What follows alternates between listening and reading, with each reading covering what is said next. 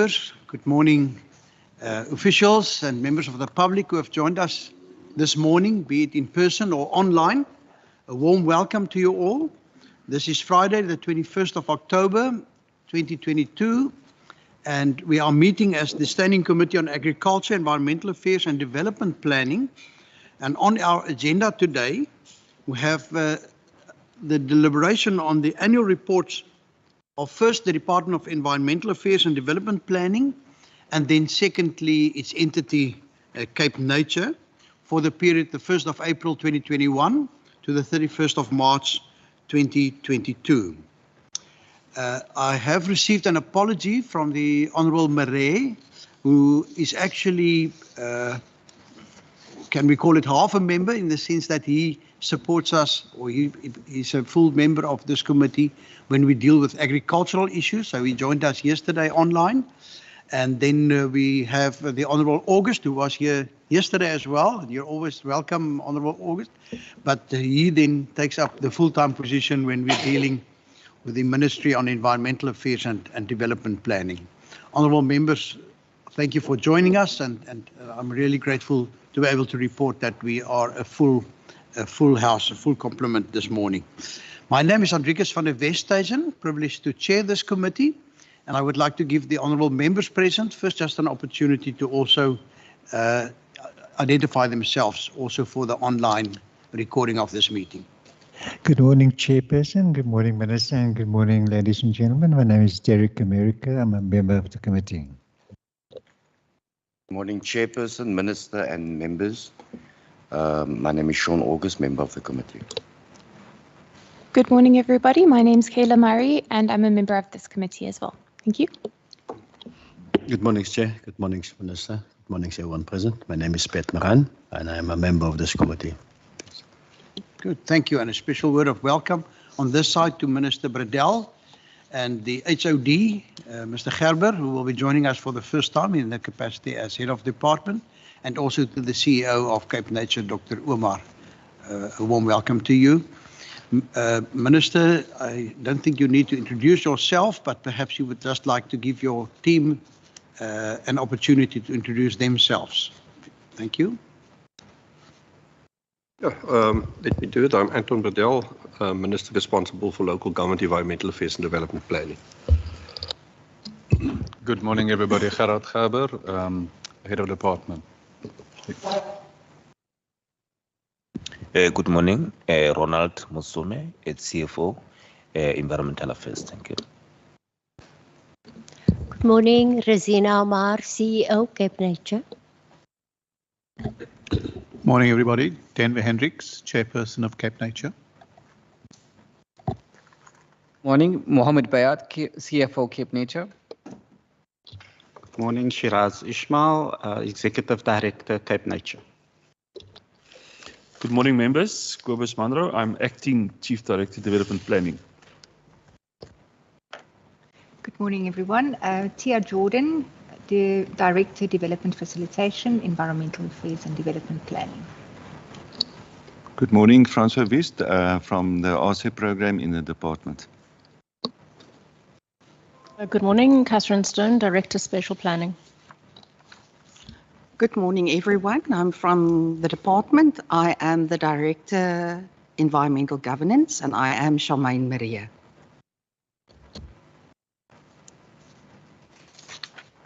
Good morning. I am Brent Verlander, General Manager of Human Resources for Cape Nature. Morning, everyone. Barry Barnes, I'm Cape Nature General Manager, Strategy, Governance and Risk.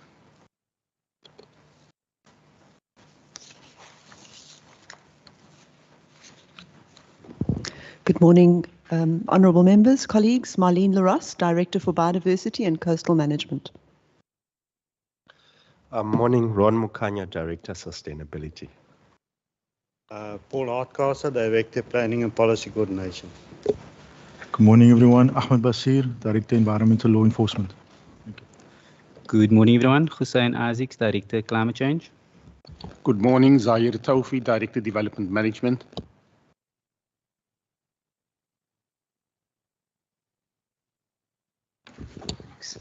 Good morning, honourable members and colleagues. Helena Jacobs, Director, Development Planning Intelligence. Good morning, Honourable Chair, Honourable Members. Coral Burst, Cape Nature, Executive Director.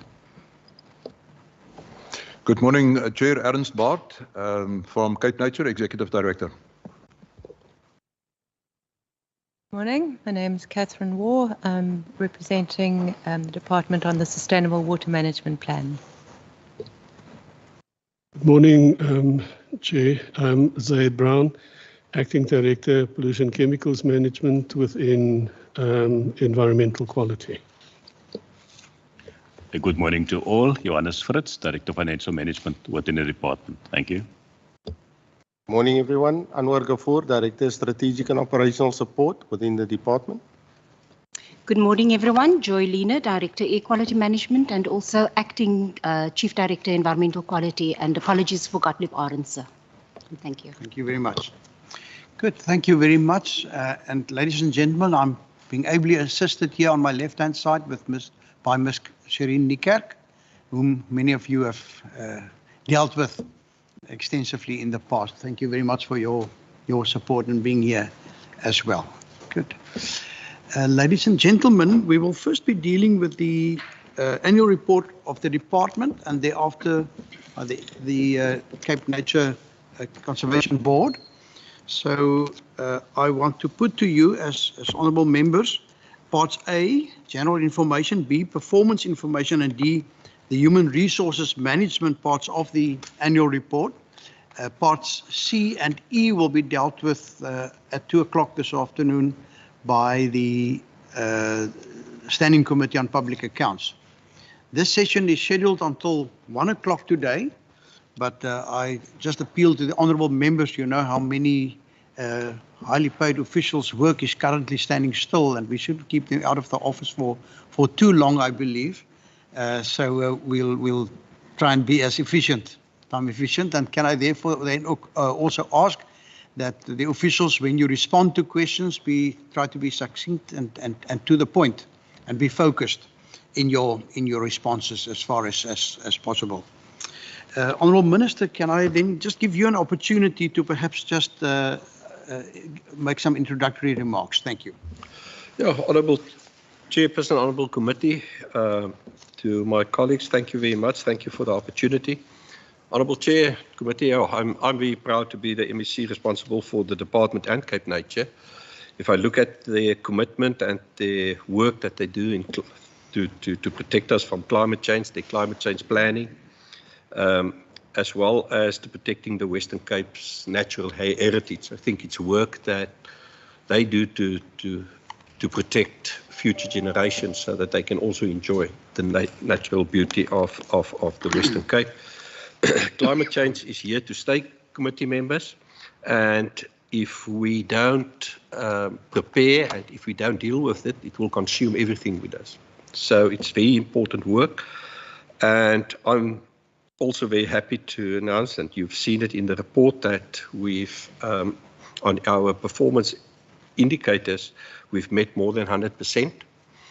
Saying that, you must realize that there's a lot of vacancies, and I must mention it to the committee because at the certain stage, myself and our neo-HOD, we will enter, and we've already started to look at this because of the vacancy rate. We put a lot of pressure on our personnel.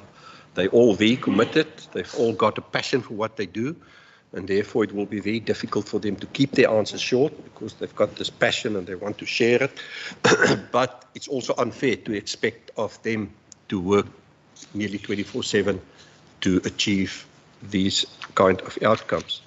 The third iteration of the Western Cape Air Quality Management Plans 2021 to 2025 was released, and yeah, we're very proud of that work that they've done there. Then to protect our Berg River through the Berg River Improvement Plan, also a very successful program.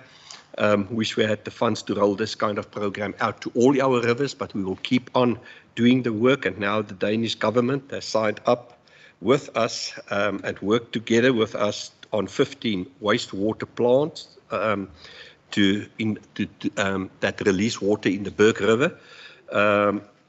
Also the work between the Department and Cape Nature that help us to get the Berg River estuary to be declared as a Ramsar Wetlands International Site of Importance. I think that was great work, and again, something that's there for keeps for future generations. Then the department has made progress on the 29 estuary management plans. And remember, the estuaries, the quality of our water depends a lot on the quality of the estuaries. So the estuary management plan, getting our municipalities behind the program, it's very important work, and they've done that.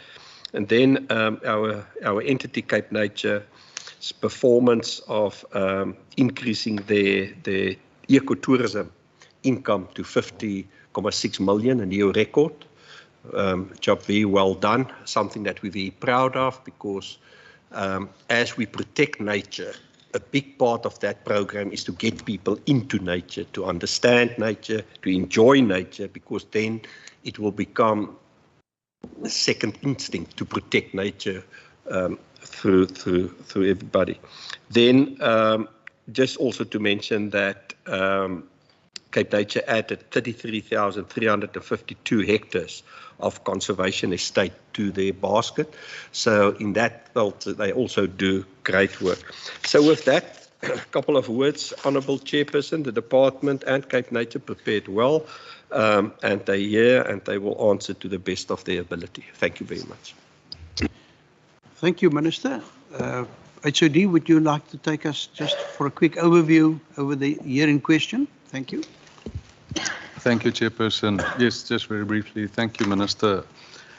In terms of the year under review, we were still dealing with COVID, and we had to ensure in the year that we continued our services. Our concerns for our citizens in that year in particular was front of mind, but as Minister also touched on, as the service delivery pressures are increasing and the situations are becoming tougher, we were also worried about our staff. And although within the year under question, and the committee will see in the information before you, we managed to achieve that level of expenditure, we managed to achieve that level of performance, it's often hidden that it's coming at great personal cost to the individuals, people going above and beyond consistently. But we're public servants, we're serving the public, it's important, critical work, and therefore we are looking at reflecting back on a particular year. It's also always about seeing what's working that we need to maintain, what do we need to do better, how do we have more impact for the citizen, considering the situation that confront us, considering the constraints and the pressures. And like Minister, I'm likewise very proud of the work that all the officials have done, and not Minister have touched on some of the major achievements there.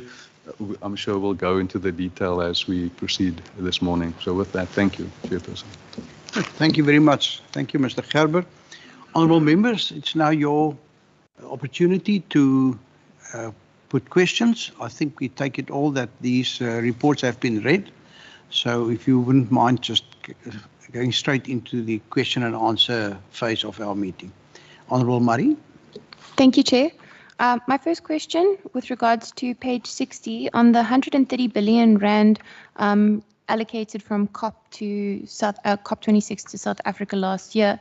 I want to understand why this money isn't also diverted to the province, and whether there is a mechanism that we can use to argue for it to be. And also COP is again coming up this year, next month. So I wanted to understand how much we're also expected to receive for this year. On page 7, I also want to commend the department with regards to the Ramsar site in Berg River. I think it's a massive achievement that will also promote ecotourism. And I wanted to ask if it might be possible that we could again approach the EU for assistance in reviving and supporting other estuaries. Page 7 again, I noted the air quality assessment done by the province and wanted to understand what collaboration is done with municipalities as well as the City of Cape Town in obtaining these, just to understand if there's duplication or if there's support there provided. Page 10. Waste management is made reference to, and I wanted to understand what progress has come from the engagements with the municipalities on organic waste management. And then lastly, page 28, with regards to the Western Cape's climate change response strategies, what are the practical successes in its implementation to date? Thank you. Good, thank you very much. Honourable. Chair, can I just get that last question again? It's a bit quick. No problem. Chair, my last question is page 28 with regards to the Western Cape climate change response strategy. What practical successes has it had in its implementation to date? Thank you. Honourable members, any other questions at this stage? Honourable August and then Honourable America. Chairperson, thank you very much. Page 6, the Minister mentions the challenges in terms of the urbanization and the informal settlements. Although this is not human settlements, but it's about the environment, and I'm referring to informal settlements closer to the rivers. How do you engage with those municipalities where obviously raw sewage is being thrown into the river? And what's your engagement or conversation with municipalities? I'll make one example, which is also a Ramsar site, Zikufle in Cape Town, where there's backyard dwellers throwing raw sewage into the river, and there's a high E. coli also in the Zikufle. So is there conversation with regards to that? Minister, you've mentioned about the vacancies within the department. How soon will you be able to fill those vacancies? Is it budgeted for this financial year or the new financial year so that we can fill those vacancies? Page 10. I know there's waste management discussion between the Malmesbury Atlantis area, which that discussion has happened for some time. How far is that? Is it in the final stage? Then also the waste management, specifically in Lumberds Bay. There's a waste management to the left as you come out of Lumberds Bay, and I was looking at it last week, and it's actually on the side of the river. So is there conversation with that municipality and other municipalities where that's concerned? And then lastly, on page 11, which is probably in section D as well, and also your youth that you are mentioning, what conversation does the department have with universities, CPUTs, etc., or knowing or being aware of, for the last 4 years, there's been a coastal or coastal management and marine science diplomas that's been happening, and that's the only university giving that specific course. And for the last 4 or 5 years, those students, there's no intake, they're struggling to find work. Are we engaging with them or with CPUT so that the department can perhaps look at, knowing that you've got coastal management within your department, how do we engage them? I know that they are looking for work, they are unemployed, and they're trying everywhere, but they can't. So also with your youth that you focus on terms of workshops, are you approaching them for those kind of workshops? Thank you, Chairperson. Thank you. Honourable America. Thank you, Chairperson. Pardon me. On page 11, the paragraph, the fourth paragraph under biodiversity and coastal management. It starts with the implementation of the monitoring and reporting systems of the performance of Cape Nature and oversight systems for Western Cape Biosphere Reserves continues to be a priority. And it continues that this is foundational on good governance in the sector to effect alignment of key agencies and partners to the provincial and national priorities. Now, Chairperson, this is a recurring priority which was noted almost verbatim in last year's annual report. So the question that I ask in this context is just, can the department elaborate on the progress that's made in implementing these monitoring and oversight systems that you're speaking about here? And further, can the department further also state the foundational grounding for good governance in this context and how it's aligned with what the agencies are required to do? So, and then, Chairperson, I want to move on to page 35. It deals with a pilot project. 35.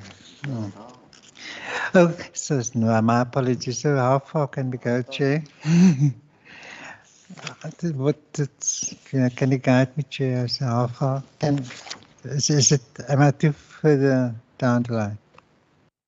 I initially thought we could, open it up, but let's see if we can first focus on part A. Okay, part A. And then we'll give a second round, perhaps. Okay. We'll give members a better opportunity. I'll come back, Chair, for my second question, because it also relates to, if I go back to part A, and where am I now? Just now. Chair, can I come back to you, Chair? Thank you, and then Honourable Maran. Thanks, Chair. And again, good mornings to everyone present. Chair, only two questions. The one is on page 24. Potential litigation and court rulings affecting Kandia. Thanks. Page 24. Potential litigation and court rulings affecting land use planning. Just wanted to check whether the department was party to all in any way, and in these court proceedings, and what is the stand of view that the department is taking in relation to this particular matter. The second one is in page 25. The entities reporting to the minister, and we know there was a process, a legislative process that the department is reporting on. And these processes basically have started in February 2021. We just wanted to check how far is this process. When will the environmental commissioner be appointed? Because I'm of the view that the process to amend the constitution will probably not go anywhere.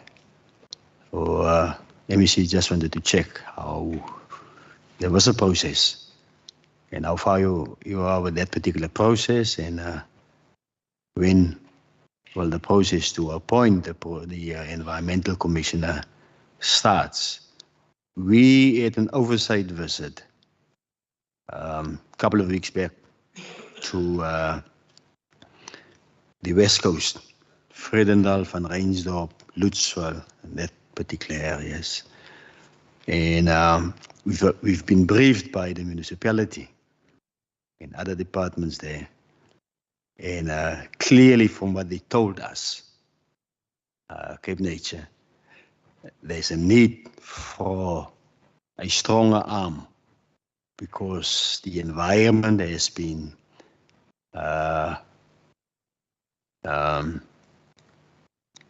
not say destroyed, but huge effect on the environment, and those who are breaking the law, and there is no strong institution that deals with that particular issue.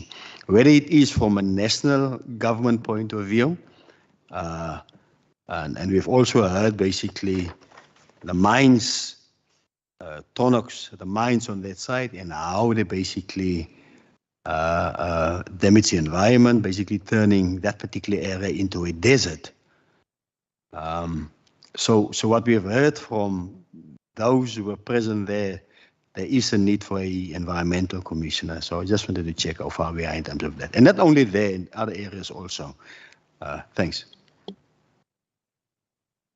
Then thank you. Just from my side, some 3 questions at this point in time. The first one is next month there will be the COP27 meeting under United Nations in Egypt. And my question is just referring to the Minister's reference in his introduction to the annual report. To what extent is there cooperation and liaising with provinces, particularly then with the Western Cape, in terms of some of the undertakings been given at that level by our national government? And are we as a Western Cape going to be represented by someone at that meeting?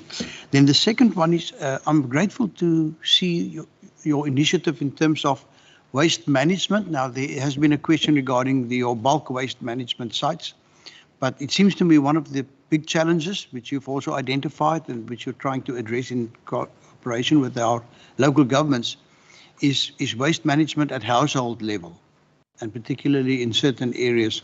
Do we have some success stories that we can refer people that have got questions in this regard, that are also concerned about the visible waste? And then lastly, to what extent is there cooperation with the national government regarding programs such as, I think, Coast Care?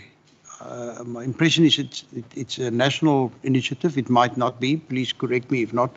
But to what extent is there cooperation with national government initiatives from the Department of Environmental Affairs and that of the Western Cape, and how can we augment or strengthen each other's efforts in this regard? And then also, while on national government, and I'm putting it to the department now because such negotiations will probably be with you and not be with Cape Nature.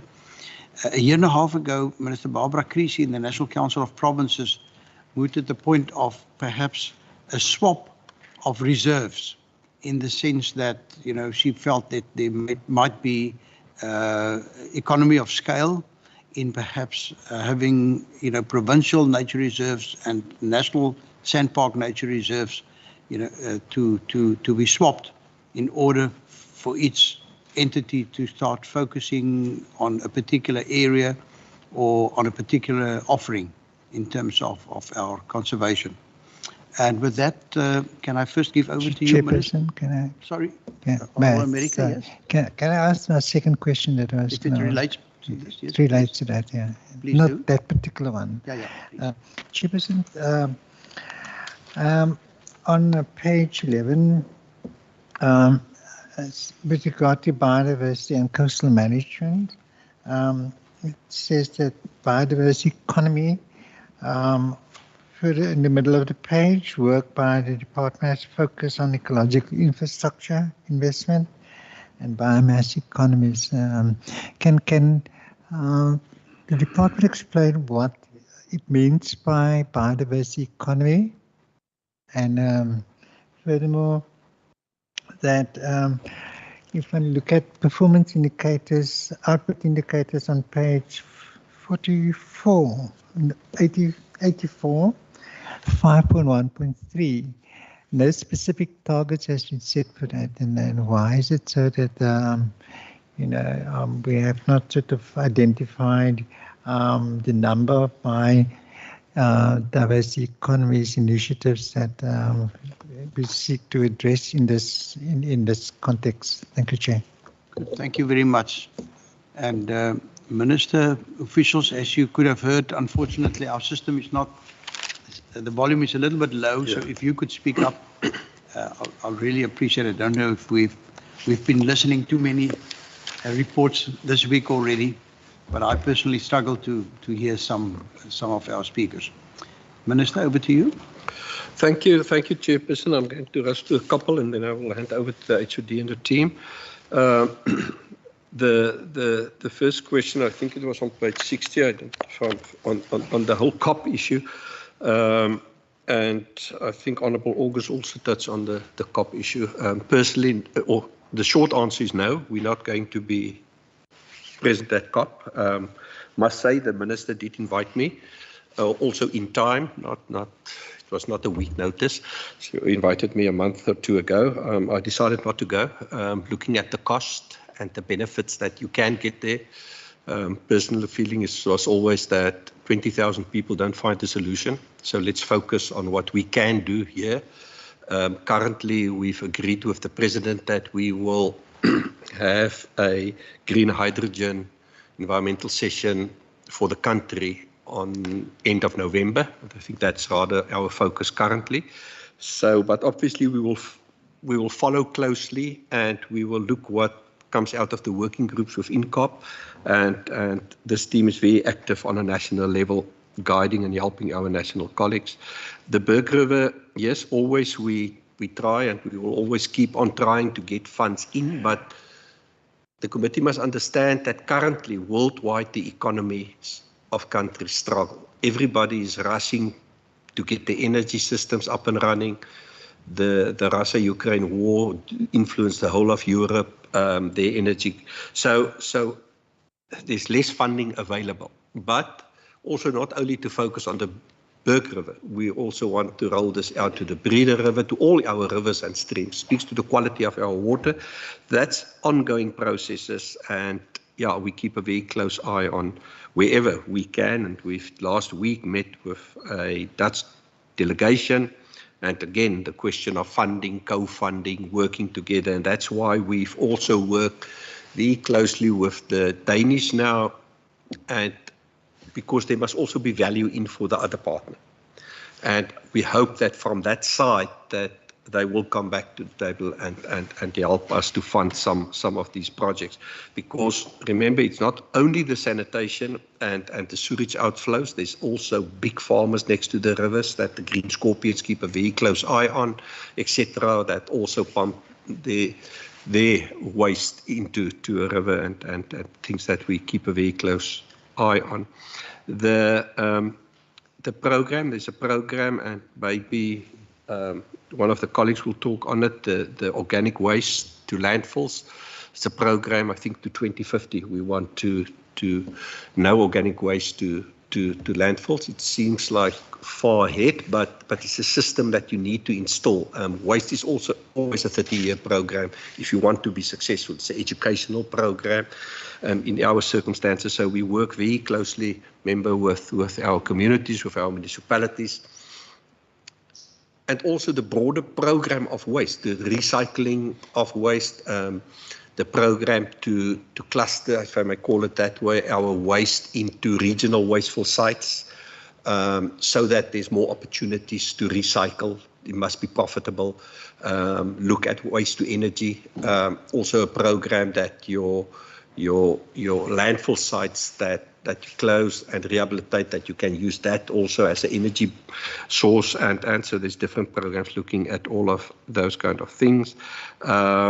The practical successes, I think Karen can speak to that, or HOD, you can speak to that. I just quickly want to, the Honourable August, the informal settlements, it's interesting that you asked that. When we started off in 2012, I think with the Berg River program, as a department, we said to ourselves, the big polluters, at that stage, we thought was agriculture, informal settlements who doesn't have services, and the sewage plants of municipalities. After a study, we've seen it's informal settlements and sewage flows. It's not so much agriculture. Therefore, we shifted our whole program to fast track the MIC program, the sewage plant next to the rivers, the informal settlements, to try and build and get services there in as soon as possible. And that's why the quality of the water in the Berg River has improved a lot, and that's why we keep on now monitoring with the Danish. And the same kind of pressure we must put on the other rivers. Budget, unfortunately, is a problem for us currently. Remember, there's different priorities, so we compete for budgets. But hopefully, and definitely, if Sequoia is a problem, just drop us an email. We send the Green Scorpions, and we work with directors. Remember that there's an IGR Act, and we start to push the municipalities to shift their budgets into a direction, and the directors will help us with that. But definitely, the vacancies is something that I feel very strong about, because you can also argue this morning, but if you manage 100% of your deliverables, then why do you need these posts? It's because these people work 12 hours a day, and that's not fair. So we need to stop that, and for that we will need to have an in-depth discussion with Treasury. We already had our first Mintech.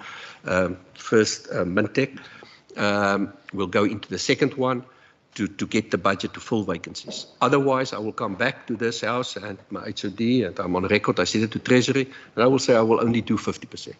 Because I just cannot expect people to work 12 hours a day. And hopefully the Standing Committee can help us to press Treasury for some budget to be allocated to us. Then on the other one that you touch on, after 20 years, you were counselling Cape Town. After 21 years, we won the court case in the High Court, and they approved the Kalbaskral site. That was the site, I think you referred to the Atlantis or Kalbaskral site. So that's now approved, and the City of Cape Town will very sensibly start to plan this. Although we've got the permission with the whole new thinking of waste, we might not use it. But we've got the permission to go ahead. So that's there. On the Lamberts Bay one, yeah, it's like going to a dentist with that one. Just yesterday, I received again photos of smoke. Big problem, they burn it. Last week, there was a fire on the site, and then the municipality used raw sewer water to put out the fire. That flows down into the stream, and we then with directives currently. Green Scorpions is on that. We work with the municipality. I hope that we can stabilize that municipality. You know now the circumstances there. As soon as we stabilize it, we will go there as a team, sit with them. We've already signed, they've already signed, Matsikama already signed, we're busy with the regional dumping site for the West Coast. Matsikama already signed that. We want now Cederberg to sign that as well, that agreement. So we try to regionalize the waste there, and that will then be rehabilitated and be out of the system. But it is a headache, and you're quite right. And we must just keep on monitor and put pressure on the municipality. Coastal management it's very important for all of us. And again, maybe the department can tell you about what we're busy doing on that front, working with our national colleagues. And yeah, somebody else also touched on, I think it was you, Chairperson, on the coastal care programs, etc. There's hopefully a bigger discussion in the future we can have, and that is really to look where the function can be fulfilled the best, by which way, so that we can put resources behind it. And we must just remember that our coastal areas, our coastal provinces, is a soft target to bring in drugs also from big ships passing by, and it's something that you pick up more and more, the poaching, all those kind of things. So a bigger effort we need to put into that, but then we need to get national cooperation on that. On Honourable Moran, the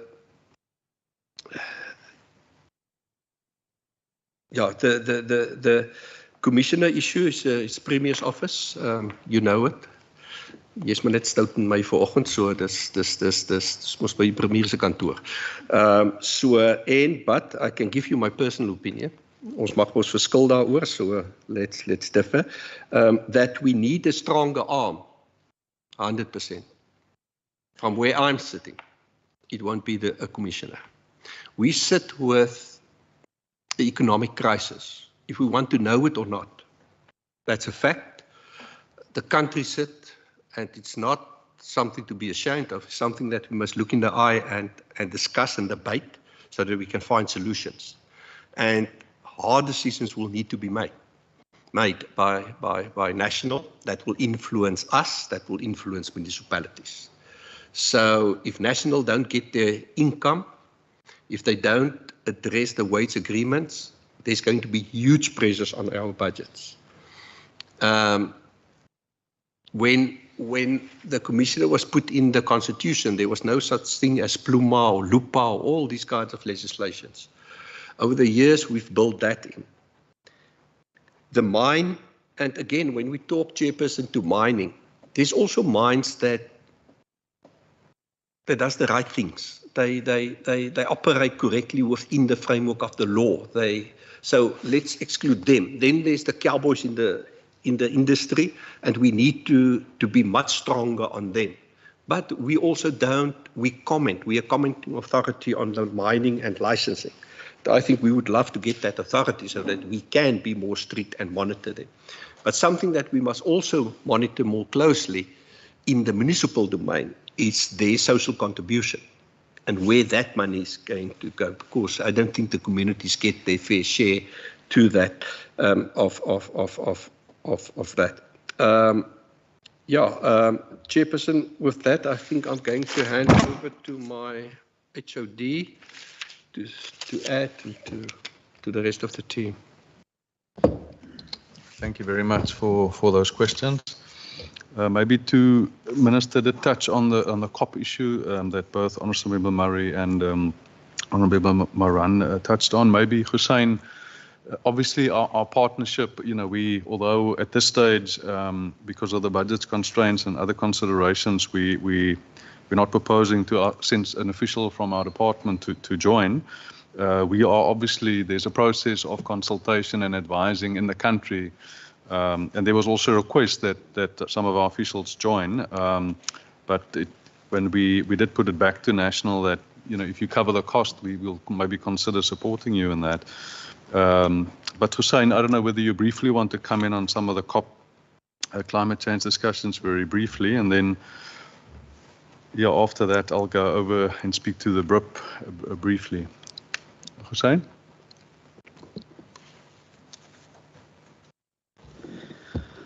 Thank you, Chair, and thanks for the question.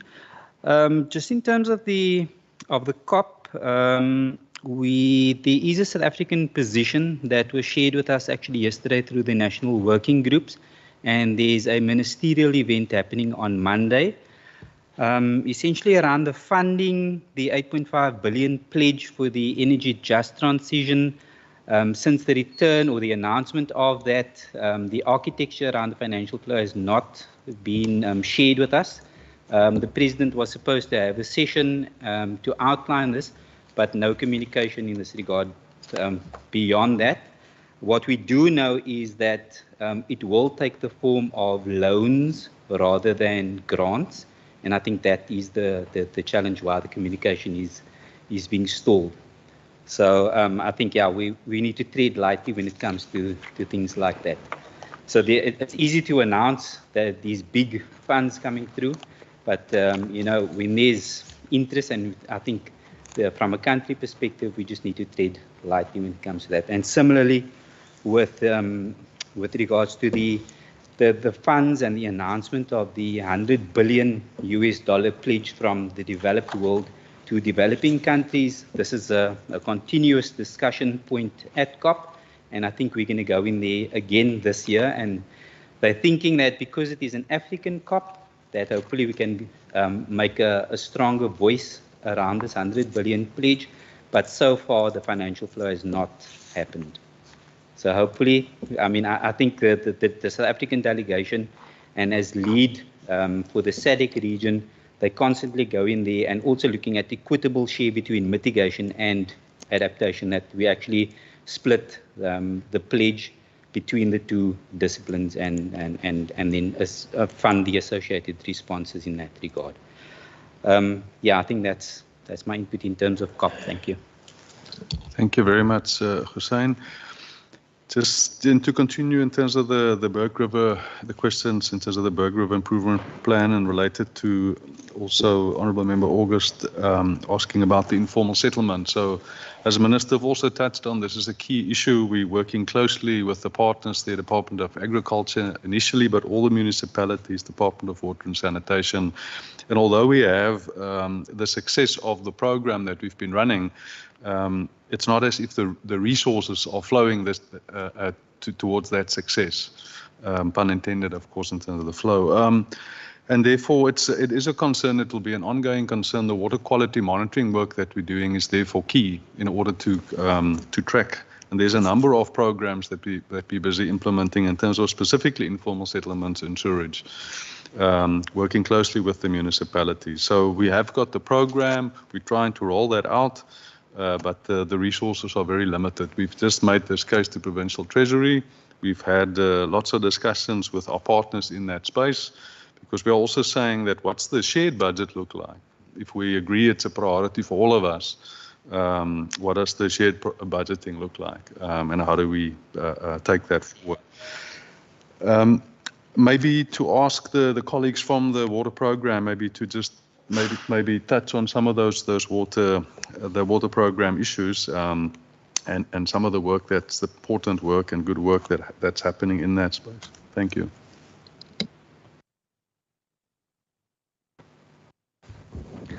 Thank you, HOD, and through you, Chair. Just to respond a little bit regarding the informal settlements and the impact, we are doing some exciting work in collaboration with some of the universities at the Water Hub in Franschhoek, where they are looking at nature-based treatment of polluted water. They're using an old wastewater treatment site and treating the polluted water out of one of the streams that runs into the Berg River. And they're getting really good results, 98% reduction in E. coli, and also a significant reduction in nutrient, 70 to 90% reduction. And interestingly, some of the emerging contaminants of concern, pharmaceuticals and other sort of trace chemicals, are also quite significantly reduced. They're working on some refinements, and the research is ongoing. So I think that is quite an exciting and relevant intervention that we need to look at, because as we know, there is a huge backlog in housing and sanitation. Then the other work that we are trying to get engaged with is around the alternative sanitation technologies, and this is being done through the Water Research Commission, and we are looking at making a project around that for this year. We've been engaging with them for a little while.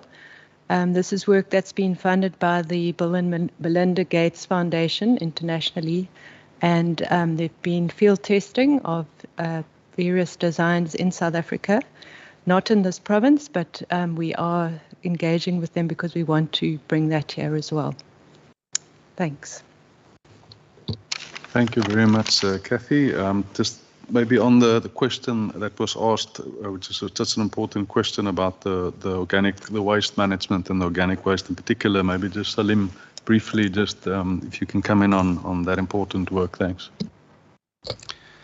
Thank you, HOD, and through the Chair.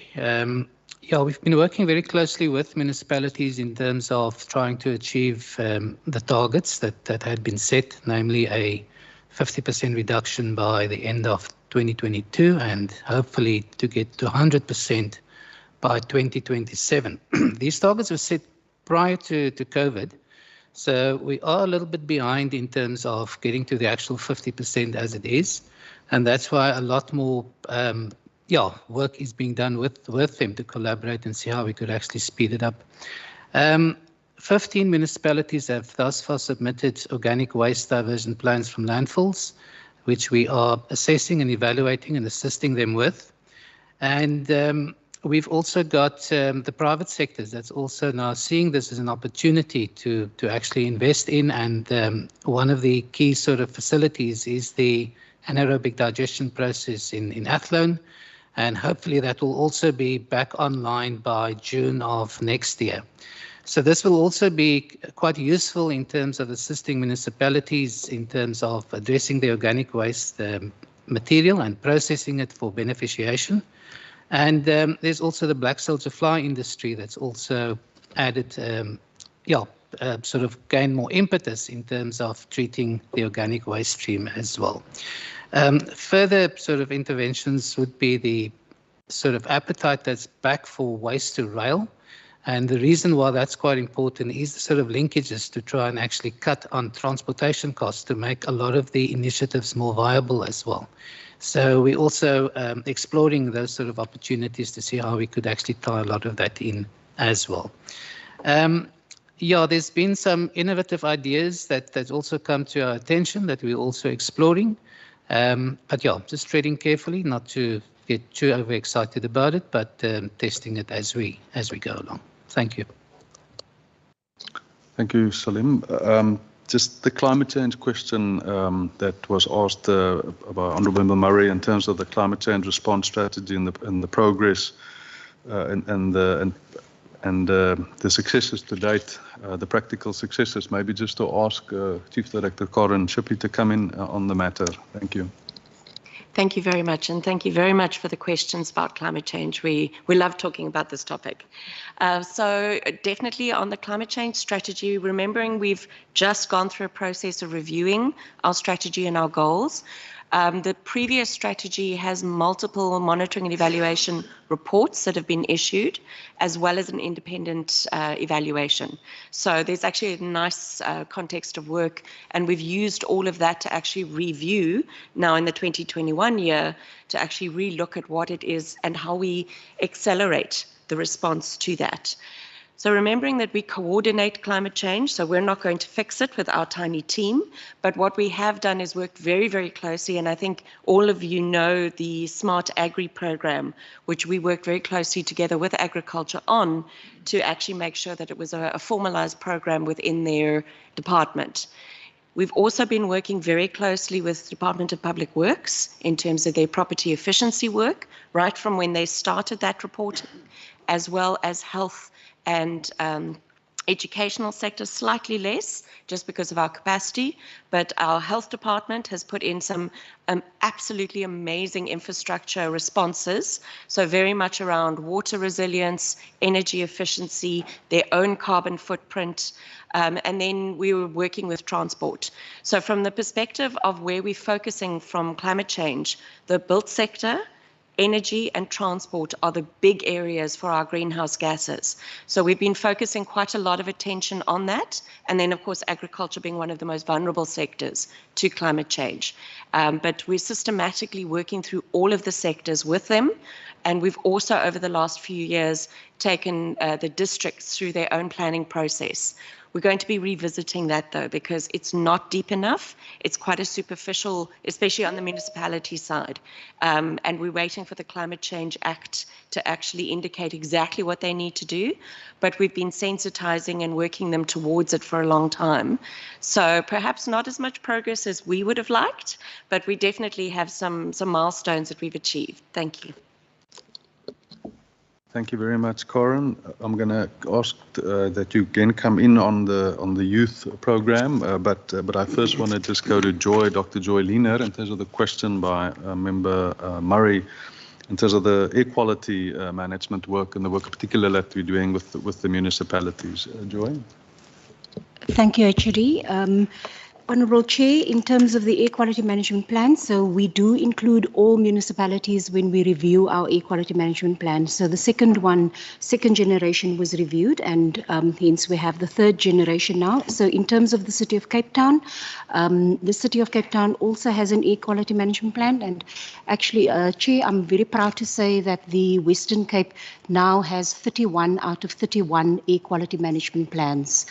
and we are just waiting for confirmation from National DFFE to indicate whether we are actually the first province to have that in the country.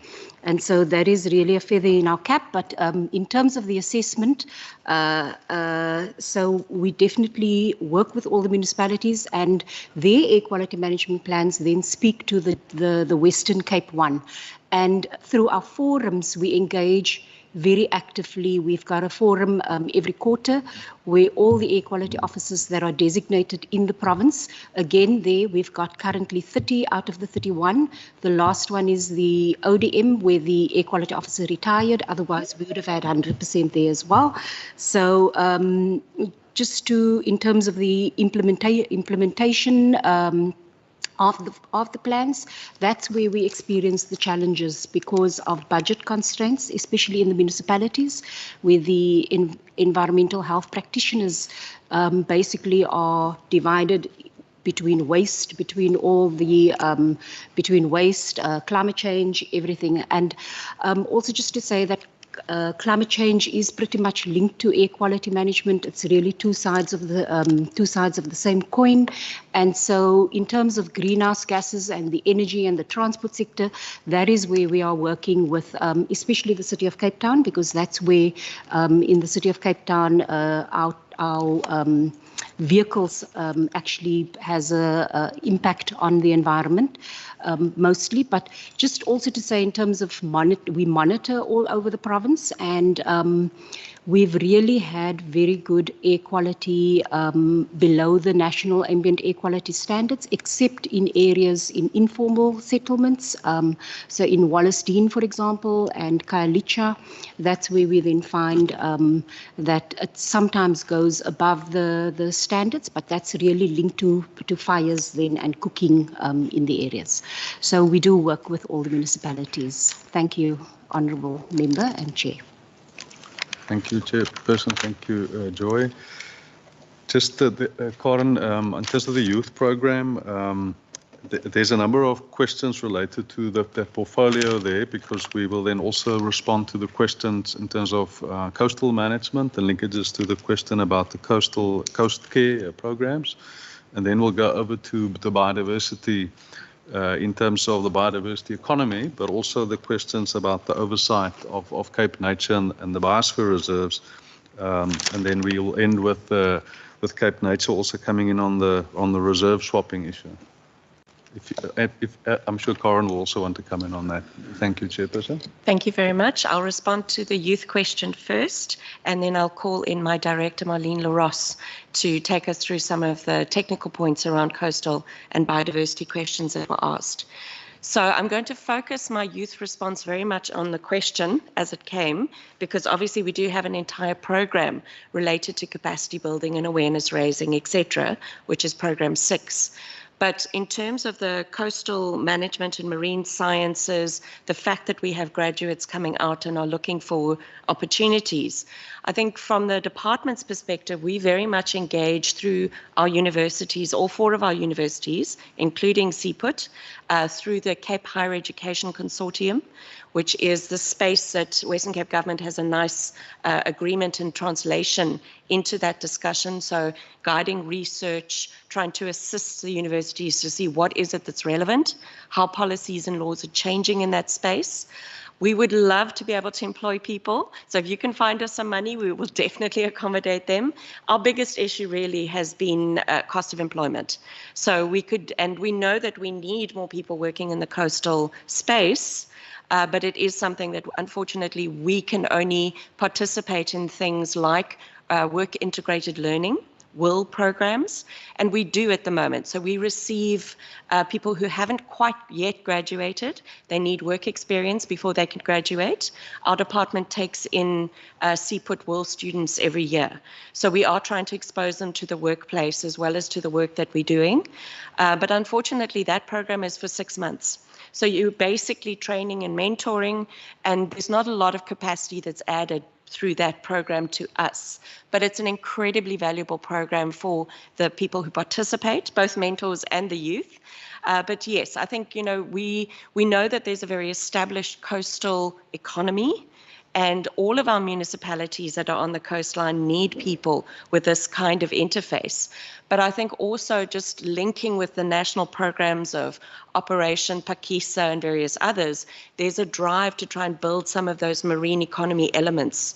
And we definitely want to make sure that we have people who've come through those systems and know enough about our coast that it actually makes sense for them to go into those fields as well. So I would love to take all of them. Bring me the money and I'll do that. But otherwise, yes, we're very much trying to expose our students and graduates to opportunities as they come up. And we have various coastal forums and things as well, where there's opportunities for them to watch and learn, to be there as observers and to participate with NGOs and civic bodies as well in that sort of space. Just in terms of our oversight, and Honourable America, you've picked up that we say it in successive years. It's because it's still important in terms of our governance. We don't just do a once-off check and then assume everything is going fine. So both for biosphere reserves, where there's a transfer process, as well as with Cape Nature, where the money goes through Vote 9 and through our accounting officer as a transfer, there are obligations for us under the PFMA to make sure that we are getting value for money and that the processes are actually being undertaken correctly for good governance.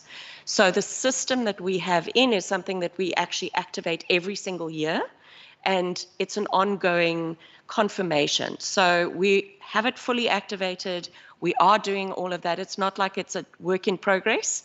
It is an active and working functional system, which allows us to be able to actually respond to our PFMA obligations with confidence and be able to pass that through to both our accounting officer as well as the minister from a technical oversight perspective or a technical performance management, performance management perspective, but then also with the rest of our teams within the department, so financial management, etc., that we can genuinely say we have had proper performance engagements and that we can actually say that we got value for money and there's alignment. So, for us from that perspective, we will continue to say it. We might want to change our words a little bit, but for us, that system is implemented every year and we've got a lot of confidence in it. If I can pass over to Marlene LaRosse, she will touch on those coastal and biodiversity questions and we can see then if we've missed anything. Just briefly on the Cape Nature oversight, and it's a critical question. The foundational grounding, it's the Public Finance Management Act, it's a transfer, but there's also that governance system, that performance management system that's been advanced over a number of years, including the law reform. So the Western Cape Biodiversity Act, as assented to in December last year, was part of that system development. Yes, the Act must now come into effect in different stages. Cape Nature and working with us have already done their organizational design in response to where we're going, but we couldn't take forward our own organizational design in response to that because of budget challenges. But we have again made that case to Provincial Treasury. It's critical that we take that forward in order to ensure that the value for money, that the management effectiveness is there. So there's a management effectiveness tracking tool that's used with the national targets. Cape Nature far exceeds that national target, but still ongoing work. We'll report on it every year. But yes, then over to Marlene. Thank you.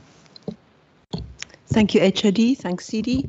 Honourable members, just coming in on the tail end of the oversight issue, just to say that the fundamentals for those good governance are dictated to us as well in the PFMA, and specifically in terms of strategic alignment, that money is used for its intended purpose, and as Karen mentioned, value for money. So those are the three critical areas that we must attest to, and it's a difficult balancing act because a fundamental issue around entities and bodies which accept transfers is that they're independent, they're separate entities, and the systems that we need to apply must not derogate that role and independence as well.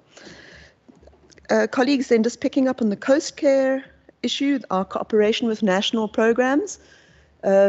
We work directly with the National Department in the National Coastal Committee, which actually met just this last week. And those programs are they effectively fall under EPWP, Expanded Public Works Programs. Those allocations are made in a 3-year cycle, and identified priorities are then pulled together by the provinces and municipalities in terms of targeting specific interventions along the coastline. The funds then will flow either to municipalities or public entities or even NPOs at some stage, or directly to service providers. But the department is involved directly with those in project steering committees for all projects selected within the Western Cape. So there is a very good coincidence, alignment, and cooperation in that regard. In terms of the rationalisation process, Chair, indeed the process was initiated 2 years ago, and our department and Cape Nature are very active in that space. There hasn't been progress in the last quarter, but we're anticipating that will pick up now to coincide with the draft white paper policy process, which is also articulating with the institutional rationalisation for the biodiversity sector. So, Honourable Chair, while the intention is there to proceed, the process has not advanced significantly over the last quarter. Then in terms of the biodiversity economy, Honourable Member, the biodiversity economy strategy for the Western Cape was first put forward in 2017, and this aligns to the National Biodiversity Economy Strategy. Just to note that this is currently being reviewed also in terms of the new national draft white paper. And the process there is that we have a program of intervention within the Western Cape, whereas the national indicator speaks to initiatives. So while we don't record individual initiatives, we record all of our efforts in implementation of the program in a program report annually. The reason why we don't have indicators there is the concern with the actual technical nature of the indicators, that they are ill-defined and that it's challenging to report in that way. So if you'd like to understand the engagements of the department in the biodiversity economy, one should actually read the annual reports for implementation. Thank you, HOD. Thanks, Chair. Yeah, there's enough. Dr. Omar, if you want to come in on the reserve swapping, the rationalisation question or related matters, thanks. Thank you, and good morning, honourable members and colleagues. Just in terms of the rationalisation process pertaining to protected areas, there is a national working group that's currently looking at this particular process. And they've met without a lot of movement over the past year. However, as a province, we are ready if we should be asked in terms of the swapping aspect. Now, there's 5 national parks in the Western Cape, and there's 111 provincial nature reserves. We are ready to recommend which nature reserves we want to swap for Table Mountain, a national park, because we're sure that that could assist us hugely in terms of revenue generation. There's other national parks that's in close proximity to where we are managing. For example, the Garden Route National Park and our whole precinct in terms of what we are managing in the Southern Cape. And it would make sense in that regard from an ecological perspective to pursue those issues. But this is taken up, and we have representations from Cape Nature and the department. And there is a National Working Group 1, which focus on biodiversity issues, which include protected areas.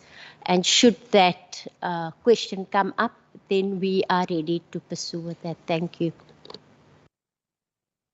Thank you, Chairperson. That then concludes our responses to the first round of questions. Thank you. Good. Thank you, Mr. Gerber. Honourable members, are you ready for us to move on to Part B of the annual report? Now you will find that on page 27, and I don't know if it's a slip or deliberate that while the other departments have called Part B performance information, this department called it performance. I don't know if it has to do anything with sewage spills or things like that. But honourable members, you are welcome for your questions on Part B, and the Honourable America has raised his hand first. So there's no follow-ups? I asked whether, the indication was that members were happy for us to proceed to B, but you're welcome to link your follow-up on A when you get an opportunity now. Thank you. Honourable America. Thank you, Chair. Page 33, Chair. The first paragraph, the last few sentences of the first paragraph, says that officials from the department provided guidance and inputs to the draft Beaufort West Municipality Equality Management Program. However, due to pandemic restrictions, hampered the municipality's planned public participation process in 2021, which is required before that can be adopted. Can we get feedback in terms of whether that particular process has been undertaken in terms of the public participation process and where we are now? And then same page, Chair, the last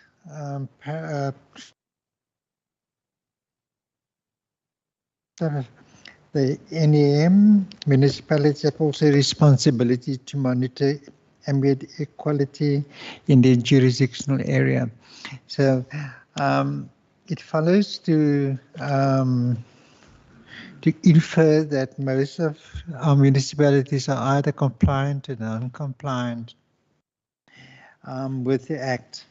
And the question is that what evidence is available that support the assurance that the air quality in the Western Cape is mostly within the required national standards.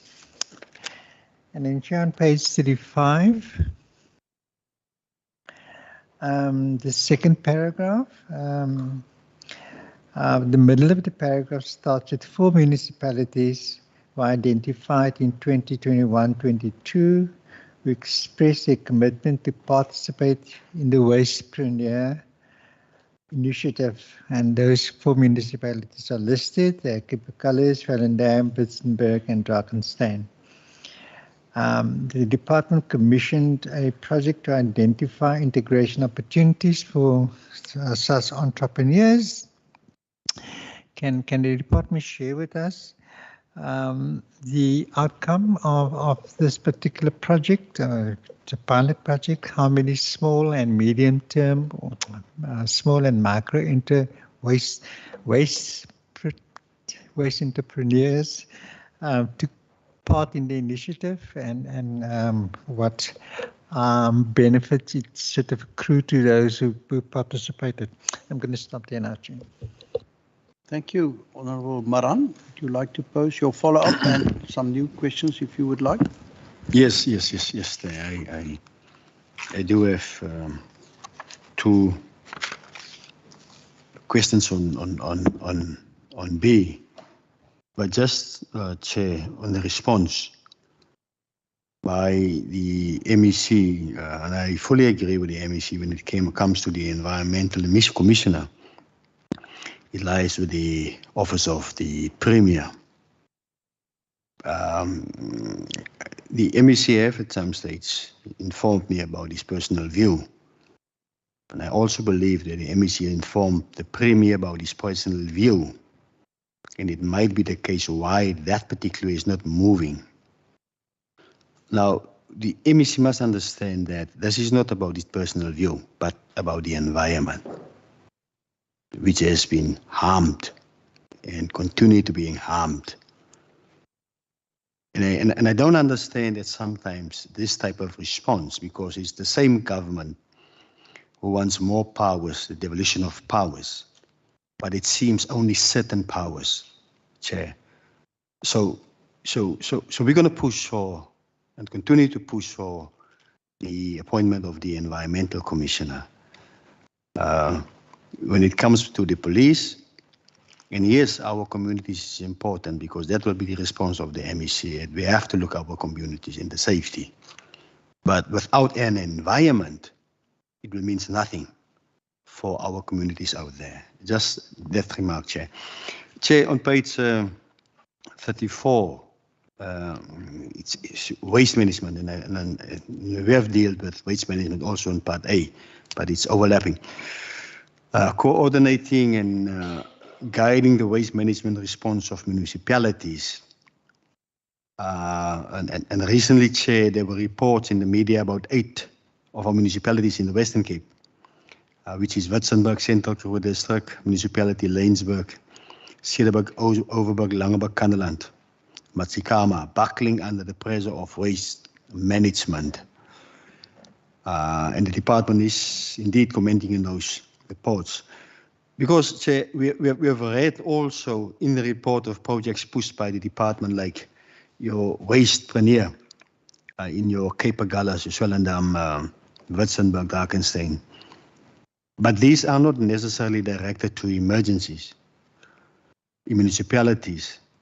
So when it comes to those who are buckling under pressure, we would like to understand what is the department doing in order to work with those municipalities to mitigate or prevent the challenges that they are facing in terms of waste management.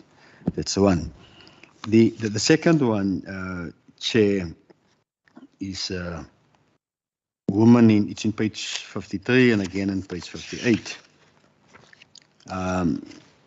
53, it speaks about women in the green economy. And on page 58, again, it speaks about waste management, women in waste webinar. And in that, Chair, workshops, webinar, there was a number of women who have participated. And maybe if you can give us a figure how many women participated. But also, Chair, there are those women in rural areas who don't have access to the web or to data. And is there an attempt, Chair, by the department to make sure that those workshops and what needs to be done get also to women in rural areas?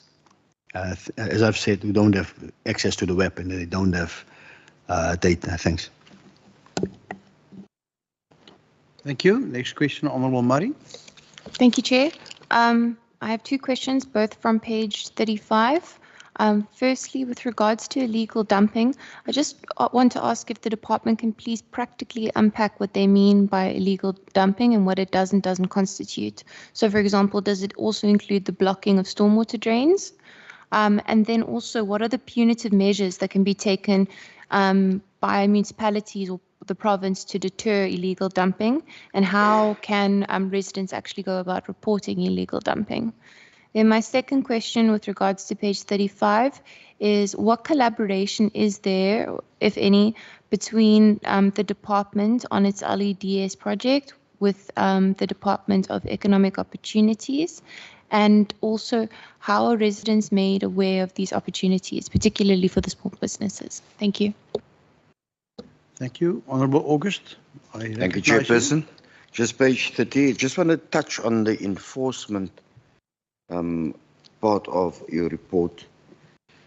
I know it's difficult with the budget constraints of the department to do enforcement in specific municipalities, but how do we engage those municipalities where no enforcement is being done? How do you use, as a department, the municipality's budget to ensure that there's enforcement on specific issues like your river cleaning? I make an example in Macassar just 2 days ago.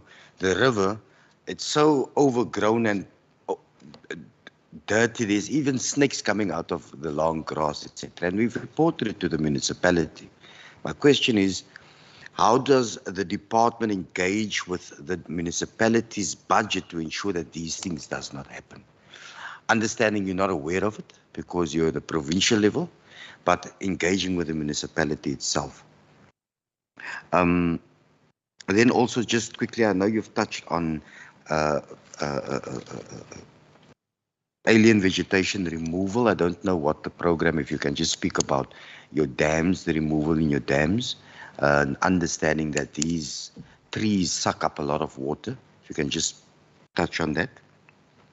And then just waste management and education, and I see that you have discussed it or put it in your report at page 34 and 35, where with waste management, I don't know what you will call it, the miners, they call it here in Cape Town, the miners, the people that walks onto the wasteful sites, etc. Waste pickers, miners, whatever, there's such many words here. But speaking of experience, Vrygrond community, for example, youngsters come from school and also during school holidays go out into these landfill sites and mine. Children of 10 years, 12 years, 8 years old. That's what they do. I've engaged with it then with the municipality. How does this department deal with education in terms of at the in class, at the education department, health, so that we can start engaging with those specific communities surrounding landfill sites. Also, some assistance in terms of the waste pickers on the landfill site to get them EPWP jobs, etc. Chairperson, thank you. Another one? No. Chair, my apologies.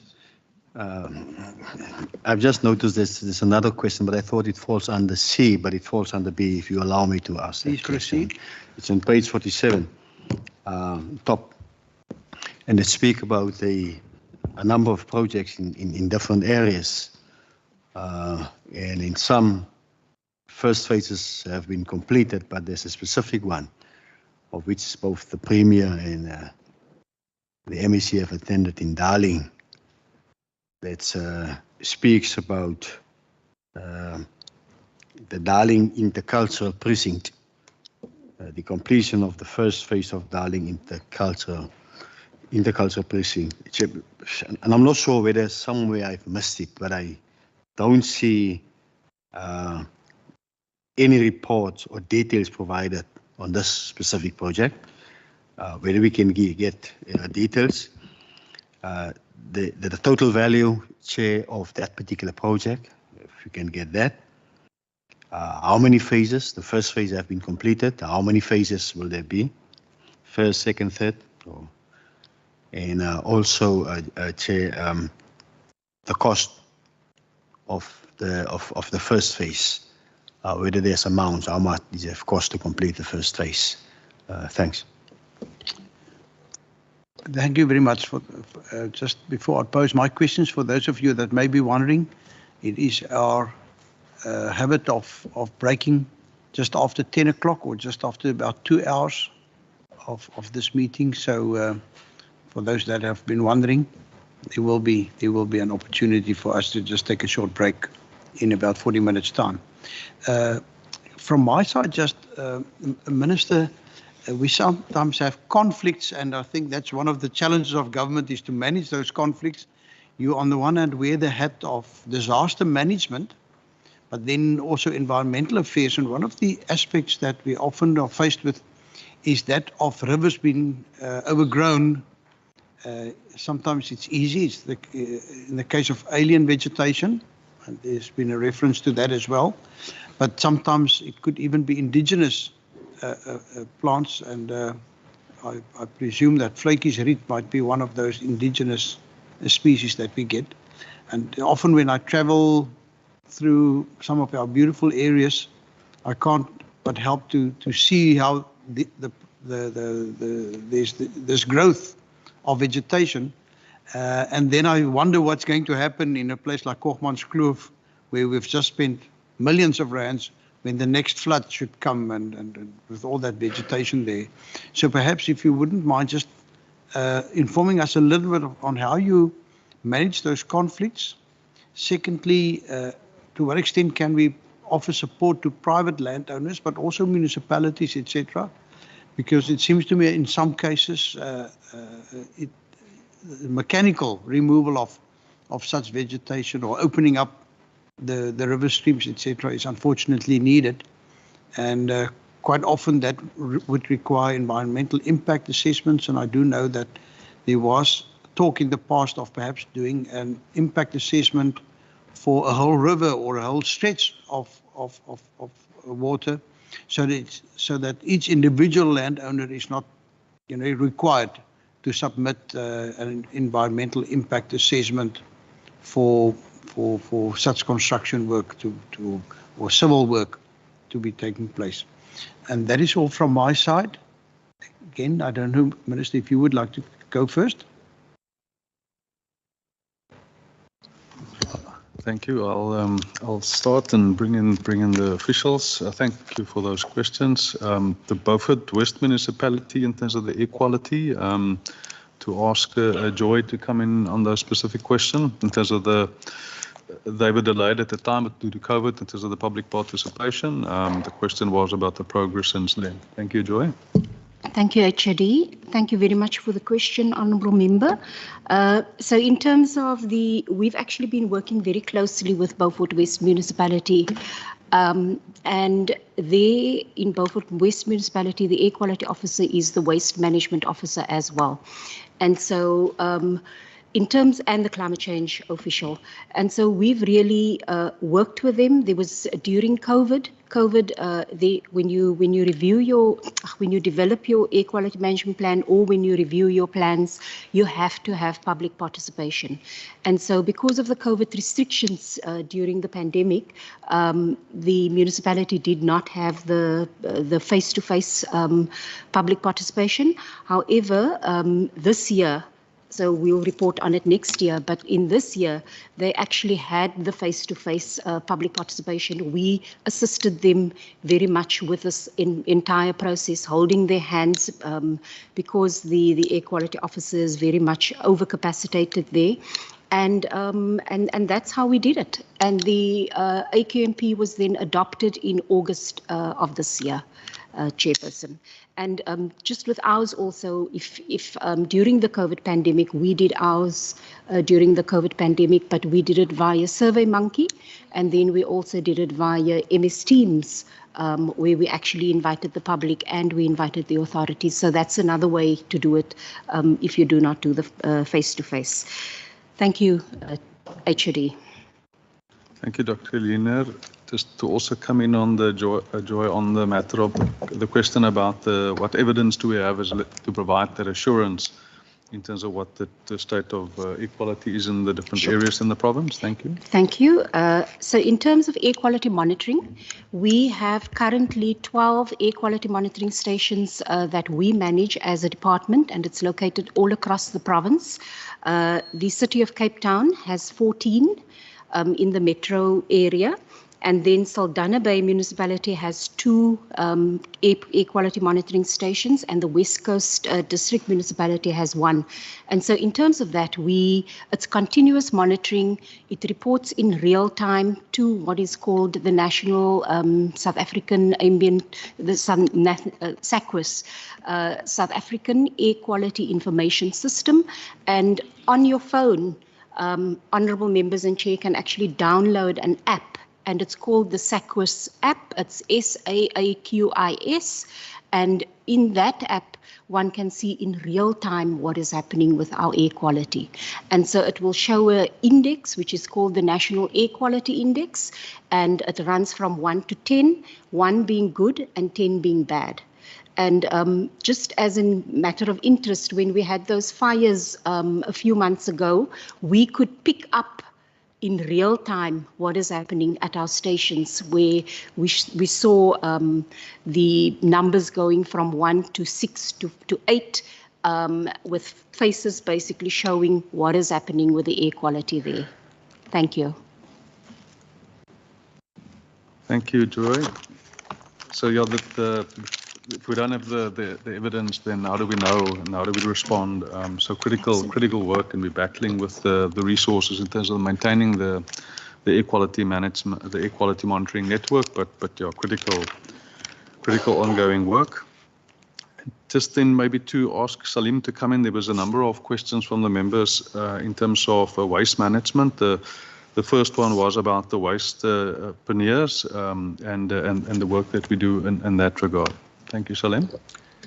Thank you, HOD, and honourable member for the questions on it.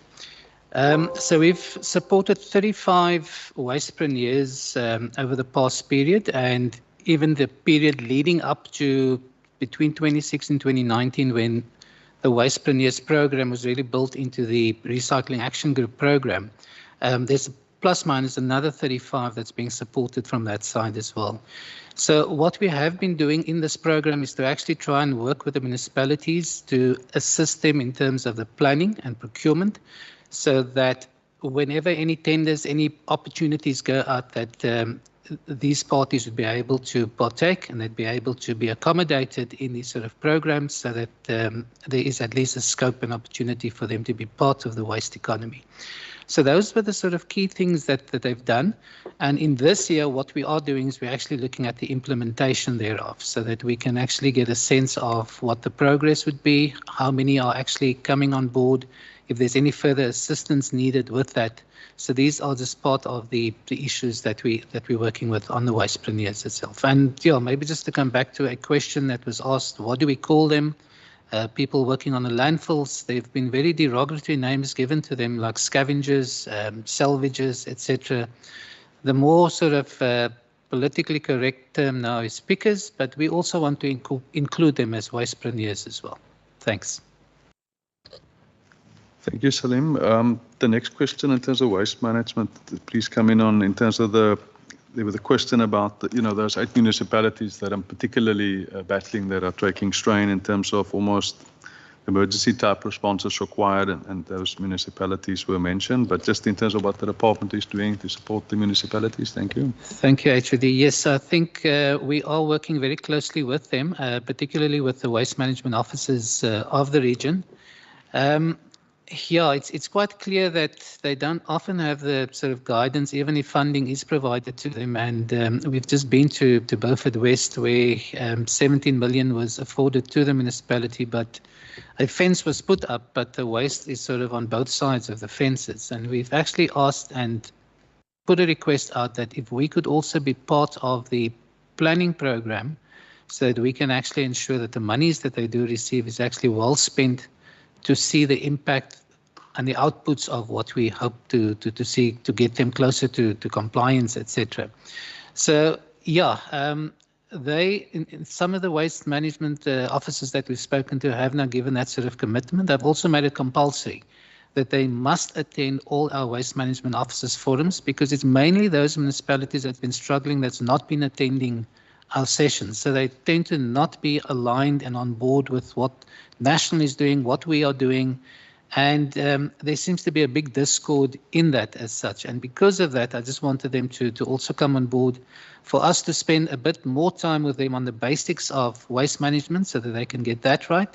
And also to see how we can incorporate, and it also ties in with some of the programs we've got, to see how we can actually help and build up the sort of wastepreneurs, the different sectors within the community, so that they don't just see disposal as your endpoint, but that there's actually opportunities within waste, that they must also start incorporating that as well. So it's still going to be a fairly long, hard road that we need to walk, but yeah, we're getting there, but it's just different sort of systems for them to get them back on track with where they should be. Thank you. Thank you, Salim.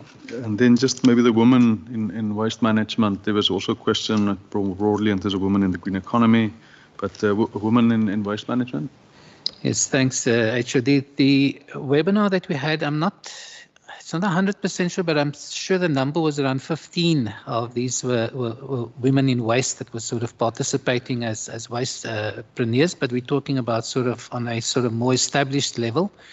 Within the sort of other communities, our waste minimization and policy unit has actually gone out to assist a lot more of the rural sort of communities as well, and they've implemented what's now known as, or the methodology of applying co-design, where we don't go in and say this is how you do things, but you actually incorporate the inputs from the communities in terms of what they want, how they want to see things, and actually to build around that. And the first sort of session that was built around it was also with a number of women. I think there were about 50 of them that were present. This was in Nelsport, in Beaufort West area as well, where we had our first sort of co-design program. What was also quite apparent was a number of discrepancies that came through and areas that we could see that needed to be fixed in order to assist them in terms of what their needs, etc. are. And one of the key things was obviously, again, the discord between the municipal services and also the communities, that they were always ignored in terms of wanting to be part of programs and processes as well. So it actually led to a good few outcomes in terms of what needed to be done and interventions that needed to come in place.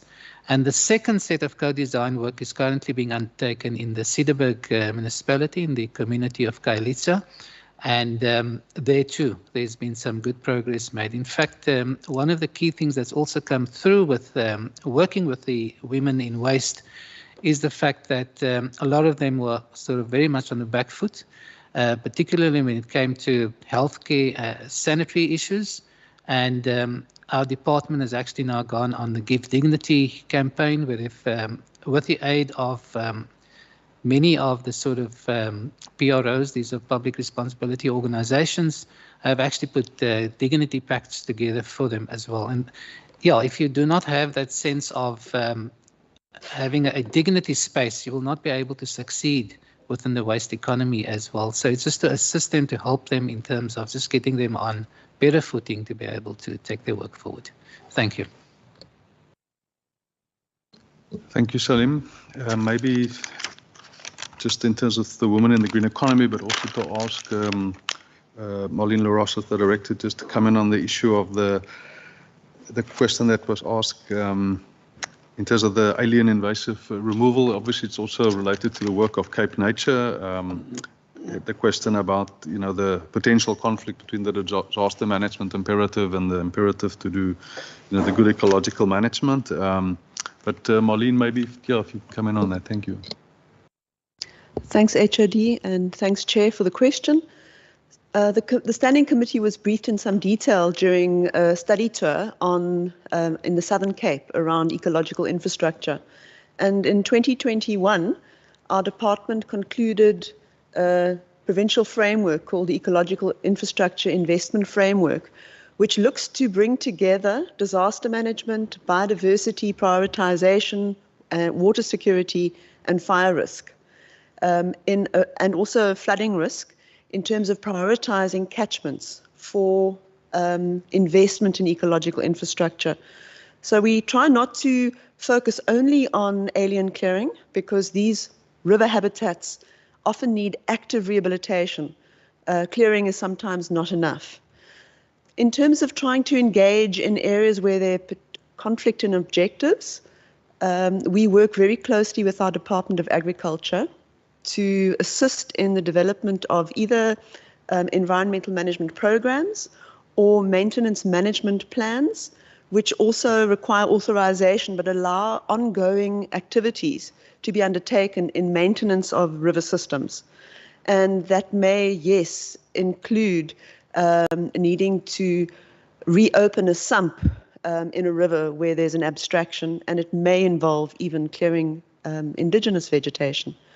But obviously our focus, Chair, is to try and leverage investment into our priorities to achieve the multiple objectives I spoke about: climate change objectives, water security, fire risk, flooding, and of course, protecting our ecosystems from invasions. It's the second most significant threat after habitat transformation to our biodiversity. Our single constraint, Chair, is funding a proper transversal program in the province to enable investment into ecological infrastructure. We have to garner and direct and align the resources that are provided by national government in terms of EPWP and natural resource management, as well as partners from NGOs and NPOs and private landowners. And we try and do this through catchment-based approaches, which are a downscaled version. So currently we've been able to achieve a significant partnership on strategic water source areas within the province with WWF, and are also working very closely in combination with Cape Nature with the Nature Conservancy in the Greater Cape Town Water Fund. But there are other initiatives, for example, a focus area for one of our projects, which I understand the Standing Committee visited, was the Keerbooms and Karatara catchments in the Southern Cape. Also incredibly water-stressed catchments, and which really need a strategic intervention to look for long-term water resilience. So there it's a matter of partnering with everybody together, agriculture, national parks, Cape Nature, landowners, and indeed also the municipality, to move beyond just the responsibility of clearing invasives on their land into looking at managing their water resources in the longer term. So, Chair, this is our priority project in the biodiversity economy, and we are centre staging this initiative at a strategic level in growth for jobs initiatives, but also we've landed this ecological infrastructure into the Western Cape infrastructure framework as it's being reviewed.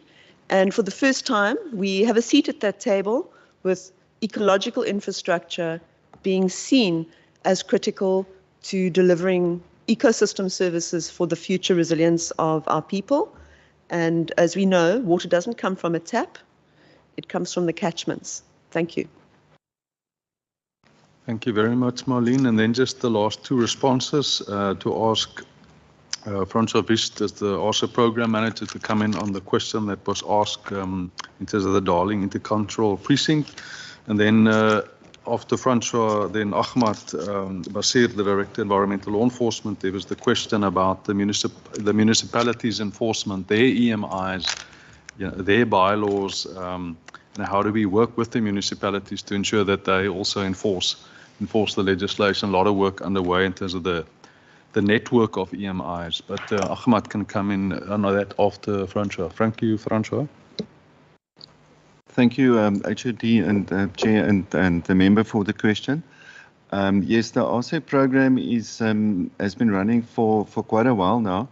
I think we had a visitation to the sites along the West Coast, if my memory serves, was the beginning of 2020, just before COVID struck. And we also visited, amongst others, the Darling site. So the Darling site is interesting because it's in a good zone for integration. It's a development that has been planned with the community, and there was even a university from the Netherlands involved, and Seaput was also involved. The first phase involved walkways, lighting, the building of an amphitheatre, and toilet facilities along that walkway. So it is just across the station on the area linking the main town and the underserved communities. And the first phase comprised, I don't have the exact figure, but it was approximately 3 million, but there was also contributions from the municipality itself. The current phase that's now being planned is 1.2 million. With cost rises, it would have involved both canopies, this tensile structure for canopies over the amphitheatre and a skateboard park. But the costing has escalated, so we're currently considering to combine the funds. But yes, thank you. I hope that covers it. Thank you, Francois. Then over to Ahmad on the environmental law enforcement matter. Thank you. Hi, thank you, HOD, honourable members. Just in response to the local authority environmental management inspectors. So currently we have about 81 environmental management inspectors across the province in the various municipalities. We work closely with them in terms of our networking, particularly if there are contraventions, both in terms of the provincial legislation as well as municipal bylaws. So we conduct various joint inspections, joint enforcement operations. We just did one recently along the coast on the west coast, looking at illegal structures, as well as any pollution that emanates from either facilities or pump stations, etc. And we do meet with municipalities at least twice a year in terms of the EMI forum, which we have in the various regions. So with, for example, in Region 1, we've got with the City of Cape Town, West Coast District. Region 2, we have Cape Winelands as well as the Overberg. And then in Region 3 is the Garden Route and the Klein-Karoo.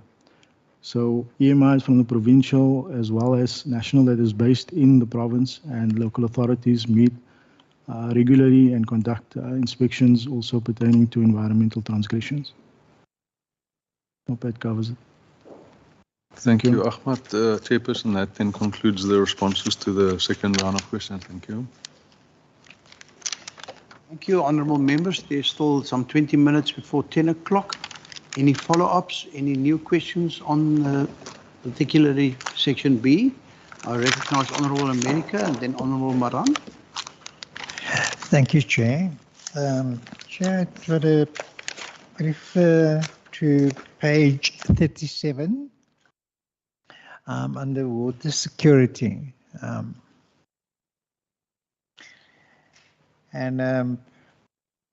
Just going to continue where it states that despite the good rains, the past winter seasons, etc., water security remains a very critical issue for not only the Western Cape but for the entire country. As part of our response to ensuring that we can be resilient in terms of our water security needs, the Western Cape Integrated Drought and Water Response Plan is being developed. Now, this plan is envisaged to have a 15-year, span in terms of its forecasting and planning. And it is heartening to know that a transversal, interdisciplinary and transdisciplinary and the whole of society approach will be followed in the conceptualization and development of this plan. Now, Chairperson, could we get an update in terms of where we are with the plan, and in terms of the objectives, in terms of this whole society approach towards the development thereof?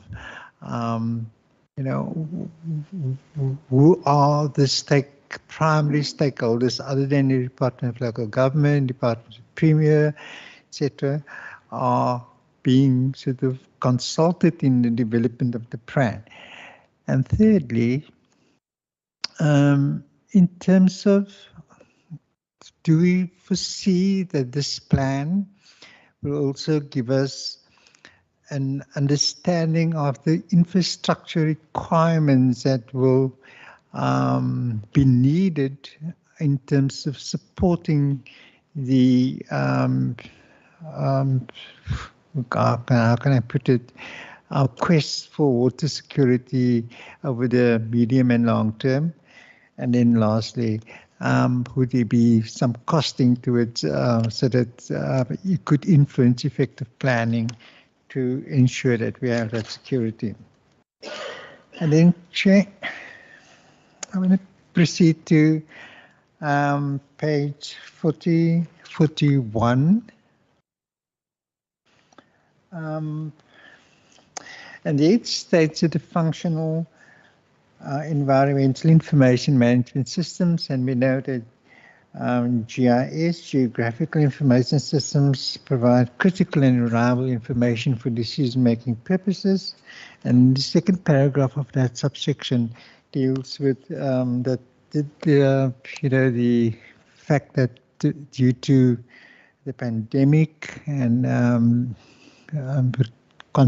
resource constraints, that the website has not been fully updated and resourced. Now that we have emerged out of the pandemic and things are a bit more open, did it bring about a change in terms of ensuring that we could allocate more resources to it? And secondly, also, just that inability of us having the latest data uploaded and did it impact on our decision making in terms of its purpose and lastly, have we restored it to its former capabilities? Thank you, Chair. Thank you, Honourable Maran. Thanks, Chair. The response on page 34, waste management, is saying that the 5 waste management programs supported. Now, as I've said initially when I put the question forward, I was saying there were, in news reports, 8 municipalities that basically suffers under waste management pressure. And whether there's assistance to, out of that 8, we see that Witzenberg is part of that waste entrepreneur. So we just wanted to check in that 35 whether your Laingsburg, your Cederberg, Oudtshoorn, Langeberg, Kannaland, Matsikama, those who've been reported, whether they are part of or partially part of the 35 projects that you are currently supporting. I haven't heard that response. Then, Chair, on page 37, question on the Dali precinct. The first phase, and I believe from our side, it was the 3 million. The 3 million does not include the contribution by the municipality. And again, the second phase, the current phase, you call it the current phase, not the second phase, the current phase, of which I believe is the second phase, 2 million in the escalating of cost. You also raised that. There was a question initially, the total cost of that particular project, what it is, if there is a figure, Chair, in whether it's only the 2 phases, or is there more phases? 1 completed, there's the current phase, which I believe is the second one, and whether there will be a 3rd, 4th, and 5th phase, and if so, the estimate costs for those phases that will follow. Thanks.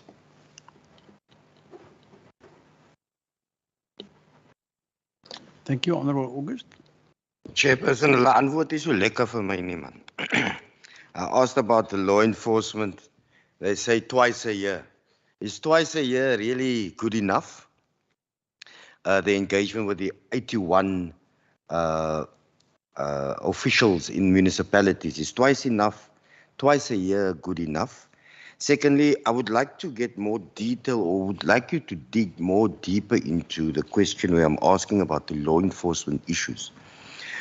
Do we get reports from the municipalities with regards to environmental issues on a monthly or bi-monthly basis, so that the department is aware of things that's not reported to you, but will have an influence within the provincial structure and what you are doing? Seeing that there's 200 million in the city of Cape Town dumping, that they spend on cleaning of dumping, and coupled to the same question is, now that there is a fee for the trucks at the landfill sites, Have we seen an increase in dumping throughout the province now that there's a fee? Secondly, the Bakkie Brigade in the city of Cape Town is free of charge. Are we doing it free of charge in other municipalities as well? Yeah, that's it. So hulle moet so 'n bietjie inklim maar by die vraag hier, Mr. Chairperson, so that I can understand a little bit more. Thank you.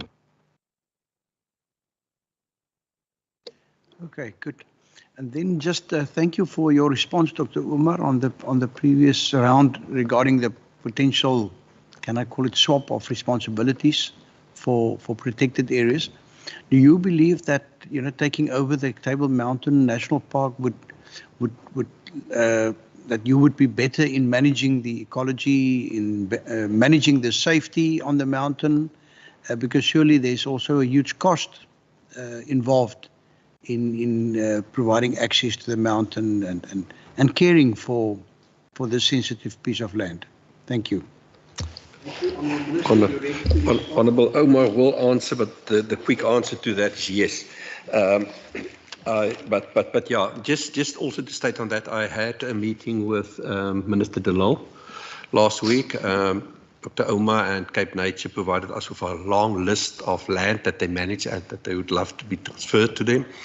We're going to set up a meeting now between Minister De Lille, Minister Creasy, the Premier, and myself, because as government works, that if there is not a lease agreement, then I must talk to Minister De Lille because she's the custodian of the land. Otherwise, I must talk to Minister Creasy. So there's also between, so the four of us will meet, but definitely from the Western Cape side, that I'm got full confidence that Cape Nature will do a much better job, and it will create a huge tourism opportunity. I know the HOD will deal with it, but just to say on water, we must just realize, Chairperson, that currently as we sit here, we deal with water issues, the quality of water as well as the quantity, that people don't run out of water. So we've got geohydrologists in the field, we've got people working with municipalities on a daily basis. Through load shedding, the smaller municipalities, they struggle because of their pumps, their generators, etc. So we shift generators. Just last night received a generator on a low bed. And we play a role in that, but it's also our partnerships with the Department of Water Affairs and bigger municipalities who do have extra capacity to shift that. And between the Department of Environmental Affairs and the Department of Local Government, they do a lot of work on water. Just to state, because I'm very excited, and Karen can expand on that, but we're planning a water day. I think it's going to be early next year, where we're going to talk only water with industry, with all role players within. Part of this process of listening to people and bringing experts in. But currently, as we sit here, we also do the department and local government, they do brilliant work on water security. And for future planning, we've just presented our water plan to the Cabinet. And within that plan, the work that the professionals are doing, I haven't seen it all yet, but it's very exciting work. For instance, they go much deeper as we've planned in the beginning, like they will take a municipality now, plot their water resources, and let's, for example, say Beaufort West, most of their water is groundwater. If they lose one bore or one bore goes down to 10%, the impact on others, so that we can start to plan to build the capacity, etc. So they do that work as well. So there's a lot of good work happening within that space. Thank you, Minister. Chairperson. In terms of the question on the water, an important question because it is such a critical issue for the Western Cape. Marlene did touch on the fact that there's a number of areas of work that come together there because it's the climate change, it's the water, it's broader work in terms of ecological infrastructure.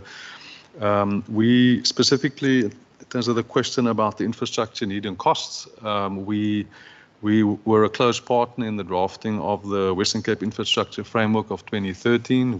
We in parallel with that, we were developing the Western Cape Provincial Strategic Development Framework. And the Western Cape Infrastructure Framework at the time put forward the risks and the opportunities of not investing in the transitions, and in particular the ecological infrastructure transition that's required.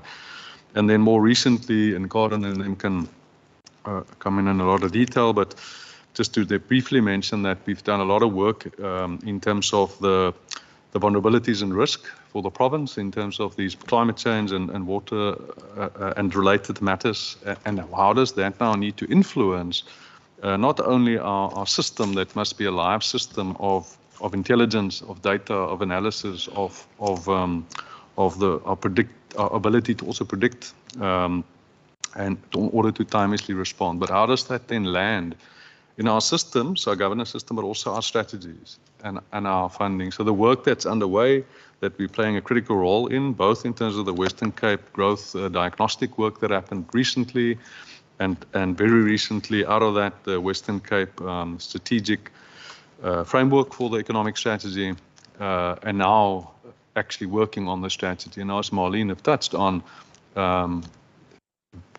the ecological infrastructure, water, climate change, are we're carrying it into that work because it is so critical. And that for that year, as we mentioned, that body of work, that 15-year strategy is but a part of a much broader body of work. So it's probably not necessary for the others to come in on that. Just to then go to the next question on the GIS, and maybe I'm going to ask Helena to come in a little bit. The short answer to the funding issue is that, again, we're highly dependent on good information so that we can timelessly respond and that we can make evidence-based, strategy-led responsiveness. But the resourcing is an issue. So the COVID impact that it had on our budget in that year have spilled over across everybody's budgets into the current year.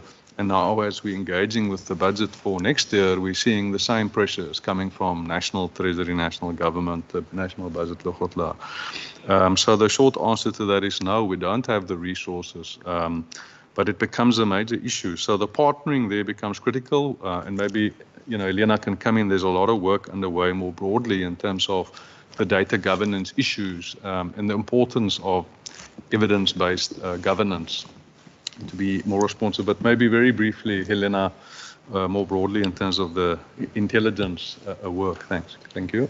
Thank you, HOD members. Thank you for the question, member. Yes, definitely. I think the short answer with regards to the resourcing is it will definitely help.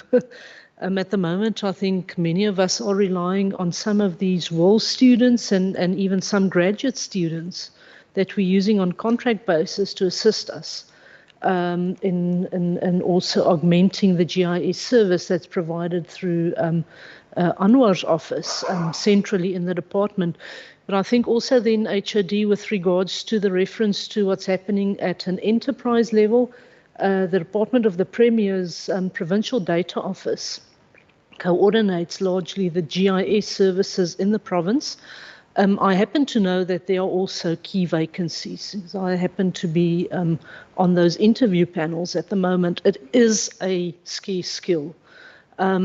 But for sure, I think also in terms of talking Provincial Data Office data governance language, it's, although a scarce skill, it's an essential skill. And it's also data is beginning to be seen as an asset. And we have to begin to treat it as such, as a strategic asset. Firstly, because it's very expensive to gather and to maintain, but secondly, because of the intelligence that it can bring. So I just want to reiterate what HOD said, the importance of that. And it's certainly something that any resourcing will assist. The moment we are partnering, at the moment we're making all sorts of innovative plans, but it's not sustainable in terms of the work that we have to continue to do. Thank you.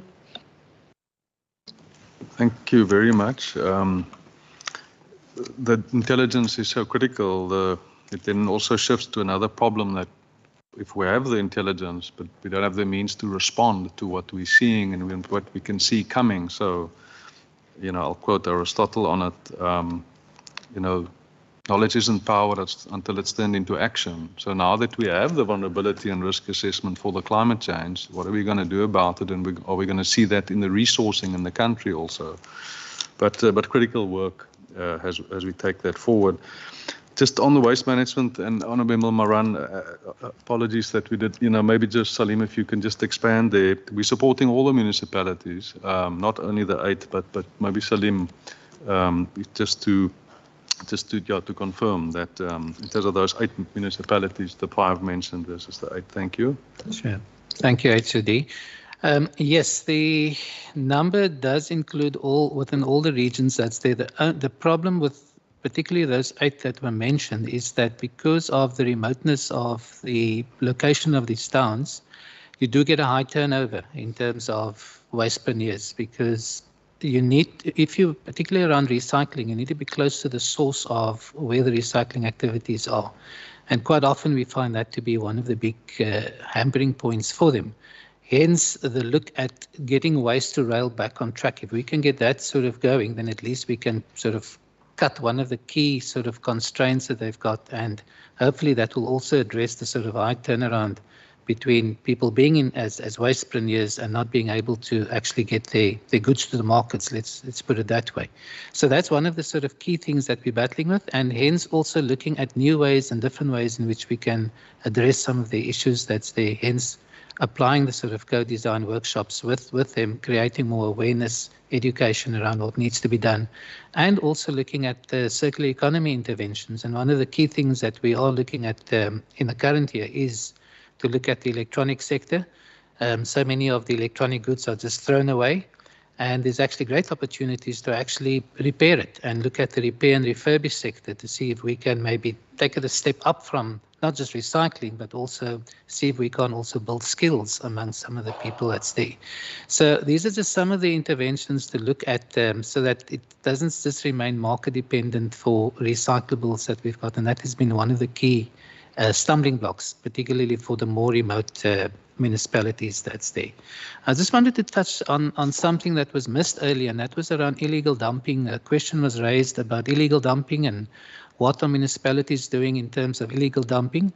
There are, in fact, from the provincial side, we've developed a document. It's actually a strategy document, which we just commonly refer to as STRID, which is the Strategic Reduction in Illegal Dumping, where we had looked at the entire sort of illegal dumping spectrum throughout the province, and to look at what the causes are and also what could be done to mitigate people from dumping illegally. And some of the municipalities, 2 that I can sort of think of immediately off the cuff, City of Cape Town, they've actually got a reward program in place where they're encouraging, and they've put it on the billboards now, where if anybody spots anyone or have a number or any sort of details where they can actually find a person, convict a person, you would be you could get a reward of about, I think it's 5,000 rand or something to that effect. So because the spate of illegal dumping has just increased phenomenally, particularly from COVID and beyond, as the issue around services was becoming affected. And yeah, I think it's just something that needs to be stopped. And then in the Drakensberg municipality, they've got what's known as the click, see, fix methodology, where they've asked residents to actually just click. If they see it, take out your cell phone, click on it. If there's a hotspot or if you see any illegal dumping, we will send it through to us. So it works on an app-based system. You send it into them, and they will come and sort of attend to the problem sort of fairly immediately when it comes to. Because if things remain dumped, it will just add on all the time. So one needs to ensure that it remains clean at all times. And then just the question on costs in terms of landfill costs. Landfill expenditure or landfill cost is unfortunately high in terms of, if we want to ensure that there's proper compliance at landfill facilities, then the municipality must be able to recover its costs in terms of ensuring there's proper monitoring taking place at these sort of facilities. So the landfill cost in the Western Cape is probably higher than in most other places in the country, but its compliance ratings is also much stronger than that in the rest of the country as well. Again, there are areas, and I think there's a lot more that needs to be done in terms of informing the public in terms of what you could dump for free, but it needs a little bit of work at home in terms of keeping materials uncontaminated, so that if you have, let's say, builder's rubble up to a certain level, you can actually take it to a drop-off and dispose of it for free, and any other material that one could actually take to drop-off. But the moment you take normal sort of household waste, that will not be allowed at these sort of drop-off facilities. So there's a number of these facilities where it can be taken for free, and also loads for under 1.3 tons are also at most municipalities allowed to come in for free. But of course, unfortunately, for the more bulky waste, landfill airspace is critical, and they will need to, unfortunately, levy a cost on it. Thanks. Chairperson, we're almost done. We're conscious of the time. Just two more responses. I'm going to ask Francois to come in on the follow-up from Honourable Member Moran in terms of the Darling precinct, in terms of the number of phases. So Francois, if you can just come in on that, and then I'll give an initial response on the environmental law enforcement in terms of the municipalities in response to Honourable Member August, and then maybe if Ahmad wants to add. But Francois, over to you then for a brief response, follow-up in terms of Darling. Thank you, HOD. Yes, the second phase is what we call the current phase. So the municipality has until June next year, in terms of their financial year, to be on site and to start with the actual contract. Sorry, it is 1.2 million. It is not 2 million. It was earmarked for two projects, as I mentioned, the skateboard park and the canopies, but they got the tenders and it was too high.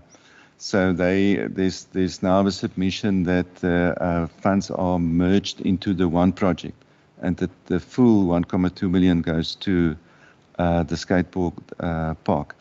And in terms of further phases, it depends. The municipalities must apply now. They're in the process now for applying for projects to be funded. And I don't want to speculate, but I think the further phases in Darling will be funded by the municipality itself with the private sector. Thanks. I hope that answers the question. Thank you, Francois. Yes, there's a project selection process, specific criteria, and nothing is pre-decided. It follows that process. And of course, all the assurances and everything that's in place there. Then I'm going to give the response to the law enforcement. Ahmad can, if necessary, come in. But in terms of those two engagements in terms of Honourable Member August's question with the EMIs, those are the proactive forum engagements with them. There are ongoing engagement with the EMIs. In the year under question, there was 449, in terms of the total, the compliance inspections undertaken. So that's often with municipalities, with their EMIs. Obviously, one then determines who must act. It goes the municipalities to their bylaws that they must enforce, but we provide that support. So ongoing work throughout. And then, of course, there's particularly, but it links to the rest of the work in that in terms of whether we have information on the performance and whether the municipalities report, well, that's why we have the water quality monitoring, air quality monitoring, the monitoring in terms of the waste management, and then of all the incidents that are reported that gets acted on. But we're working with Treasury, with the Department of Local Government, with the other partners in terms of the system, in terms of the oversight and support to the municipalities. So there's obviously a lot of compliance areas, but then there are also a particular focus on performance in terms of environmental performance as well by municipalities. So, but that it's ongoing body of work with the municipal EMIs and our department. But all right, I think, Chairperson will then stop there. Thank you. Good, thank you very much. Honourable members, if it's fine with you, I'm going to propose that we now break for 20 minutes. We are a fairly big group here this morning, and we're really encouraged by your presence. If I could ask 20 minutes from now will bring us back just on that clock at past. I think on your clocks it might be something like 10:33. If I could just ask, unfortunately, there's only the one refreshment station. So if I could ask, please help yourself and then move away so that we can give the people coming behind you an opportunity also to grab a drink. And you're welcome. It's just down the passage. Most of you know the way. And honourable members, we will then be back and we will be continuing on part B, should there be follow-ups. Thank you.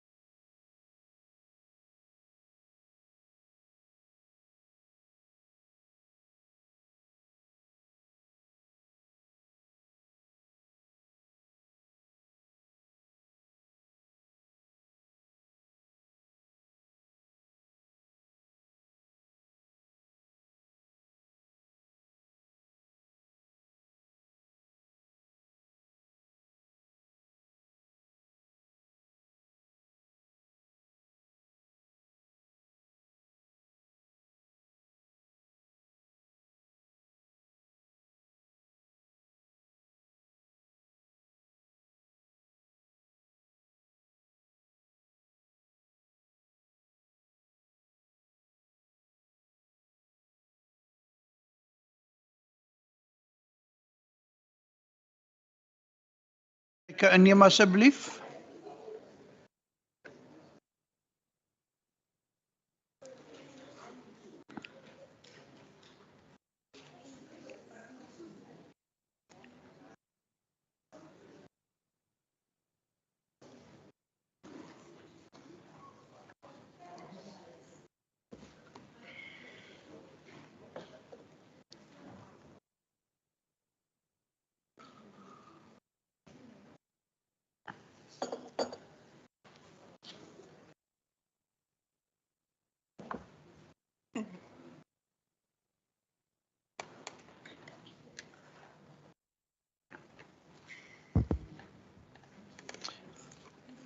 Thank you very much. Thank you for reconvening. Honourable members, I unfortunately need to share with you that I've received a complaint over tea time that you've not been grilling the officials enough. They are all chilled and they are shivering and they... So I'm very sorry about that, and we've now taken corrective measures by asking for the air conditioning to be increased in temperature somewhat.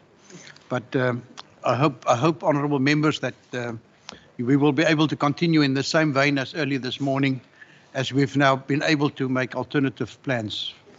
Thank you so much. Any follow-up questions or new questions? You're welcome. Honourable America. Thank you, Chairperson. This is not a chilling question, you know. In terms of the enforcement of our environmental laws, I think it is very important element in ensuring compliance with legislation. I want to refer to page 60. Deals with criminal investigations finalized.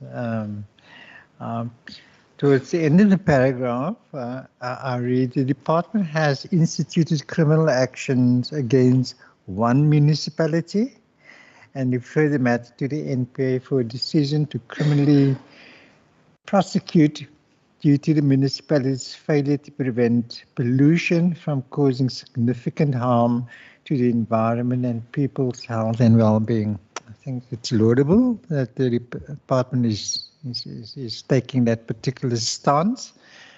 So my question is,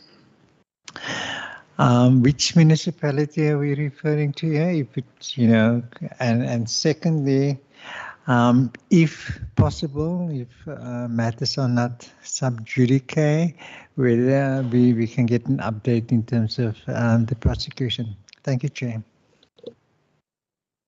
Thank you, Honourable America. Are there any other members that would like to ask further questions? I do not see such an indication currently.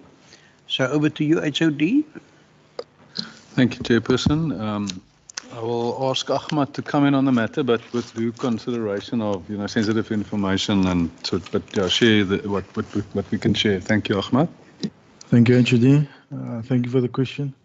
The matter, the criminal matter that was cited in the annual report is against Beaufort West Municipality, yeah. And it pertains to sewage that emanates from a block manhole that has been running close to a school for the past 8 months. And we've asked the municipality to install, you know, interventions in terms of the cleanup and to prevent the spillage.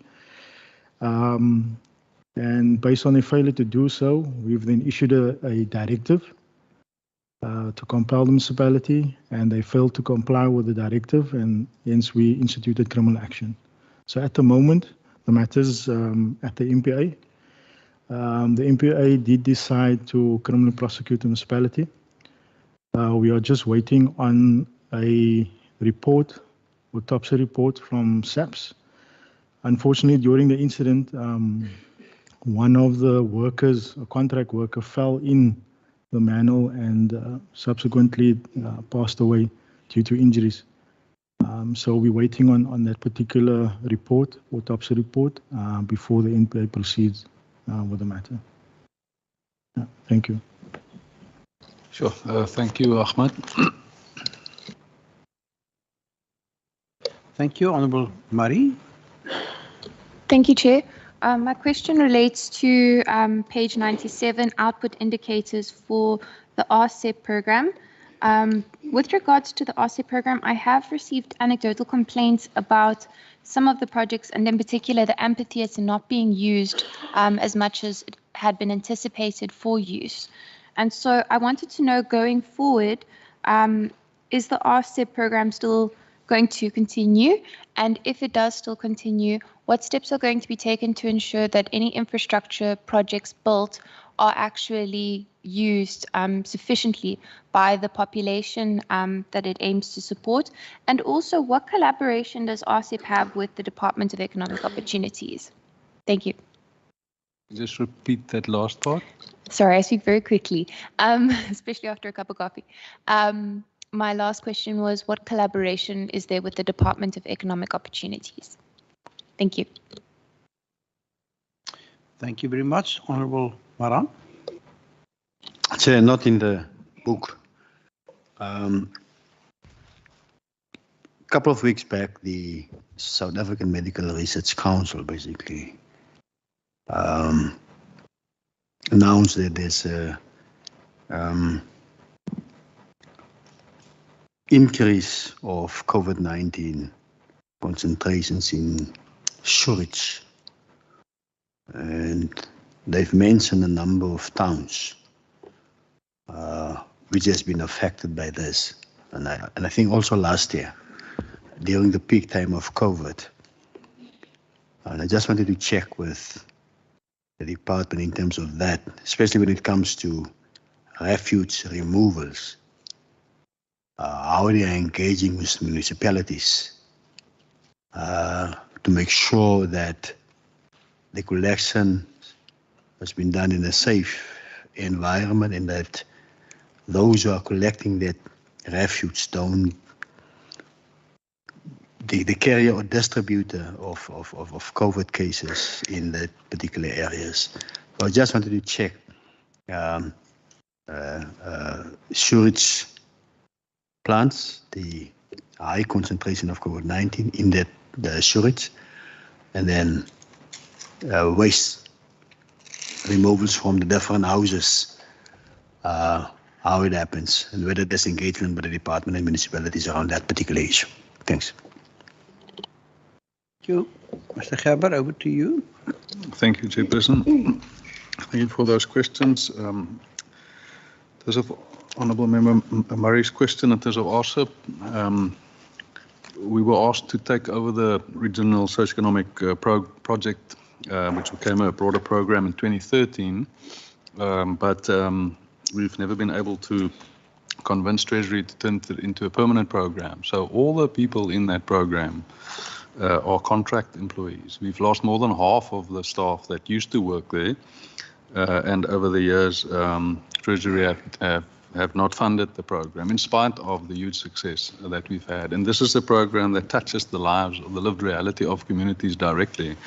Of course, the program, it's as the external evaluation that we've done of the program shows, the value for money in terms of what's leveraged out of the program is very good in terms of, for every rand we put in, the impact that we have, the leveraging of the resources of others, and also as Berg River Municipality, the municipal manager would always refer to Kalindula and Berg River, saying one can't just look at the direct paving that you did in terms of Kalindula Street.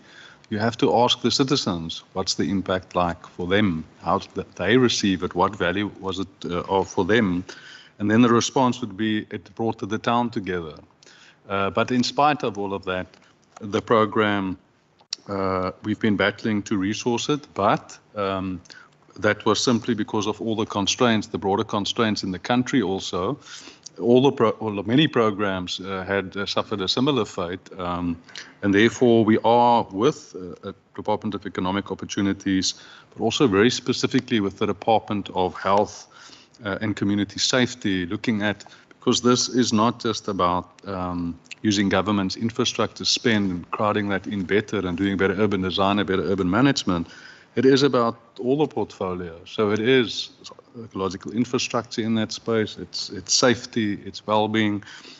So we are busy partnering and working on the theory of change with health, with well-being, with others, in order to take forward the program. But it is about the case we're making, it is about the theory of change we're putting forward, it is about the investment that would flow from this in terms of really having an impact on people's lives. The key thing about the infrastructure and the use of it into the future, that is why it's so critical that it's co-designed with communities, it's co-owned with communities. So although this program, there is a focus on the built environment and how the urban space is managed and ongoing management, it's about the whole of society activating, and co-ownership of a space.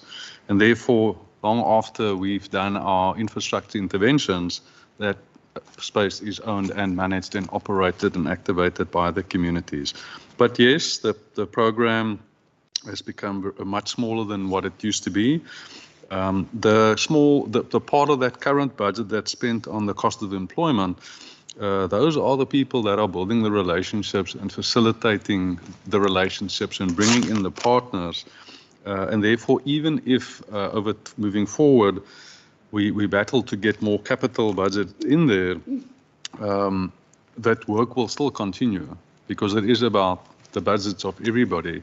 It is about bringing in all the social partners. It's not just a capital budget for infrastructure. But yes, there's the external evaluation. We are busy with the Department of the Premier and with Minister, with everybody looking at the program in order to see where are we going with the program. So this was a huge area in terms of the PG intake process that's currently underway as we move forward. And then just in terms of Honourable Member Maran's question in terms of the waste and in terms of COVID-19, I'm going to ask about Salim as well. Salim in particular to come in terms of all the work that we did at the time and are still doing, and this is an important question because we play even our assurance role that we're providing in terms of the medical waste. But Salim, if you can come in on that question, thank you. Thank you, HOD, and again through the chair, the honourable member. At the time when COVID sort of surfaced, we used to have monthly check-ins with the municipality. In fact, there was a special forum that was put up or coordinated where we needed to get the inputs from the different municipalities in terms of how COVID is affecting staff, services, etc.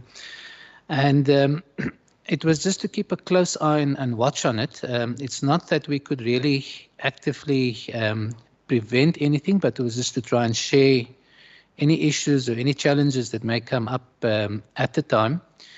And thankfully, a lot of that has, or the issues or number of cases that were there amongst the waste staff has since sort of been significantly reduced. And I think one of the big risks is if anyone contracted COVID, because they work in crews, you could end up with the whole crew being affected as such. And that in itself also led to a big downturn in waste collection service delivery at the time. And that was one of the key reasons why waste services were not sort of on time or on the day of collection, mainly because of that. And also sort of when trucks broke down and they needed to go through supply chain process, you also had a lot of the supply chain officials off either sick or contracting COVID.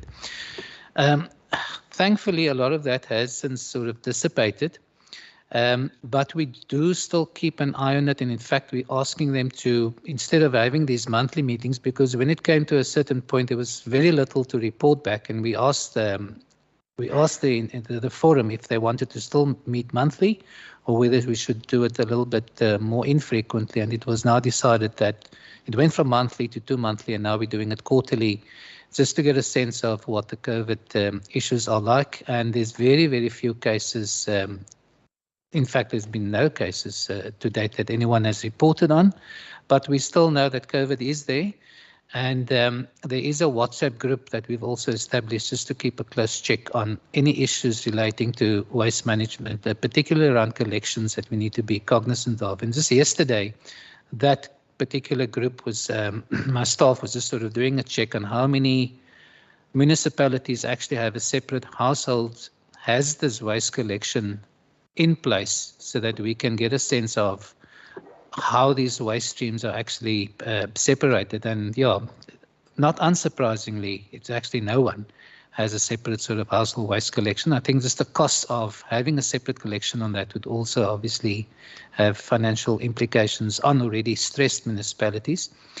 But there are quite a number of them that do have household hazardous waste collection days, so that this waste could be separated and maybe on every quarter, etc., public can dispose of the waste streams there, and that could be taken out of the system. But yeah, it's again one of those things that's great to have, but it does come at a cost. Thank you. And we were also the assurance provider for the medical waste, because of the role that we played. So, but that became a critical issue in terms of during, those are the COVID risk. How do we deal with that waste stream, and how do we make sure that the assurance is provided that properly happens? But thank you very much, Salim. Thank you, Chairperson. Thank you, honourable members. Any further questions on particularly Part B? Can we then move on to Part D, people management? Honourable, first recognize Honourable Maran. Yeah, Chair, just on the response, and thanks very much for that response. In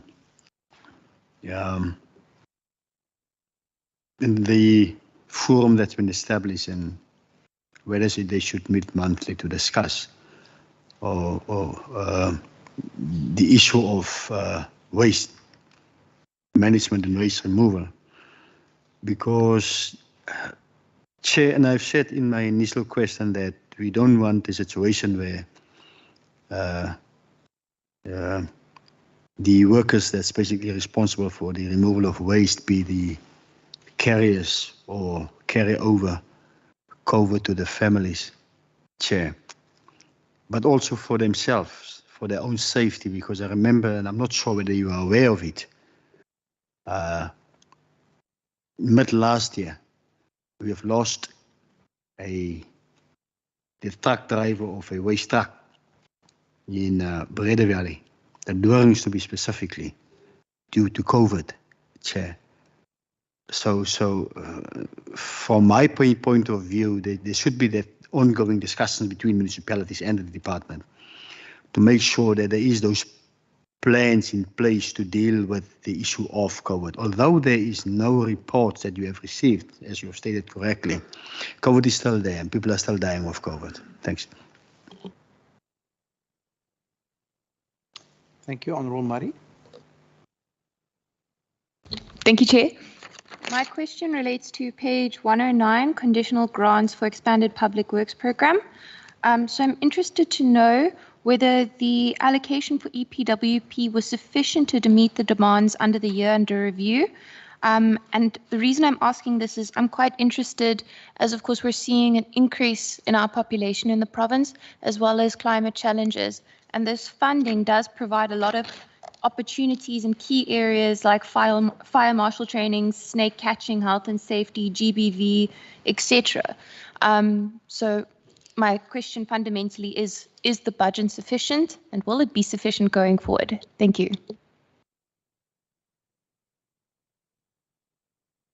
Any further questions on that section or on section D? Then over to you. Thank you, Minister. Chair, maybe on D. My apologies, and same for Cape Nature. Now the Chair have asked for Cape Nature, and I. Sorry, Honourable Maran. We will be dealing with the annual report of Cape Nature year after. Yeah, no, no. I just wanted to check with the department. but Cape Nature can listen. Because we have dealt with the issue yesterday when we have dealt with the Department of Agriculture. And I might not be here when we are dealing with C and E later on, Chair. Liabilities, and I've seen the list of liabilities. And yesterday there was one, a claim against the Department of Agriculture. I think they are one of the respondents, as well as Casidra. And Casidra have said, but it's not them. They are not even supposed to be part of the respondents, but they did mention that Cape Nature is one of those respondents, and I just wanted to check whether the department is also a respondent in that, because there's 6 respondents on a particular matter, and I think you are aware of what that particular matter is. I just wanted to check whether this department is also part of one of those respondents. A claim of... Yes. Thank you. Can I just say, I'm going to allow the question, although it's got financial implications. I think for us as a standing committee, it is important to know what is the risks and the potential liabilities. But perhaps, Honourable August, if you could be a little bit more specific. I think, was it the 6 million rand claim referred to? I think it's 6.1 million rand claim. 6 point something million. Yes. Can I give context, Chair, with regard to the case? It's a farmer in Prince Albert that suffered crop loss as a result of pesticides that's been sort of sprayed in the air that affected his crops. And he estimated that due to negligence of 6 different parties, he suffered a loss of income to the tune of 6,155,000 rand. The case is currently in front of the High Court. There's no outcome yet. The Department of Agriculture is a respondent in that matter, as well as Casidra, which is a 5th respondent, and we've been indicated that Cape Nature is also a respondent. So it is that matter that is Honourable Maran is referring to. Details of the case, we don't really know where it is in the sort of case management process. Thank you, Chair. So thanks very much, Honourable. In fact, you got more detail than myself. So there's 6 respondents, and we now know about 3. I'm not sure who are the other 3. Just wanted to check whether the department is one of the respondents. If not, fine. Thank you. Over to you, Minister. Would you like to respond? Just on the COVID, just to say to Honourable Mohan, we get every week a report from the Department of Health, also on all the COVID cases within the province. So last week, in between, but 1 to 2 people die a day by COVID. So we're still aware of the COVID, and we will monitor, and we talk a lot to municipalities, but it's also it's their responsibility to see to it that the people working for the municipality do have the right gear, the right PPE, etc.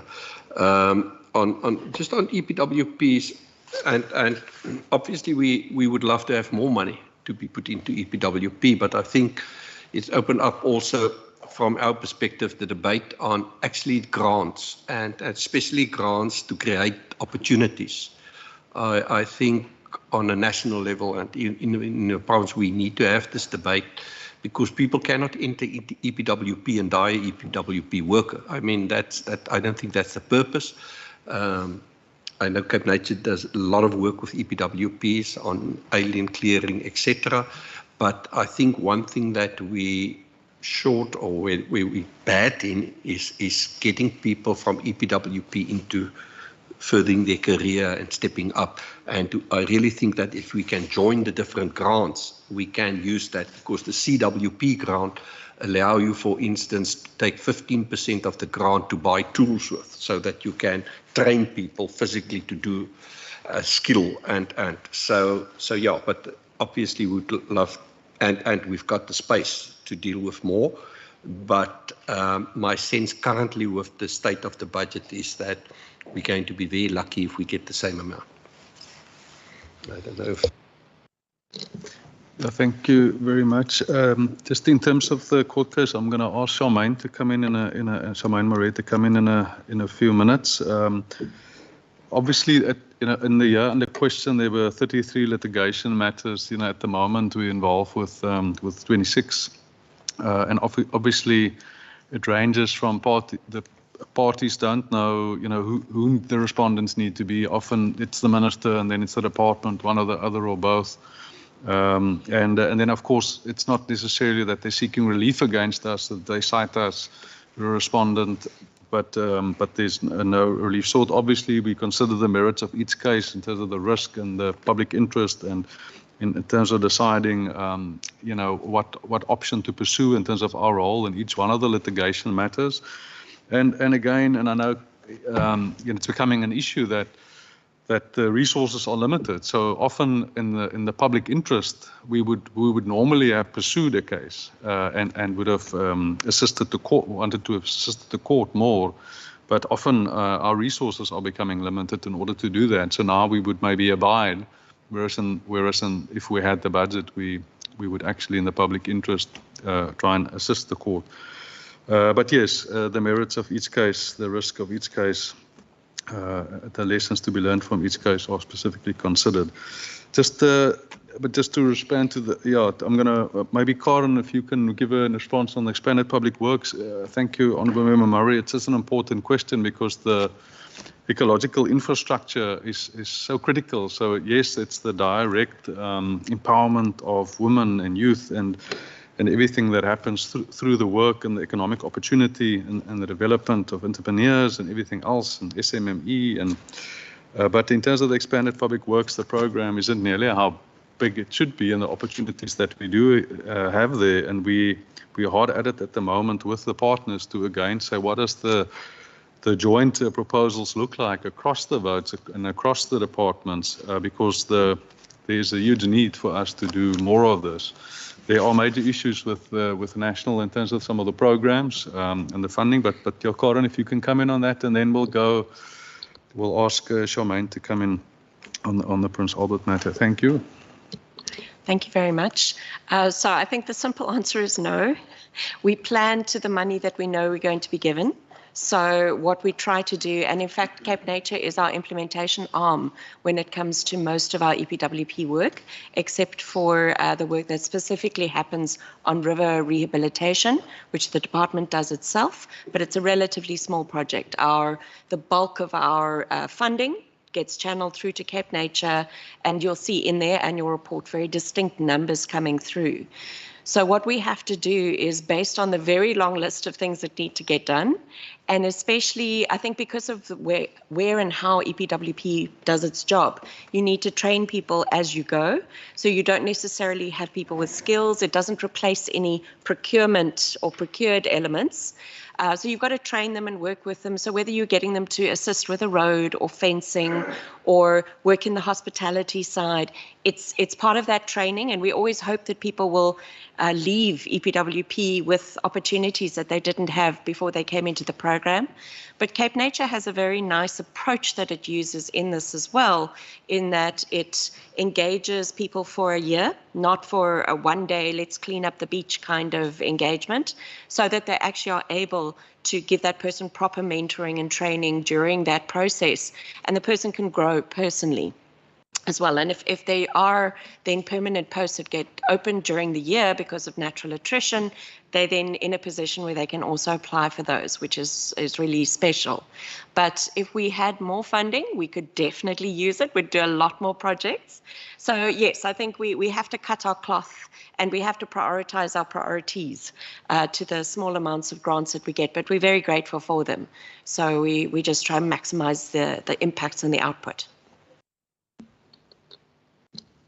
Thank you. And then maybe to ask Charmaine to come in on the litigation matter that was mentioned, the Prince Albert and whose respondents, but Charmaine.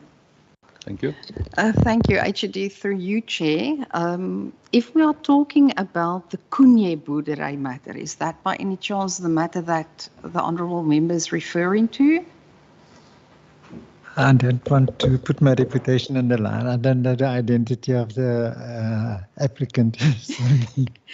So the only matter that I can think of is the Kunye boerdery matter, and cited in it is national ministers. So it's the National Minister of Agriculture, Land Reform and Rural Development. This matter stems from 2021.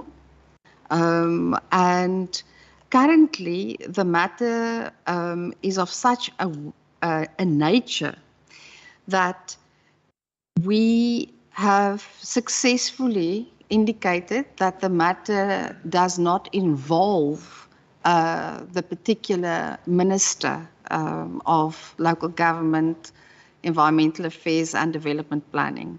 And the matter has not been finalized in court.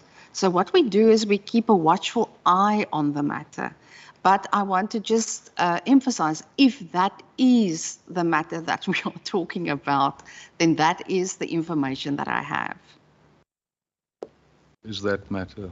That's the Prince Albert case. Yeah. So, yeah, perhaps just to add some information on this particular matter. So we disclosed the matter in the financial statements on page 220, note 16.1. The entire 6.155 million has been disclosed as a potential liability. The head of the department is the fourth defendant in this particular case. As Shamaine has indicated, there was liaison by state legal services in the Department of the Premier to the State Attorney to have the head of the department being removed as a defendant. Up till now, it's not been concluded, hence the disclosure in the financial statements. Thank you. Thank you. Can I just come in here? And it's not about a particular matter, but it was reported earlier this week that also in the National Assembly, it came to light that the National Department of Environmental Affairs have got huge claims against that department, particularly for damage caused by fires that the claimants claim originated on public property. Now, I think we are probably in a similar situation where quite often, you know, we've got visitors, legal and illegal, to some of the pieces of land managed by the Cape Nature as the agent for the department.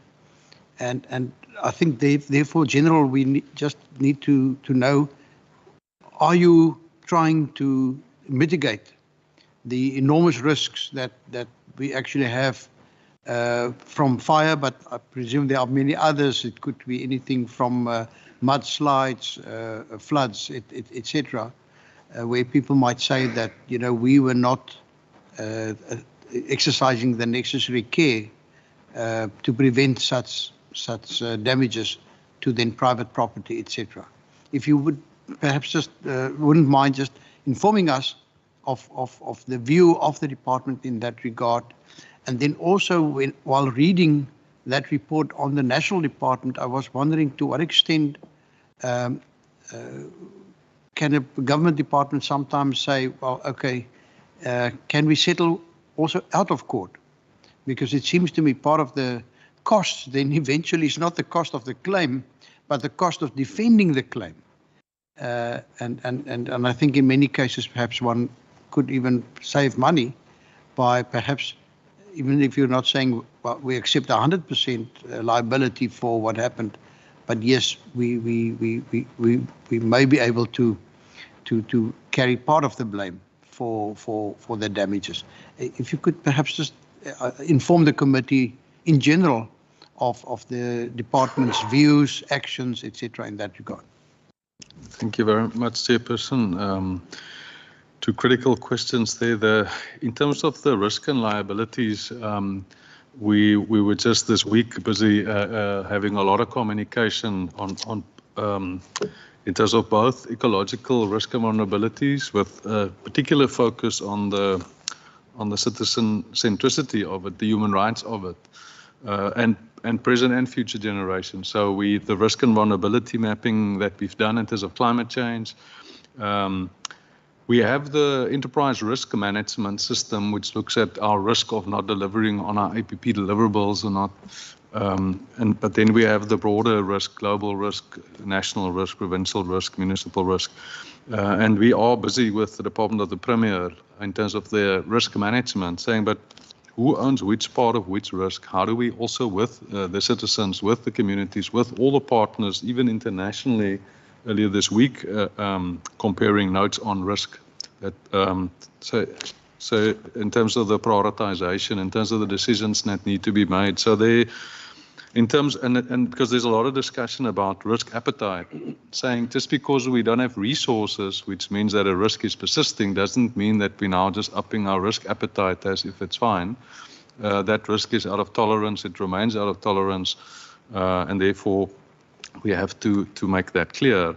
But a lot of work underway in this space. That's also why we're very worried, because some of our insurance that we're trying to have in place in the country are no longer there in terms of the expanded public works program, in terms of fire management and the contracting and matters there in terms of the helicopter services.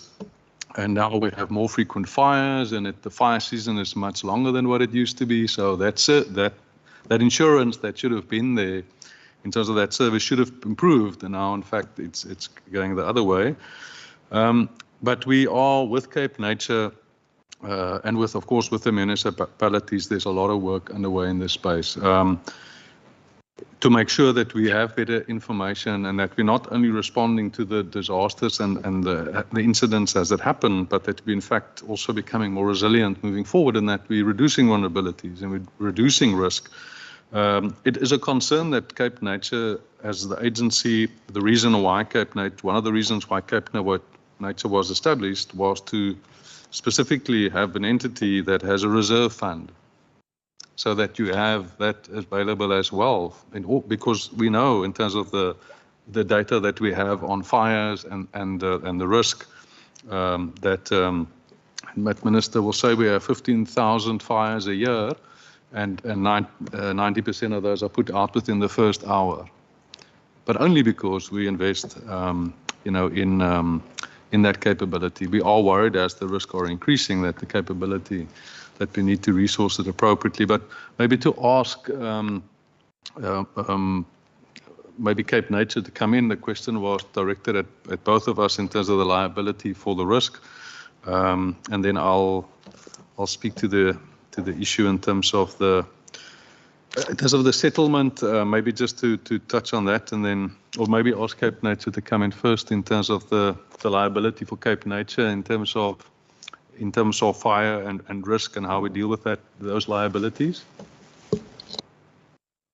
Pamela, thank you for the question. Through you, Chair. In our annual report towards the end, we itemized the contingencies for the year, which we'll probably discuss this afternoon, but it's like quite a lot, and I think it amounts to 90 million, and it's itemized all the ongoing cases. We also have a summary of where we are with each particular case. So yeah, it is a concern, and you are right, Chair, in terms of liaison with whoever, are sort of contesting whatever fires we referring to. Some are being settled, but some are dragging on from 2008 already. So when they are settled, obviously we remove them from the books, but those are the ones itemized for this financial year. Thank you. Thank you very much, Dr. Umar. And then just on the question of settlement, absolutely. It is to look at, the public interest and the risk of each case, the options that's available to each case. It's public funding, so we we have to serve the public interest, but we have to be responsible also how we use the resources. So absolutely, those are critical considerations. Can we assist the court by simply providing an explanatory, affidavit and abide, and that's the assistance we provide to the court, or no, we need to assist the court by arguing and filing, or can we in fact settle because there's an option of settling in order to save cost on all sides. So absolutely, that is a critical consideration. We have also tried to, in process, it's a key consideration how we engage and how we with all parties in the communication, so that things do not unnecessarily escalate. So we even have trained mediators in the department that at times we ask to assist long before it gets to litigation, to try and prevent unnecessary conflict, miscommunication. Thank you. I see the hand of Honourable Maran. Yeah, thanks, Chair. And I've seen the list of contingent liabilities and I don't want to speak about that because it will be dealt. For last year, the previous year under this, it was 60 million. This year under discussion, it's 90 million. See, there's 2 new ones that's been added by that list. But there was different answers to the question I've asked, whether the department is also cited as a respondent, and I'm glad that I received, because I've missed it on page 220, and it's actually not the department it's cited, it's the HOD, which has been cited as a 4th respondent, and the amount is exactly the same which is captured within the annual report of the Department of Agriculture. So thanks very much. But just I've received different responses. So initially I've said when we've asked the question, we know who the 3 is. At least now we know who the 4 is. And I'm not sure whether I've heard correctly that the National Department is also cited as a respondent. So there's 5. So there's a 6th one that's still outstanding, and maybe before the end of this day we will know who the 6th one is. Thanks very much. Thank you. Honourable members, are there any further questions on the annual report by the Department of Environmental Affairs and Development Planning? Honourable Marie. Thank you. This is for the final part that we were reviewing, page 139. I wanted to understand how is the effectiveness of the employee wellness measured? I find very interesting. I've asked a few departments this now in terms of their actual measurables. And what is the indicator used, and under which sub-program is it housed? I note many departments say it's a transversal project, but I want to understand tangibly how the department is measuring it. Then page 151, I do want to commend the department on the fact that they are employing differently abled people. It's very positive. So I just wanted to understand as well, what are the targets set there? If there aren't any, why not? And also, what are the measures that your department takes to support differently abled people in the workplace so that they can conduct their business? Thank you.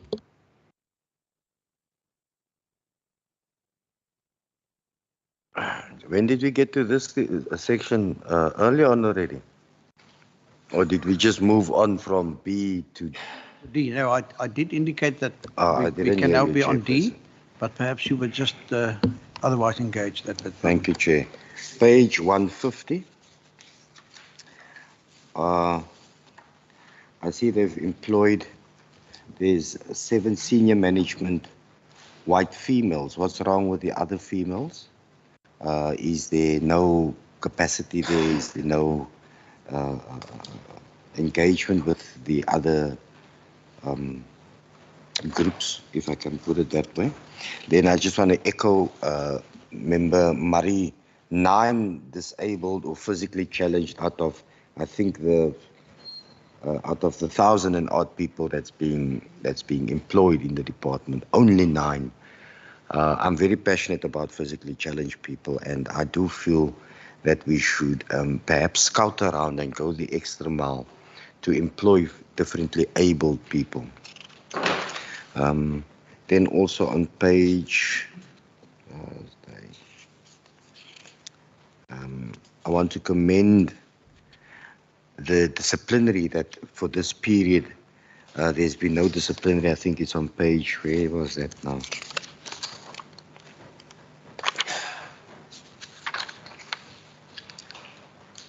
On page 156, that there's no disciplinary, meaning that there is a little bit of where there's an understanding with the department and its workers, having such a big officials working in the department and not having any disciplinary is a plus point for the department at that point in time. Thank you, Chairperson. America. Thank you, Chair. Chair, at the introduction, the Minister indicated that there exists about a very high vacancy rate of about 32%. So the question is, can we get a sense of that sort of high vacancy rate, and if it is so, and judging from the audit opinion and the quality of the report that was presented, it is commendable that people have gone the extra mile to achieve the outcomes that they did achieve. So can we get a sense of whether those which of those vacant posts are considered critical, and are they under existing organogram of the department, and what would be the cost of employment to the department should we fill those positions which at this stage is considered critical? Thank you, Chair. Thank you. Any further questions at this stage? None? Then over to you. Thank you very much for those questions. Starting with the employee health and wellness question, yes, it is a transversal program, and we get the reporting from the service provider in terms of whether our staff are making use, and it's not attributed if we didn't refer staff. In other words, if staff themselves made use of the service, but we get the use and the type of use that's being made, so that we can through that also then see, in fact, are there issues that we need to be responding to. The critical thing there is that it is an holistic approach. In other words, by the time our staff starts wanting to make use of the services, that's already too late. We should have prevented that from happening. You should have managed the situation. As Minister have also highlighted, and it's a huge concern for the department, as the vacancy percent remains high, 32% for the department, and the pressure builds, the pressure on the individuals are building, and therefore the employee health and wellness, it's a critical emerging risk for the department. And the employee health and wellness, but the holistic approach to it is therefore absolutely critical in terms of whether we are making sure that in terms of vulnerable employees, that we timelessly pick up on that. And therefore, the check-ins, the part of the culture journey, caring employer, but also caring towards your colleagues in terms of the peers and the teams. This is a critical part of the work, to just check in. Is everybody well, and are there issues one should be looking out for? And then the services are available. And then, of course, it's also about supporting each other. In terms of the data we see, in terms of the use, there are issues that we're monitoring in terms of that data. We can be very grateful that at this stage, considering the pressure, that in fact, that we don't have more of an issue in terms of employee health and wellness. But this is something that we're now managing with Department of the Premier, with the service provider, and also with other partners. It is also more broadly in terms of the wellness programs that we're rolling out in the province with other departments. Culture plays a key role in that, because it's also just to be able to have those courageous conversations and for people to also be able to check in with their colleagues and put up their hand, if there are issues. So, but the information is there in terms of the referrals and how the staff are making use of the service. And it's something that the non-financial measures we're also taking. So we know that the resources are limited. What are the things that are within our control, the non-financial measures that we can take to manage employee health and wellness. So a critical aspect. In terms of the disability, just to say that absolutely we have made progress in terms of what it was in the year before the year under question. So 2021 we were at 1.6% in terms of employees with number of people with disabilities employed, and the year under question 21-22 we were at 2.5%. So we've exceeded our target of 2%. But of course this is a target at any particular point in time, and we are actively looking at all the targets, whether it's gender and race, women in senior management, whether it is people with disabilities, and of course a particular focus on also the youth in terms of our employees and looking after the young professionals and the young staff.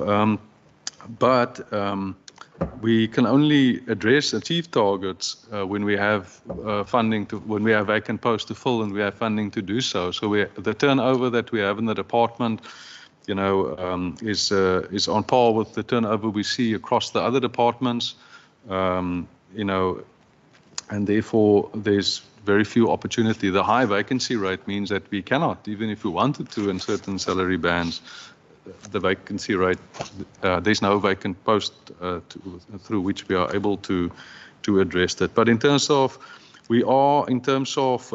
reasonable accommodation, and we recently met with Deaf South Africa, where we said, please, people must disclose their disability when they apply. How else are we able to consider reasonable accommodation unless we have a conversation about it? Things are, of course, it's not attributed, it's sensitive information, and therefore, but those discussions are continuing. How do we move from 2.5%?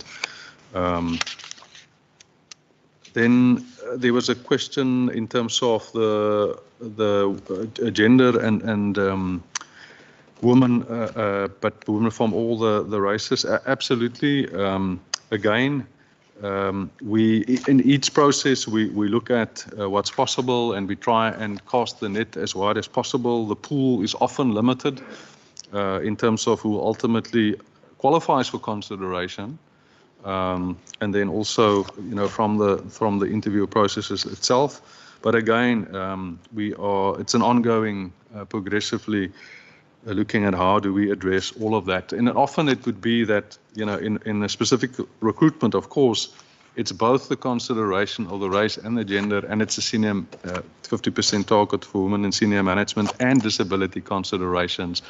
And of course, we look at the competency assessment and the outcome of the interview. So across all of those, and then we have battled with certain posts where we've re-advertised, and we're not getting all the candidates coming through, which we would have wanted in terms of doing better in terms of faster achieving the targets. Then just in terms of, there was a question about the vacancy rate and the critical vacancies and the cost of employment. It of course depends on the definitions. We're busy at the moment filling 28 posts, and those posts were identified as critical, but it was only because we had to prioritize within the priorities, and we had to within the means of the budget. So, we are also with Treasury looking at, in fact, what truly is the critical post that needs to be filled. And it's not only to maintain our historic level of service, it's because we would want to, if we had more staff, And that's what our department is about in terms of how we operate. It is the staff that are providing the service and the impact for the citizen. With more staff, we'll be able to achieve so much more. We don't want to just maintain where we were and what we were doing. We want to do so much more for the citizens. But the vacancy rate, we are busy looking at that at the moment, with also with Treasury, because it would depend on what exactly is the strategy. So the prioritization and the risks and the relative need and relative risk and relative impact would depend on what's decided in terms of the strategy. The department have played a critical role across the priorities, whether it is water or climate change and all the many portfolios. And therefore, are we investing in the resources required to manage those risks and vulnerabilities? And in particular, are we filling the vacancies? There's 32% vacant posts within the department, but those include the unfunded post. That 32% vacancy rate doesn't include the additional posts that the organizational design process has indicated we already at this point in time need. And if you benchmark against other departments, all things are also not equal. So if you have a 50% vacancy rate in the Department of Agriculture, one's got to look at whether the mandates have changed over the years. So our department from 2009 onwards, Waste Act, Air Quality Act, Coastal Management Act, Climate Change Act on its way, the conservation estate have grown exponentially. Yet if you look at our budget increase over that time, not so much. So that is a huge issue in terms of our vacancy rate, that it was already not where it needed to be. Our responsibilities and the impact we need to have and what's expected of us is increasing, yet we're not able to fill the vacancy rate in spite of the evaluations, the OD process, the mandate analysis, the theory of change, the focus on the citizen. In terms of the cost of employment, the current vacancy funded posts that are vacant and what that means for the budget is in it, and we'll obviously get to that with SCOPA as well in terms of the cost of employment budget matters there. But we are looking at what is the true cost if we were to fill all the posts that we in fact need. We have looked at that per directorate in terms of our strategic planning to where we are at the moment. But now we also, with Treasury, looking at that. I'm just trying to see whether there was a question that whether I missed. I think that's it. Thank you.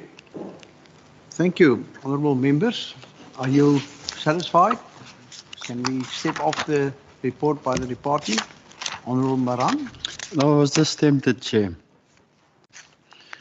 by a statement that's been released by the MEC a few moments ago that basically speaks to the Environmental Commissioner, saying that those who are calling for the Environmental Commissioner to be appointed must just put that issue to bed, because the Western Cape Biodiversity Act has been finalized. The Act, together with all relevant national environmental legislation, should now be put to bed, the call for an Environmental Commissioner. So I just wanted to check with the MEC whether, and in your response earlier, you said it lies with the Premier, whether the Premier have taken a decision on that matter for you to say that those who are calling for that appointment should put the matter to rest. It's in a statement that you've released earlier, an hour or so ago. Thanks. Thank you, Minister. Honourable Chairperson, yes, we must put it to bed. Simple as that. We cannot year after year continue on this debate. Either we must have it or we mustn't. So we must get it through the process and decide that we're going to have it or not. That's all. We must put it to bed. Thank you. And as a discipline, the question was, Chair, whether the Premier have taken a decision on that matter. The Premier will take a decision. I've asked whether the Premier, for you to release such a statement, whether the Premier have taken such a decision. I understand the question. The Premier's... You, in your response, Chair, in the response earlier by the MEC, he said that it's the responsibility of the Premier's office to appoint the Environmental Commissioner. It is. He got his personal view. I understand that, and they've made it clear to me at the earlier states. Here is a statement released that there's certain acts that's been finalized. The act, together with all relevant national environmental legislation, should now be put to bed. My question is, for the MEC to release such a statement, whether the Premier's office, who is actually responsible, have they taken a decision on this particular matter? Good. There you've got your answer. No. Honourable. Not that the Minister is... The answer was no? Was the answer no? The answer is not what he is, as far as he's aware of. But can I ask that we now put it to bed in this meeting, because we are dealing with the annual report, and you are now referring to what's happened today. We are speaking about the period up to the end of I March. agree with you, Chair, because the appointment of the Environmental Commission, the question arises from the annual report. Good. And the statement was based on a question that myself asked on the Environmental Commissioner in this particular meeting. I have not asked it outside, I've asked it here. So that statement stems from this particular session that we are currently in. And that's why I was saying I'm tempted to respond and ask whether the Premier's office have already taken a decision for the MEC to release such a statement by saying that the matter should be taken to bed, put to bed. Thanks. I got the response from the MEC. Thanks. Thank you very much. Any further questions on the annual report of the department? I see a shaking of heads. So well, can I give you an opportunity just to close? I just want to check. We did advertise and invite the public. And was there any response? No. None. Thank you very much. So there's no input or questions from members of the public regarding the annual report.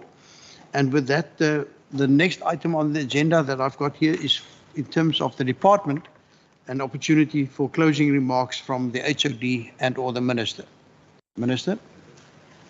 Yeah, thank you, Chairperson. Thank you for the interaction. I will pick up with Honourable Morang. I think it's a language issue.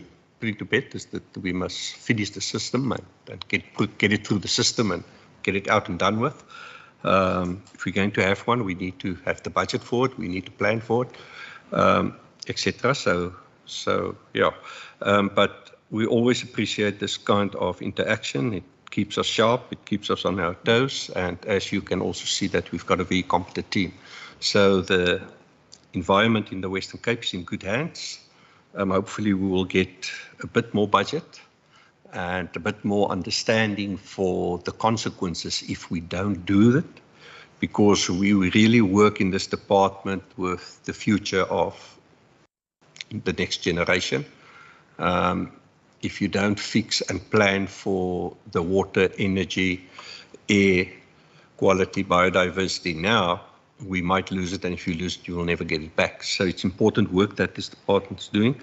So from my side, I also want to thank my team, the department, and Cape Nature, because they really put in the long hours to safeguard the environment. Thank you. Very much. And then HOD. Thank you, Chairperson. Firstly to thank the committee. Being able to speak to what happened in a particular year. It's not only about the reporting on it. It's to learn from that. Do we need to communicate better? Do we need to, and how do we through that improve our performance and our delivery for the citizen? But also, so thank you very much for all the questions asked, and thank you to the Minister for the leadership, and then a big thank you from my side also to the team. Of course, an annual report can only look like this because of consistent effort by the teams throughout that year, and the effort that is continuing. With that, thank you very much, Chairperson, and the honourable members. Thank you very much. We will be deliberating and having some resolutions later on, but I believe I speak on behalf of the committee if I say thank you very much for for being here today, for responding to our questions. The committee will express itself later this morning on the annual report, but for now, thank you very much. The next item will then be the annual report by the Western Cape Nature Conservation Board. Can I therefore ask, I presume that some of the officials would be excused now and that they have got an indication. HOD, if you would remain behind, please, as well as the Minister. Honourable members, can we have a leg stretch? I want to be led by you. 5 minutes, 10 minutes? 10 minutes, please. Good. So, and if you want to, I don't know if Dr. Omar, you and Professor Hendricks would like to move somewhat closer, but you decide where you'll feel comfortable.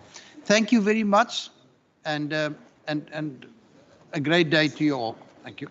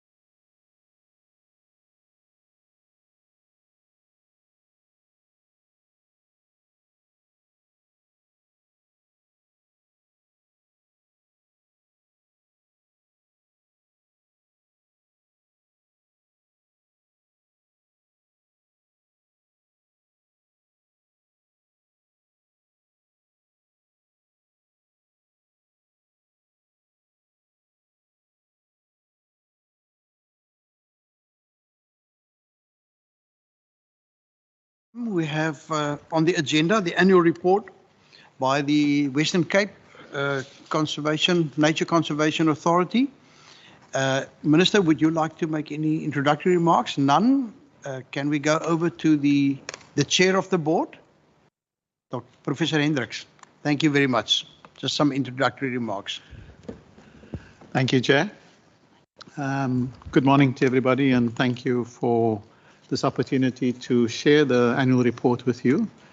I'm very pleased to be here in person, very pleased to see the faces again. It's been a long period where we've done virtual meetings, and this is such a big difference, and thank you very much for that.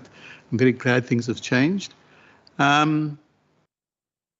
So the report that is before us today reflects the hard work, the commitment and the passion of the whole team at Cape Nature.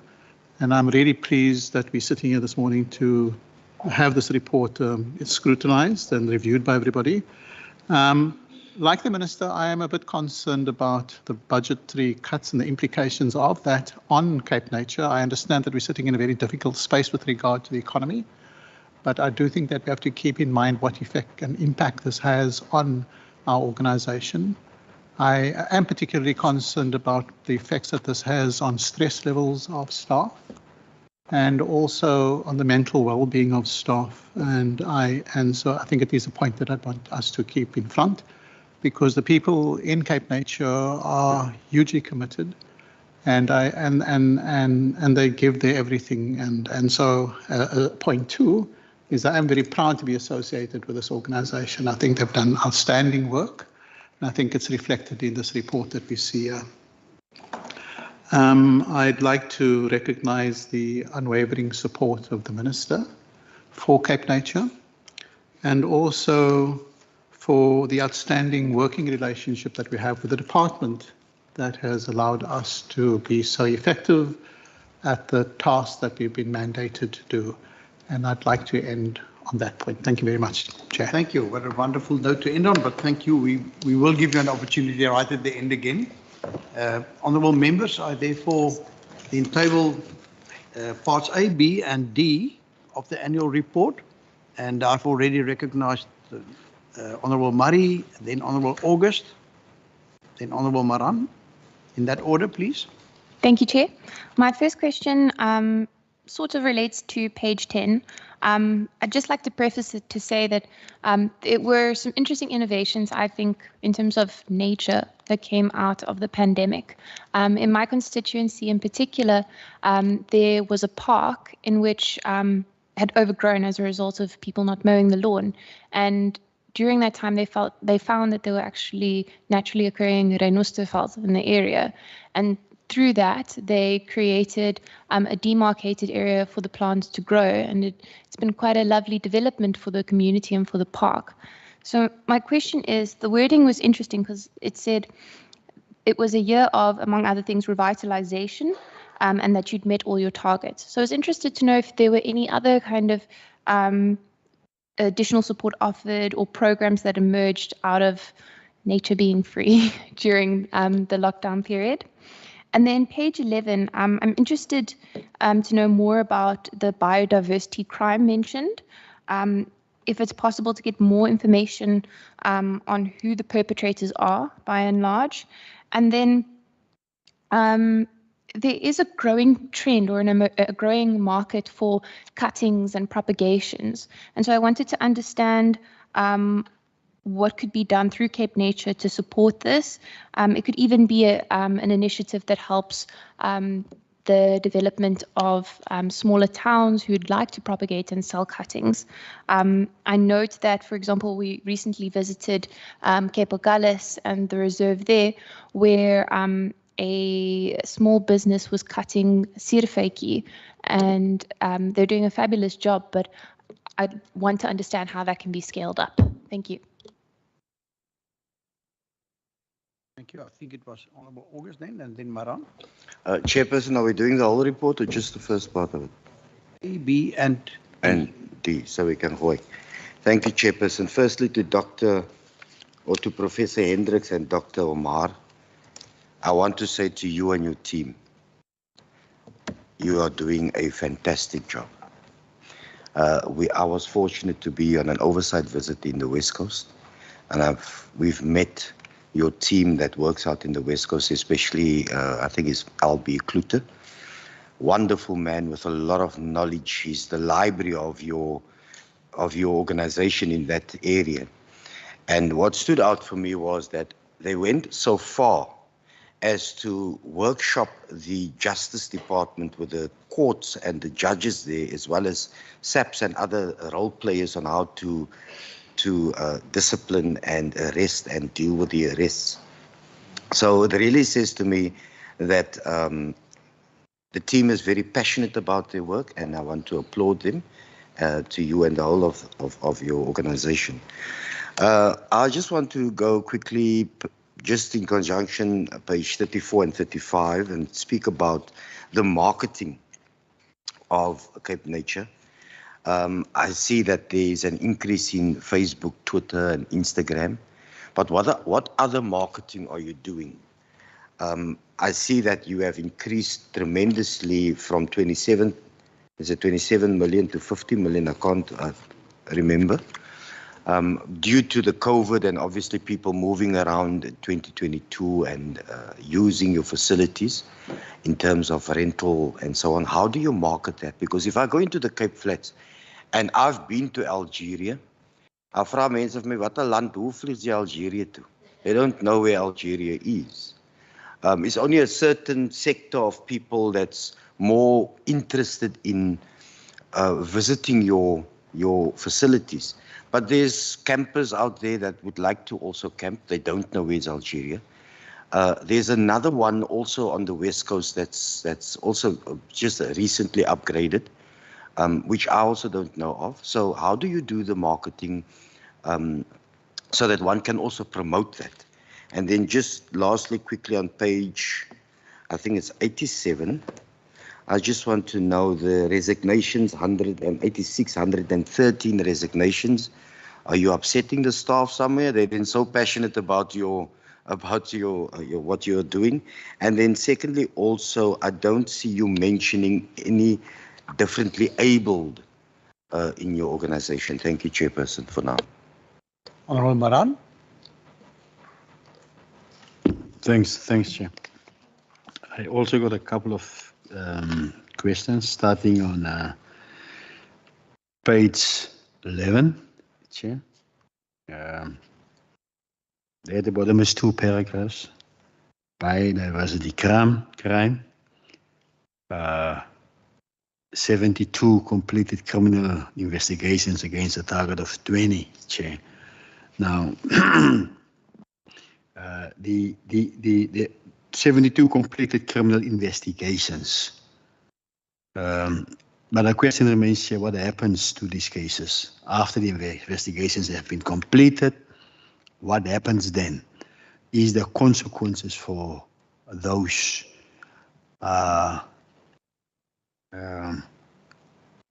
culprits, if I can call it like that?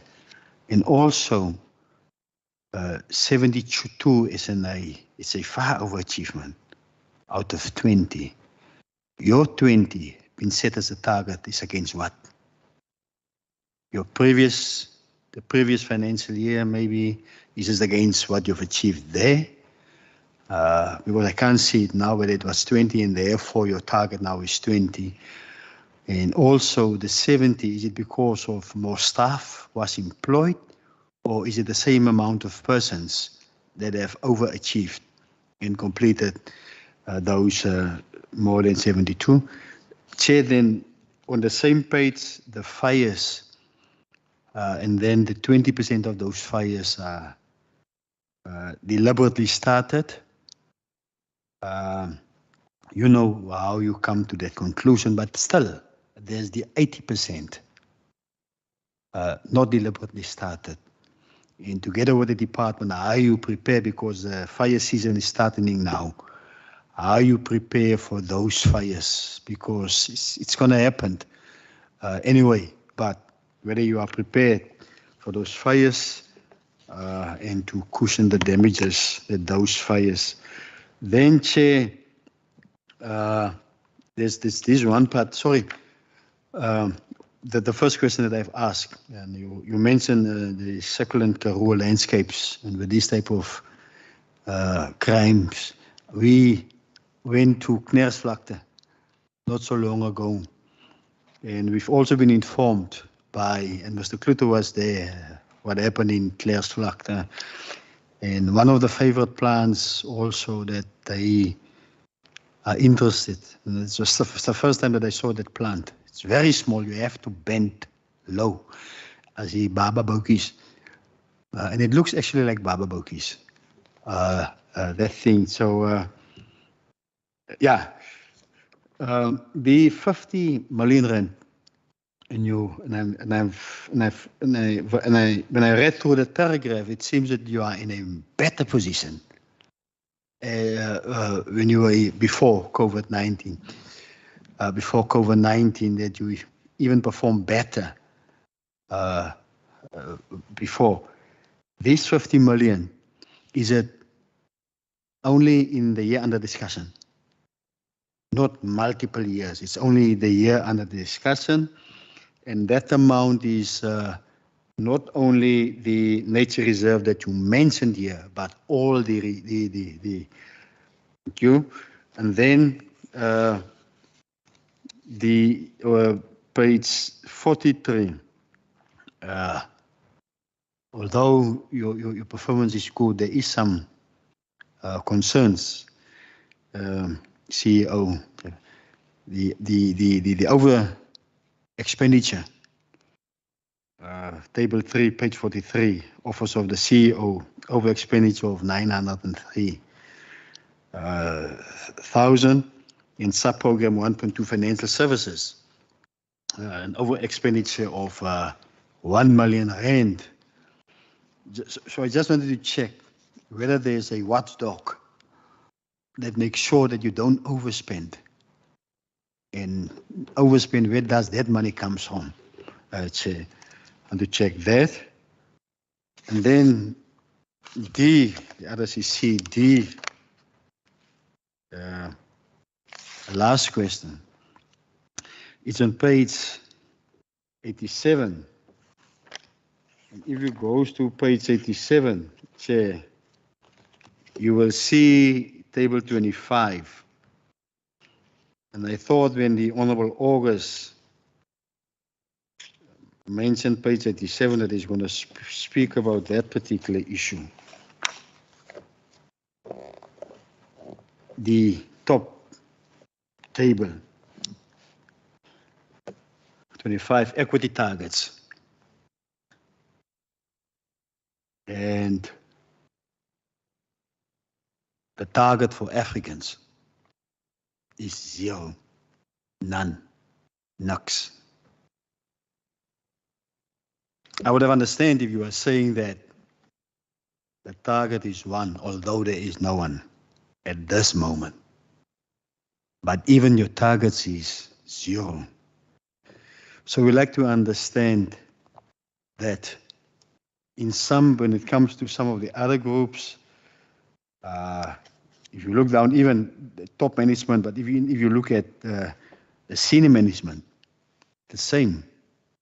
For blacks, you don't have a target there, it's 0. And we like to understand why is it the case. Isn't there qualified persons there? And if not, if you look somewhere, you might have found. Other groups, you will see some is overachieved, target of 2, but they're 7. Overachieved in terms of that. So we just want to understand when it comes to that. Although the second table there is in service, there is both male and female disabled staff. You see there is disabled staff. But when it comes to top management, there's nothing. It's only when it comes to professional skill, qualified and downwards, there is. But when it comes to top and senior management, there's no disabled persons. Maybe just to give us info in terms of that. Thanks. Thank you. Honourable America. Thank you, Chairperson. Chairperson, I just want to inquire about the relationship the department has with the DMRE, particularly with the acquisition of mining licenses on the West Coast and the capacity of municipalities to fulfill their function in terms of issuing the necessary EIA compliance certificates or investigations, and what support does either Cape Nature or possibly the department provides to those municipalities to capacitate them to fulfill that legislative responsibility. And then secondly, Chair, we went on a site visit to Hawker Bay Nature Reserve not so long ago. It's beautiful space, and I've noticed that in the report, reference is made about the upgrades that is being made to make the site more safer for visitors, and we've witnessed the work in progress. But Chairperson, as you know, it is very difficult to find the place, the signage towards the nature reserve is not very clear when you enter the kelders, and certainly GIS does not assist, and Google Maps does not assist either. So perhaps it's something that we need to look at. Then thirdly, Chair, in terms of Section D, the department has a very high vacancy rate, which is also prevalent with the other department that we've dealt with. And notwithstanding that, the department has performed exceedingly well with the constrained capacities that they may have. So, but what I want, I mean, my colleagues have spoken about the disabilities, and but I think it also in terms of the disability targets, that the department has done much better than many other departments that has come before us in terms of the percentage and measured against the total staff complement.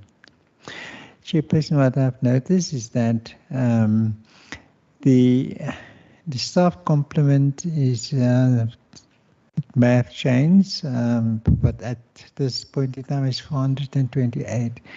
But and there's quite a, as I've said earlier, the vacancy rate is 19%, which is very high. But there were a number of staff members whose contracts expired. So is that one indicative of the budgetary constraints that the department experienced, and therefore those contracts cannot be sort of extended, or is it because of a combination of that, also labor relations implications if people's contracts are extended for too long and they're not appointed permanently and then have a reasonable expectation of being employed permanently? And then lastly, Chair, if I look at the disciplinary processes of the department, again, there are quite a high percentage of disciplinary infractions and the various levels of actions that were instituted. Is there perhaps a relationship between the I would consider this abnormally high disciplinary infractions, I'm speaking comparative to other departments, and the levels of stress that people may experience, or are there other underlying reasons as to why we have such a high incidents of disciplinary infractions. Thank you, Chairperson. Good, thank you. Dr. Omar, therefore, sorry, on a second round. Yes? Thank you, Chairperson. If you go to page 64, Chair, what a beautiful place. I would really love to go wherever that place is. So my tip to the department and everybody else is that perhaps, but my tip is to actually under each picture say where it is so that we can know we're part of this portfolio, we want to promote. So just tell us, where's the plekke so that we know. But what I want to ask is, and I'm not digging into the financial part of the report, which is not being discussed today, but if the Cape Nature and Department can perhaps touch on what conversations do you have with the mining around the coast in terms of financial support towards the Cape Nature. And we've got Hermanus, we've got a lot of mines that's mining along our coastline. What conversation is at national, even with the fisheries as well? Because there's just digging into the coastline and fishing and mining. Are we benefiting from that specific? I understand that it's a national entity and there's permits and stuff that needs to be paid at a national level. I do understand that they do have sometimes accommodation for their workers, so they pay back with rates and taxes to the municipality. But are you benefiting from those finances? Thank you, Chairperson. Thank you. Over to you, Dr. Umar. Thanks. Thank you for the questions, honourable members. And through you, Chair, I will start off with the response and then send it to my very capable team who's joined us here today. So just the first statement, and also that led to a question from Member Murray. And the question was whether there were any other initiatives that emerged from the pandemic. There's one that comes to mind that is really very heartwarming. And if we go to the Keerbooms in the south, and there was a project. Now we know that there's there's poor communities around the lake around there. And Dr. Bart can elaborate, but I just want to give you the high level answer. Yes, there is. This particular one, the lake is infested with carp, fish, which is an exotic species and very, very capable of reproducing very rapidly. So what happened there was a win-win situation for biodiversity and for the community. So there was a particular project that we embarked on to clear the whole lake from this exotic fish species, which is quite big, bony, and very high in protein content. And with the assistance of particular NGOs there, and also gift of the givers, we managed to do quite a bit of clearing and then giving the fish out to people during a very bad time, a vulnerable time during the pandemic, and that project is going to scale. So that's one. There are various other monitoring projects, etc., that emerge, and the return of nature for a very short space of time, few humans around to disturb penguins, for example, etc. Up north with the big five, there was a lot there, but in the Western Cape in particular, yeah, there's been quite a few monitoring projects in that regard. But that particular one, the carp project, is one that comes to mind. Aaron can elaborate if there's anything else. Then in terms of the market cuttings a market for cuttings and the feigies and sour figs, etc. Now, yeah, that is a particular project where we allow harvesting on the reserves, where particular communities come around and harvest and then make the sour fig jam and sells it. And there's a couple of SMMEs that emerged from this particular project, and there's always room for scaling it, but it is a nature reserve and we can't just, you know, like go to scale in a particular space, but there might be land around, etc. That and we're looking at it all the time for opportunities. There's also projects with aloes, etc., where we allow local communities, and these are there's also permitting around that. You know, that only particular amount of flora can be removed, some salad. But I must also just mention the woodcutter project, and that's specifically at our De Wip Nature Reserve, where we have woodcutters that come and cut alien trees, feed several families from that, and sell the wood out in Cape Town or wherever they can. So yeah, and that's a win-win as well. So there are these projects. We very small staffed, but what we can do, we do. So just before I go on to the other questions, I just want to ask Arends, do you want to elaborate? Thanks. Thank you, Madam CEO, and thanks for the question, Honourable Murray. I think let me quickly wrap up around the Groenvlei area. It's between the towns of Sedgefield and Knysna. In Southern Cape, what we started noticing a few years ago is that the deliberate introduction of carp into the Groenvlei started giving problems. Carp are bottom feeders, so they churn up the water, and this pristine freshwater lake started getting unhealthy, if I can put it that way. So what happened was our teams then started looking into the possible solutions for refreshing or upping the health of the vlei, and amongst other looked at the harvesting of taking out of carp, which is a invasive species, and it is an undesired species in that particular lake, as in some other places. What happened then was there was a volunteer team from the local community.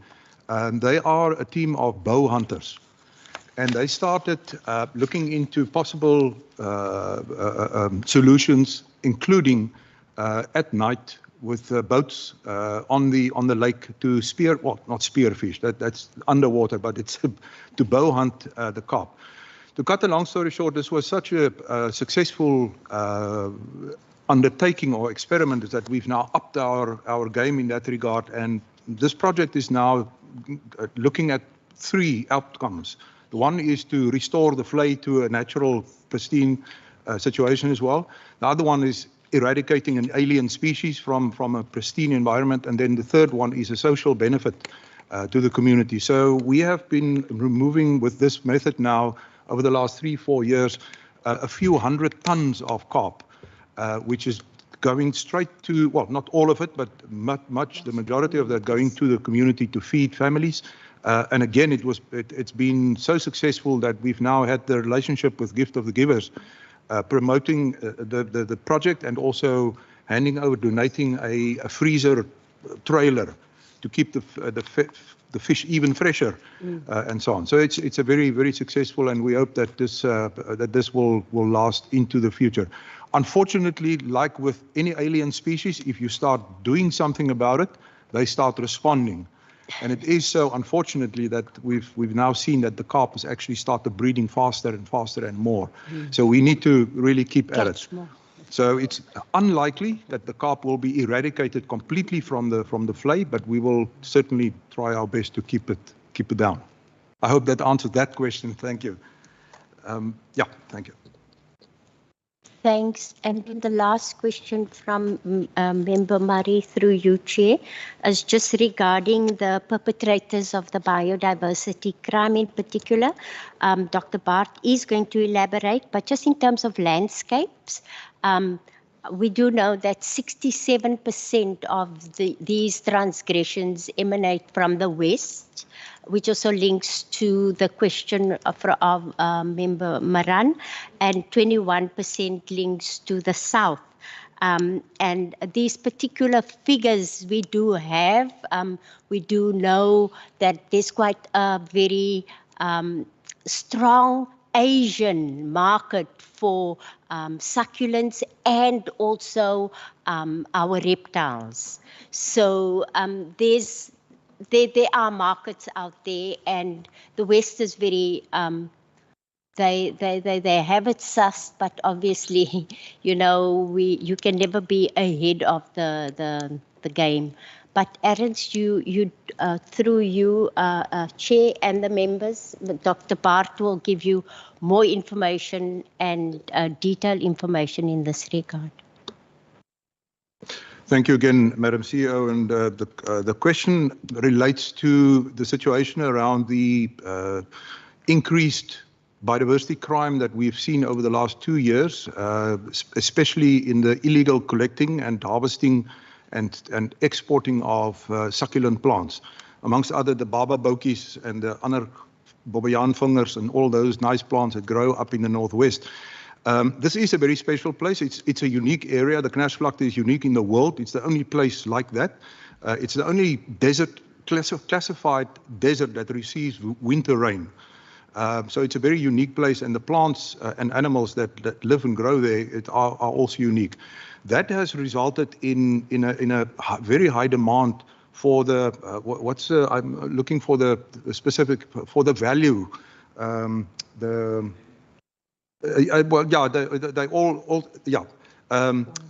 ornamental. Thank you, Carol.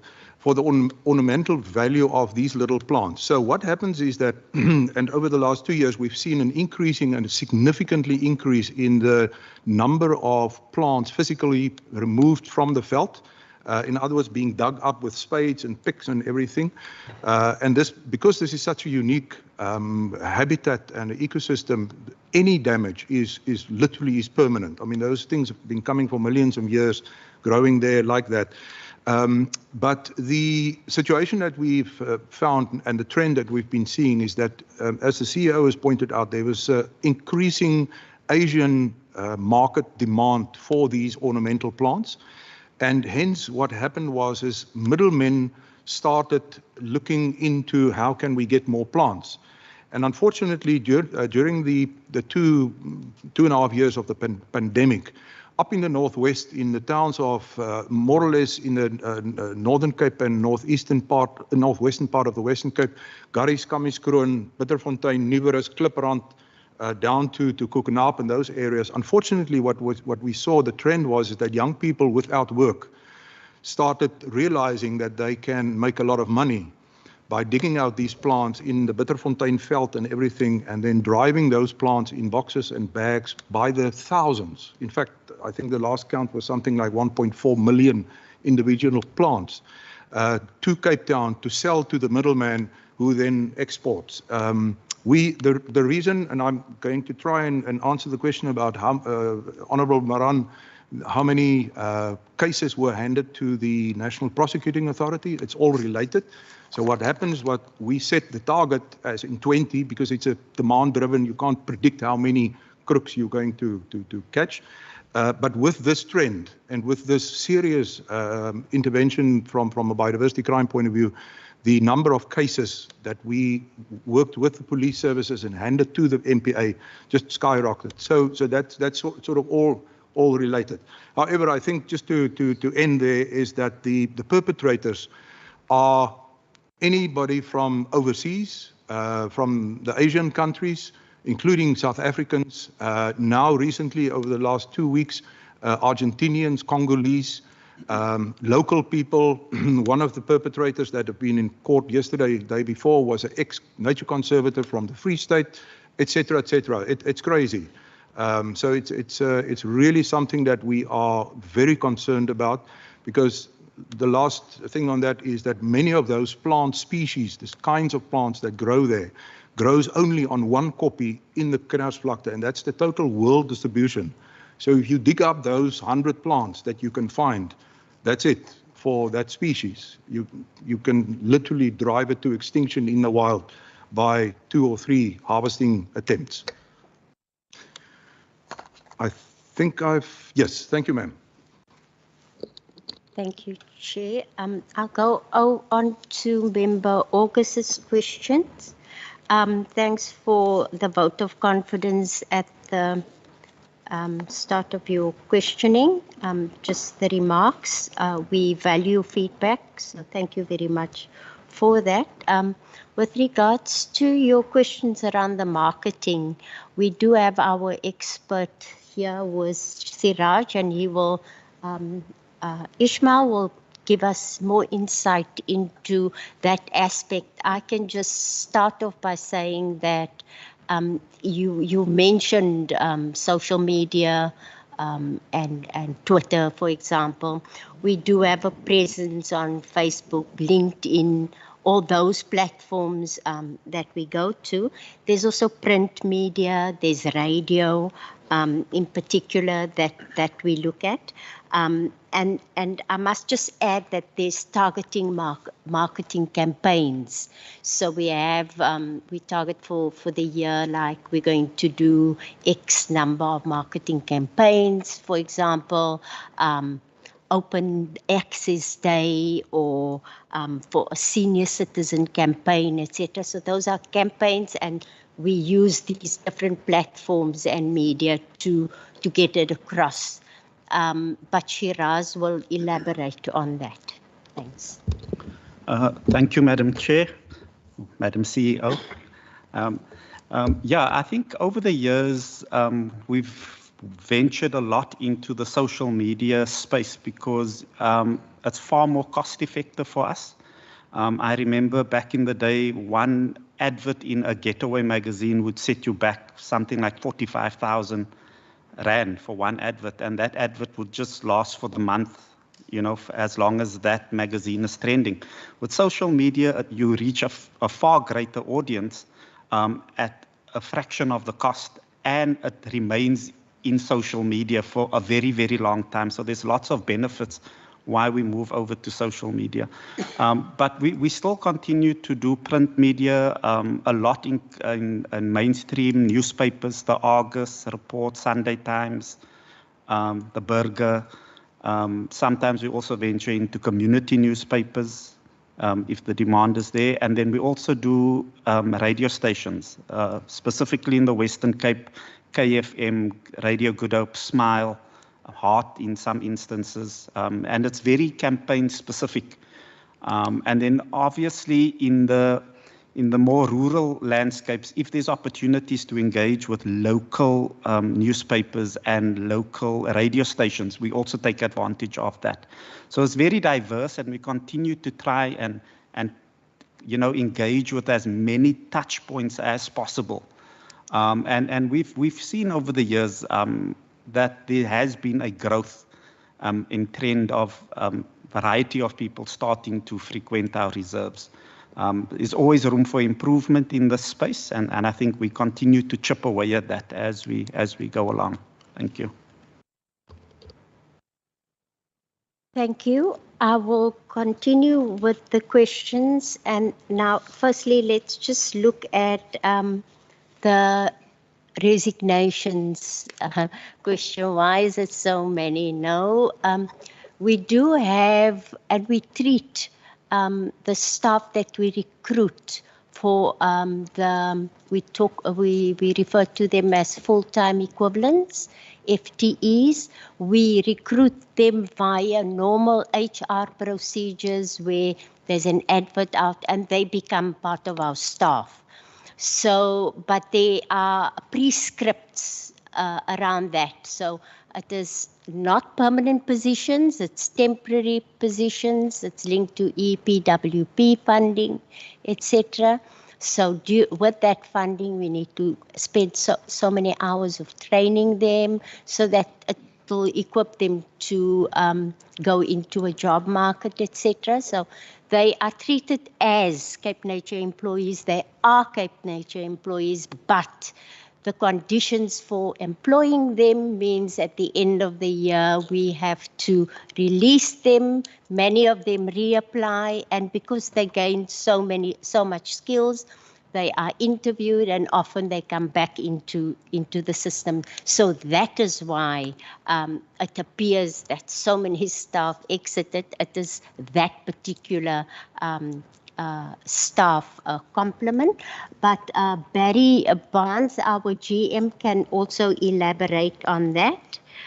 Barry, before I go on to the employment equity, you want to elaborate on that? Thank you. Through you, Chair. Thank you, ma'am. Thank you, Chair.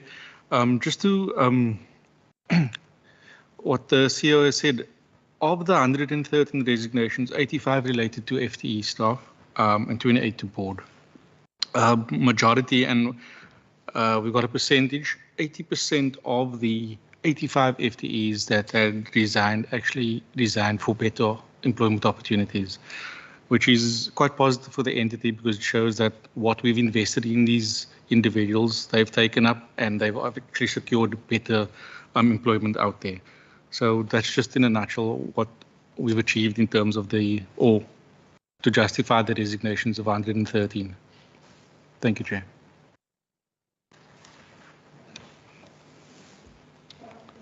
And then through you, Chair, to Honourable Member August, just in terms of,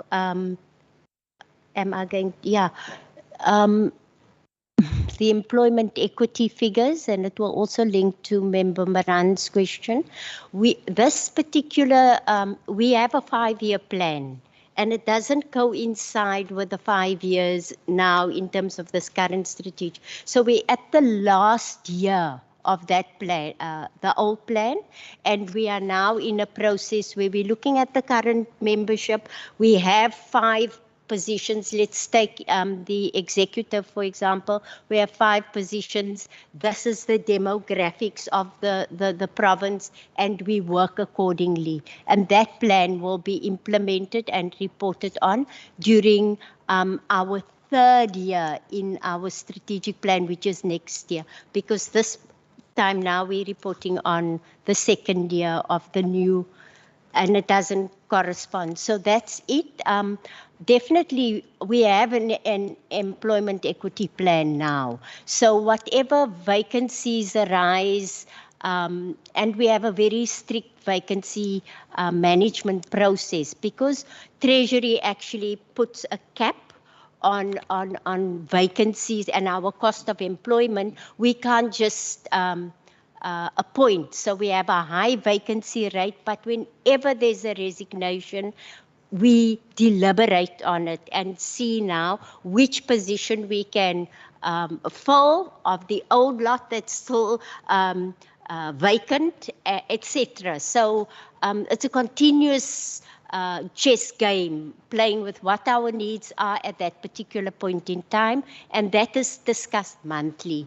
So, and the employment equity aspects are factored into that now with the new plan, obviously in the making for the new year.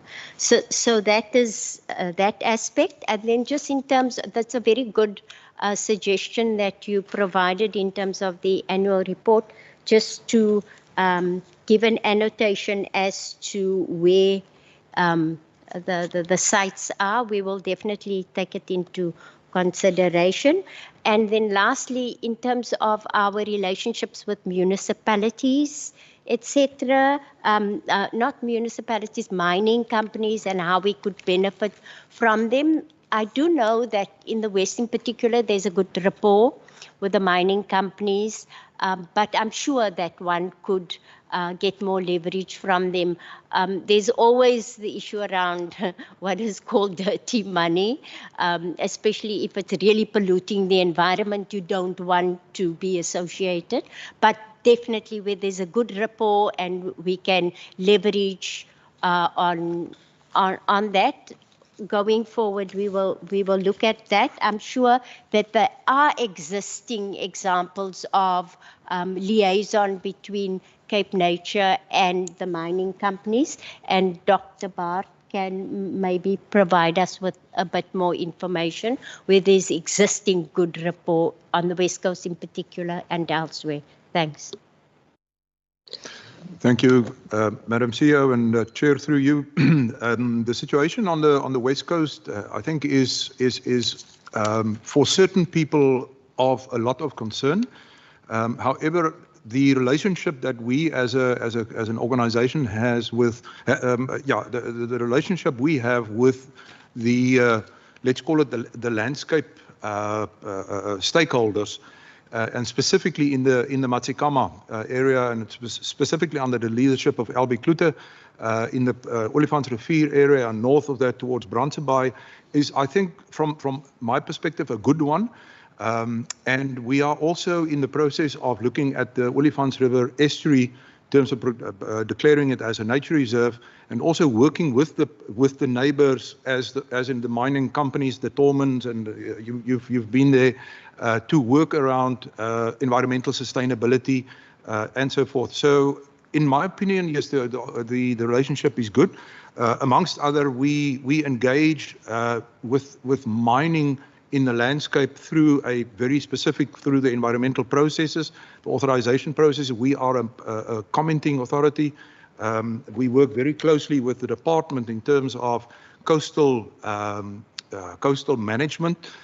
And I think the third point I want to make is also that through the WWF South Africa Leslie Hill Succulent Karoo Trust, we are investing a lot of, let's say, funding into the Matsikama area in terms of consolidating the Knaspvlakte Nature Reserve, where obviously there's a lot of mining pressure in the Knaspvlakte as well, but also to work with partners in that general area, working towards environmental sustainability, having space for nature conservation, having space for mining, having space for social, etc., for communities. Albie and his team, for example, works very close with the Ebenezer Papendorp areas. So, in my opinion, Chair, I'm through you. I'm hoping I hope I'm answering the question, but the relationship is relatively good, and we play our part as one of the major stakeholders there. Thank you. Thank you, Ernst, through you, Chair. We'll go on to Member Maran's further questions, and I'm going to ask Dr. Barr to deal with particular questions, but I want to tackle two issues and queries regarding the finances. And the one question linked to the revenue generated through ecotourism, and the question was whether this is just for this year. Yes, it is. It was just for this particular financial year. And if we compare to pre-COVID, then at that stage, we were like just about 40 million. And so like 2 years later, it's 50 million, which was substantial. So yeah, we're very grateful. And Shiraz Ishmael will elaborate on who our clients are, largely local people, and the overseas markets were closed, and therefore there was a boom in that regard. So that's the 50 million. It is just for the financial year that we're reporting on. Member, through you, Chair, to Member Maran, in terms of the over expenditure in Program 1. Program 1, administration and governance, include my office. It also includes finance, etc., etc. However, the over expenditure was linked to salary increases that we didn't really budget for, because Treasury instructed us not to budget. We were told no budget for salary increases. So therefore, that was throughout, but that was the primary reason in that regard. However, how we dealt with it, there's savings from vacancies, in particular the corporate services director that hasn't been appointed, so one could move from the salary saving to salaries not budgeted for. And then there was also a second issue around finance services, the GRAP adjustment due to GMT, and that can also be explained later. So that is the answer in a nutshell. But I will ask Dr. Barr just to continue in terms of the compliance, the inspections and the transgressions, and what happens to the consequence management of these people, and how the target was set. Thanks. And the fires, you'll do both. Thank you, CEO. Through the chair, once again, thanks, Honourable Marand. The issue around the consequences around the cases handed to the NPA. Again, we have the details, but in the majority of cases, the perpetrators have been fined with heavy fines. We've had also over the last 2-3 years, we've had jail time for certain of the perpetrators as well. So what we do is in Cape Nature's case, when an investigation is launched, or when something happens, the case is investigated, it is reported to the police, and then together with the SAPS, Cape Nature's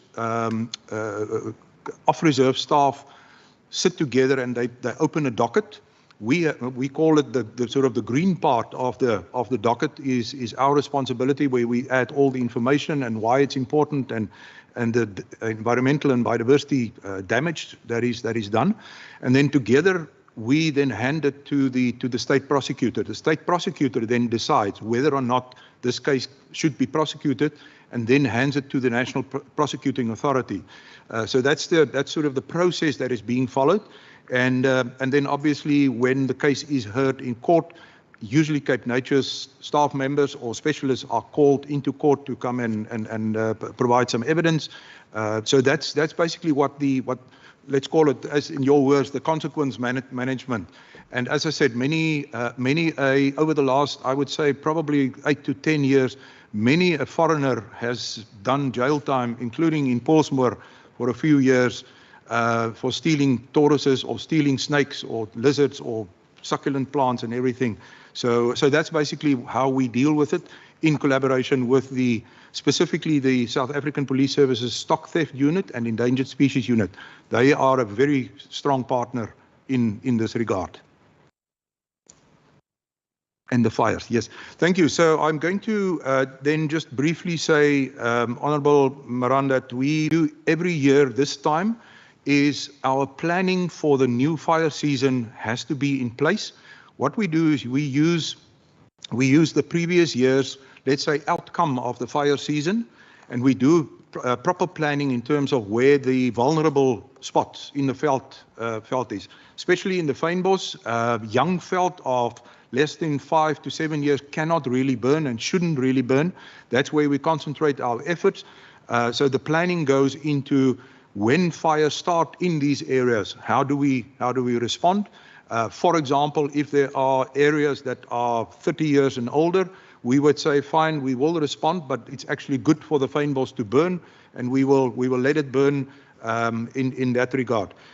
Then the second part of preparing for the fire season is we do a full-on, and in very close collaboration with the Directorate of Biodiversity Capabilities, we do a pre-fire season audit of everything we have, all the equipment, all the people, all the PPE, the bakkie-sakkies, the vehicles, everything in place, all the planning, and we do an audit and we see where there are shortcomings, and we obviously then deal with that. The third thing is what we do is that we are also, during the course of the year, we prioritize where our fire breaks must be. We either make new fire breaks or we clear existing fire breaks. That is obviously from a fire liability point of view very important to have all your ducks in a row. And then the final thing that we do is that we go and we talk to our neighbors. Every single neighbor is engaged, also through the fire protection agencies, the FPAs, and warned about the season that's coming. There's a lot of awareness. Shiraz and his team helps us also in the operational side with a lot of fire awareness during the course of the year, specifically this time of year. And that's how we prepare for the fire season. And then we give it our best shot.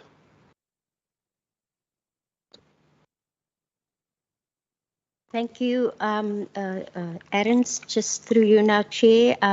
Member America's other questions, some was already, we dealt with the municipalities and DMRE issue and the vacancy rate already.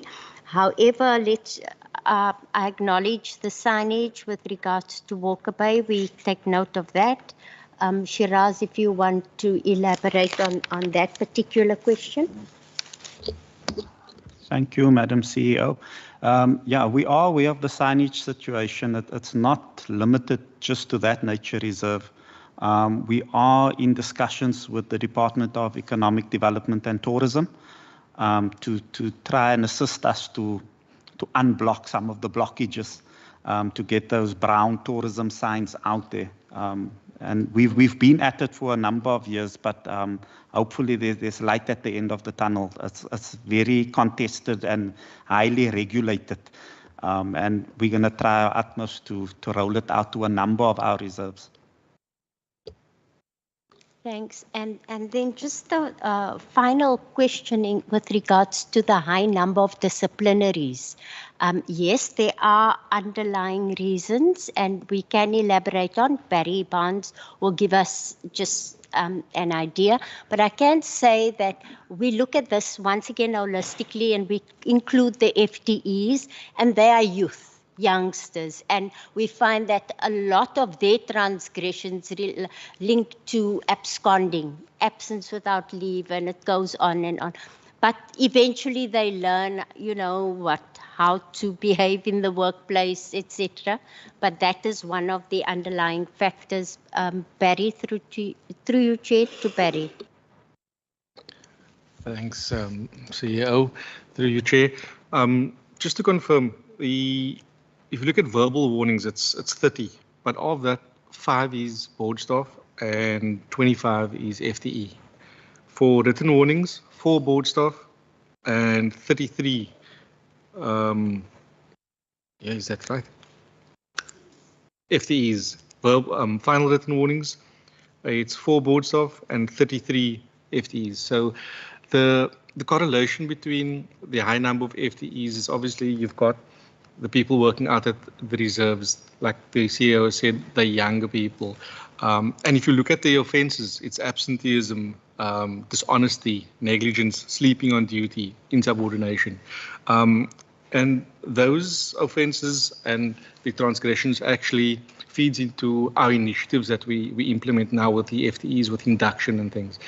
So we give that training to them. We help them with the development. So we have looked into that, and the correlation is between the FTEs and what's happening out in the region, so to say. Thank you, Chair.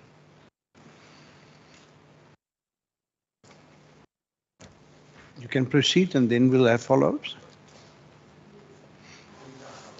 Good. Thank you. Chairperson, I'm going to be very quick. Maybe with regards to through you, the EPWP that you named, can't we perhaps change the name back up, saying contract termination other than resignations? Because if you look at it, you need to explain to me what it is. But if I look at it, I see people are resigning.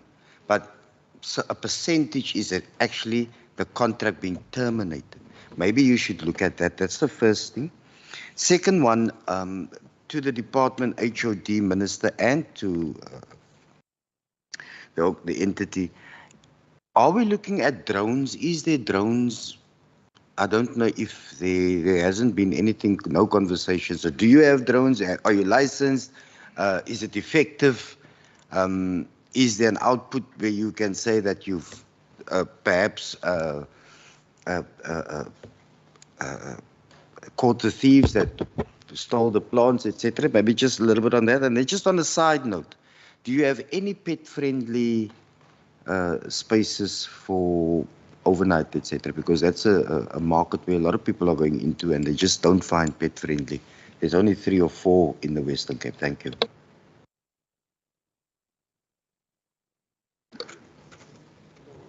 Chair, thanks. You know, Chair, when it comes to beaches, and our people who are coming from that side, our favorite beaches is Austin, Kleinmond. And when you visit those beaches and maybe found locals and spoke about Cape Nature and the accommodation, and we have asked at some stage that question, accommodation, where one, and they said, no, Kwalba is too expensive for us. It's too expensive for us. They cannot afford it. I'd rather be day visitors. Because at some stage when we had an oversight visit, I think it was at Kogelbay, between Betty's Bay and Kleinmond, and that nice accommodation, and you make a joke, Chair, when the wind, the toilet facilities, and when there's a wind it blows, and what it actually does.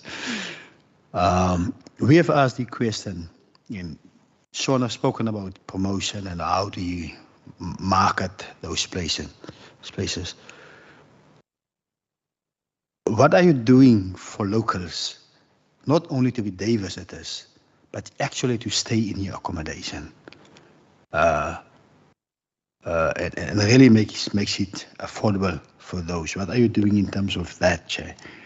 Then, Chair, and I hope when it comes to the over expenditure, and you've explained, CEO, that because over the past couple of years, when we have dealt with your appropriation bills, and you've constantly see when it comes to COE, monies that goes back to the provincial treasury and so forth.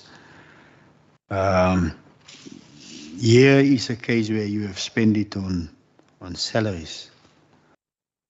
Sound a bit strange because we had COVID and your expenditure when it comes to salaries is now a bit more because we're dealing with a year that have started March or 1st of April and ended now, and still, I think COVID ended around about June, July. But it's fine, I'm happy with the explanation. The explanation that I'm not happy with is on page 87. When it comes to your equity targets, and specifically African groups. I've heard what you said in terms of your equity plan. And one of the things, and I'm not saying that Cape Nature is doing the same things, but I know when some municipalities and some departments report to the Department of Labor in terms of their equity, they will argue that the total amount of people, staff within your business complies with the equity targets. A total staff of 400, and therefore you will find Africans of that component also in terms of the numbers of population in the 157, 152 is a big number. But it cannot be correct that, because if we are saying that, then we're actually saying that your low-skilled and unskilled jobs is set out for that particular group. It cannot be correct. I would have understood, and I was saying, for instance, if you comes back next year and report on this, I would have understand when you are saying that we had a target of 2. The target is there for 2, but we could not find but it's unjustifiable not to have a target, meaning that we are not even looking for Africans to be in top management. I would have understood if you come here and say, there's our target, but we have struggled to get that type of skills at top management level. Next time we will look at other provinces to find that. But from where I'm sitting, it's almost if you are saying we're not even going to look because we have not set ourselves a target. Right? I might be wrong, but I'm looking to the information that you gave us as Cape Nature. So I hope, CEO, and I have not seen the equity plan that you talk about, maybe to forward it to us and to see whether you are serious in terms of getting those different groups in. I don't want to arrive at the point where I'm saying, but there's 5 senior managers, white, that are not supposed to be there because the target is 2, there are 7. You understand? I don't want to say that. I just want you to look basically at at what you've set yourself within and how you can bet on that as we are moving forward. Thanks.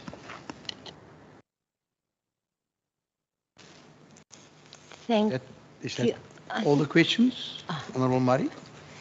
I do have 1 or 2 apologies.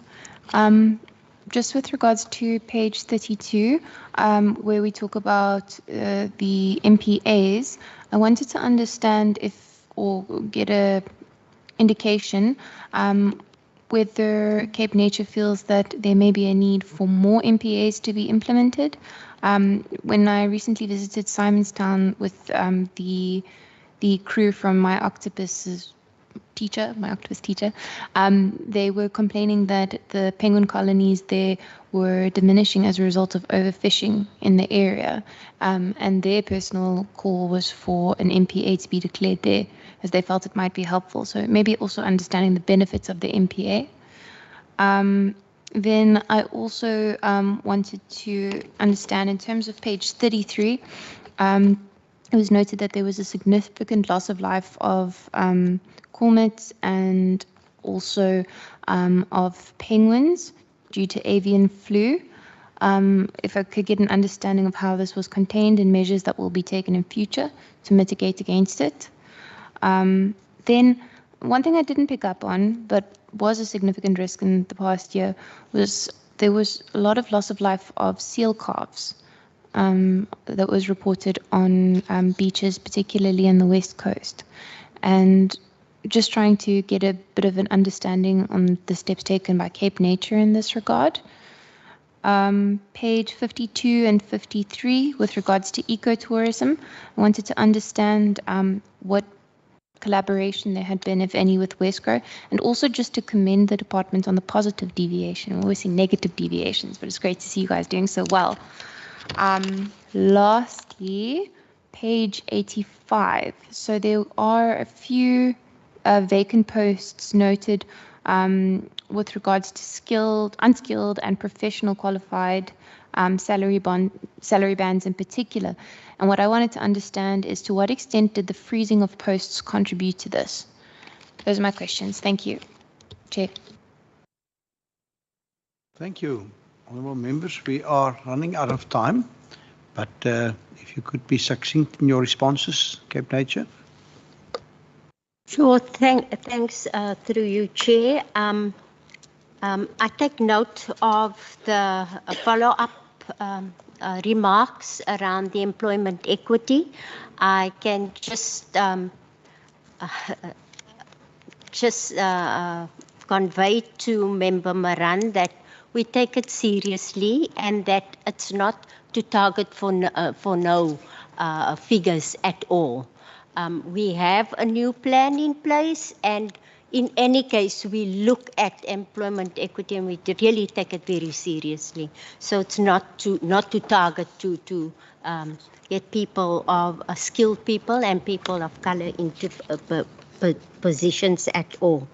Then there's a whole number of questions with regards to the the comment around EPWP resignations is a good one. We will definitely take that forward. Thank you, Member August.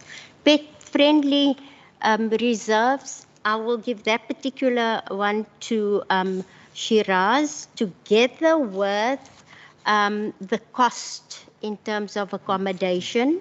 And looking at affordability, I must just add in that regard that Minister Predal is very, take this aspect very seriously for us not to outprice ourselves on the one hand, and also to be accessible for locals. And we really do look at our rates very carefully. And for a couple of years, we didn't increase our rates at all. But Shiraz will provide us with that. And then just in terms of the drones, Carol, you're going to do the one on the drones, and the MPAs, the benefits and the mitigation in terms of Member Murray's questions. I think Ernst will give us more information about that. Thanks.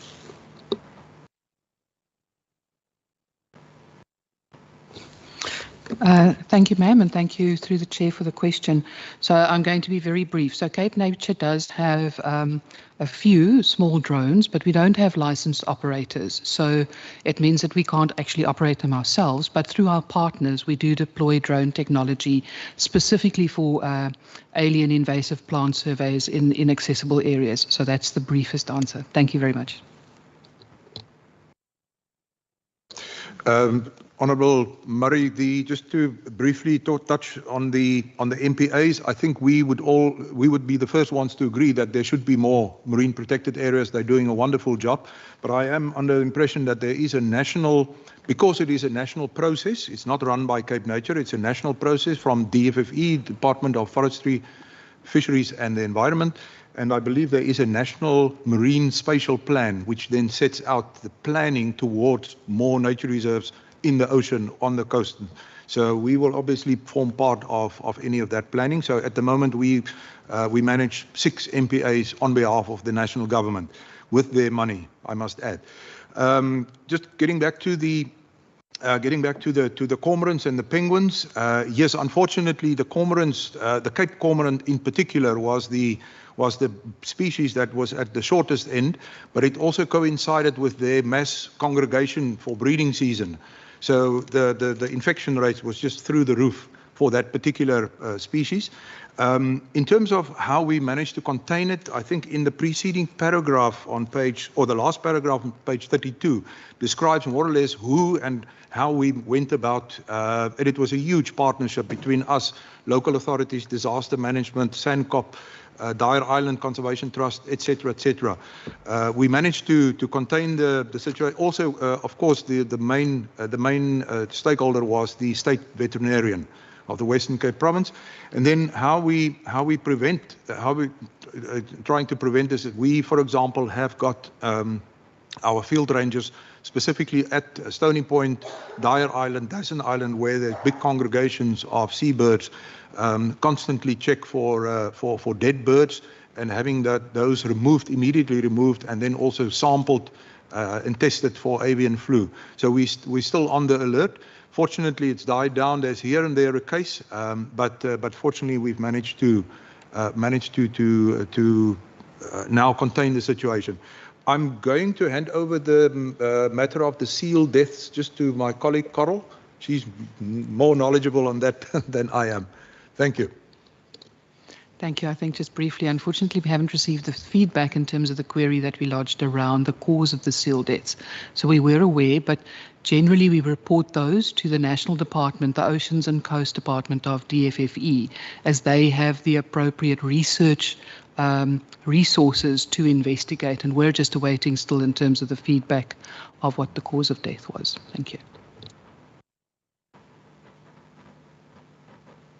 Us, ecotourism. Thank you, ma'am. Yeah, unfortunately, we don't have any pet-friendly nature reserves, and I blame Aaron and Carl for that. There's a science to it. as to why. I think the only, we are aware that there is an increase in demand for it. We on Facebook belong to a Western Cape camping page, and if you see the amount of requests coming through there, it's a lot of people wanting that type. The only exception we do make is for people who are visually impaired and they have guide dogs. We do make that exception and allow for guide dogs to come onto the reserve for that specific thing. As for affordability, we run two massive campaigns, the winter campaign where we give or most of our accommodation, like 98% of them, is at less 40%. And then we also run the Black Friday, which is another big campaign for less 40%. We also have a less 30% throughout the year for pensioners. That's also a nice market for us, especially during Mondays to Thursdays. It's much quieter. They enjoy that time. They don't necessarily want to be on a nature reserve over a weekend or peak periods when it's very busy. And then we also have affordable accommodation. As the CEO has mentioned, it's important for us to promote access to a number of all of our reserves. So I always say we've got a basket of product that really caters for everyone at the end of the day with regards to that. If I can maybe also answer the Wesgro question, yes, we do collaborate on numerous forums and platforms with Wesgro, specifically around tourism marketing, filming and events, which has also taken a major knock now during the COVID period. So we do work with Wesgro on that. And Wesgro chairs the Regional Tourism Forum, and Cape Nature has a standard agenda item on that forum where we present to the sector and so forth. We also meet with DDAT every second month. And we've also requested for Wesgro to be part of those meetings, and that has been activated just to improve our collaboration and make sure because we are both provincial public entities, and I think it's important that we do work together with them. Thank you. Thank you. Thank you, Dr. Umar. Honourable members, are you happy that all your questions have been responded to? I presume questions can also be put in writing in terms of our existing processes. So therefore, I want to say thank you very much for your presentation, for the beautiful annual reports that we've been able to peruse today, both that of the department and Cape Nature. And thank you very much. I'm asking the members just to remain behind for a few minutes for resolutions. We invite you all to lunch. Unfortunately, the hosts will be late for lunch, as we just quickly need to capture our resolutions. But thank you very much. And may I extend a special word of appreciation to the board. Would you also please convey our appreciation to the board members? These are people that make their expertise and their passion, available to have a similar role than what we have in terms of governance. That's also what you have there. So thank you very much for that. And then this afternoon you'll be in front of the Provincial Public Accounts Committee. So we wish you everything of the best, but from what we've seen, I don't think you've got anything to fear. So thank you very much for that. Thank you. You are adjourned, and if we could just continue for a few minutes. Thank you. Hope to be joining you soon. Thank you. Honourable members, can I ask, have you got any resolutions, or would you just like a minute to just stand up and... Okay.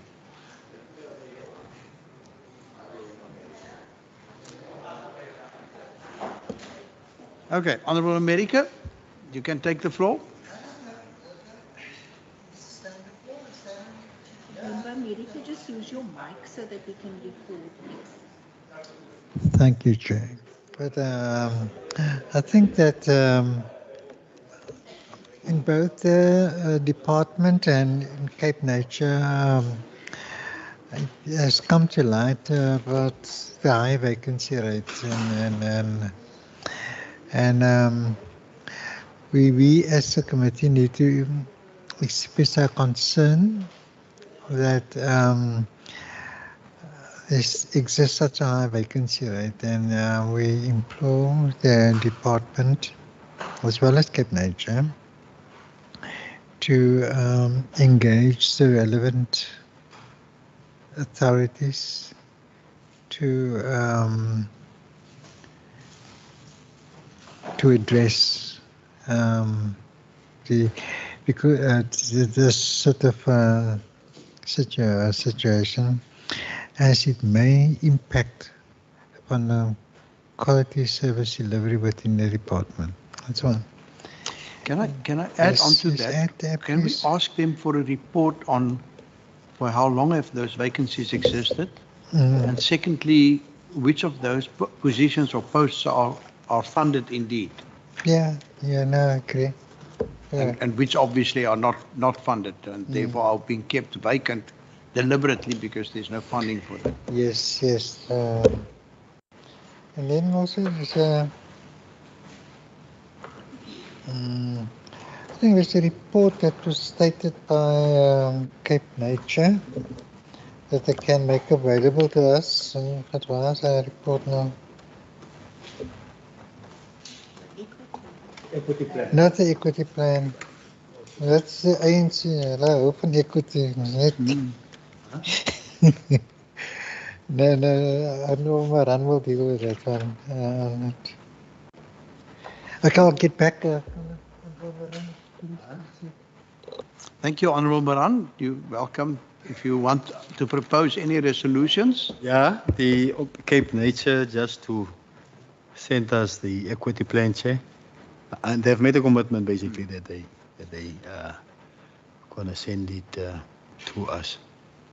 That's good. I think the others basically you've covered it, Kayla. So Honorable Murray. Chair, just that we commend the department on the establishment of a Ramsar site at Berg River. It's a fantastic achievement. Yes, and can I ask that we also note with appreciation the growth in the number of protected areas and the number of reserves established in this year, as well as the record turnover for visitors to these reserves. I think you've said, and I've noticed even on Table Mountain, the enormous number of people that now want to go outdoors after the lockdown and so on, and it seems to be continuing. It's a wonderful trend. Anything else that you would like to? Shall we express our support for Table Mountain to become a provincial nature reserve, the Table Mountain Nature Reserve? I agree. I support. I support. Don't support. Outvoted. Thank you. About Norfolk later, and I've heard that the minister have spoken, the MEC have spoken about the meeting that they had with Minister Patricia de Lille, some of those areas, and. But you know, Knoflokskraal is a national property, National Department of Public Works. No, the MEC have spoken about some of those maybe to be hand over. Where for public works, where there's, for instance, no agreement with other departments anymore. Remember, there was agreement with Barbara Chrissy's department. That contract have lapsed and it's not been renewed. The same in Klekieskraal and Woolsley. I spoke about that thing because the minister's people are occupying those lands, and they are creating Orania there at Knoflokskraal. If you go there in, Chair, it's just orange. Orange. There's no yellow and blue. Okay. Can we come back to the annual report, please?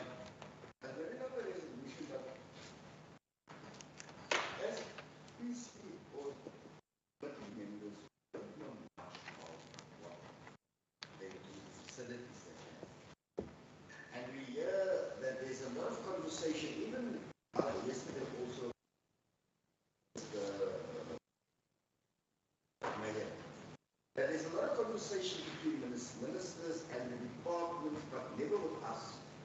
Not to attend functions, but there might be one or two that one is interested in. Yes.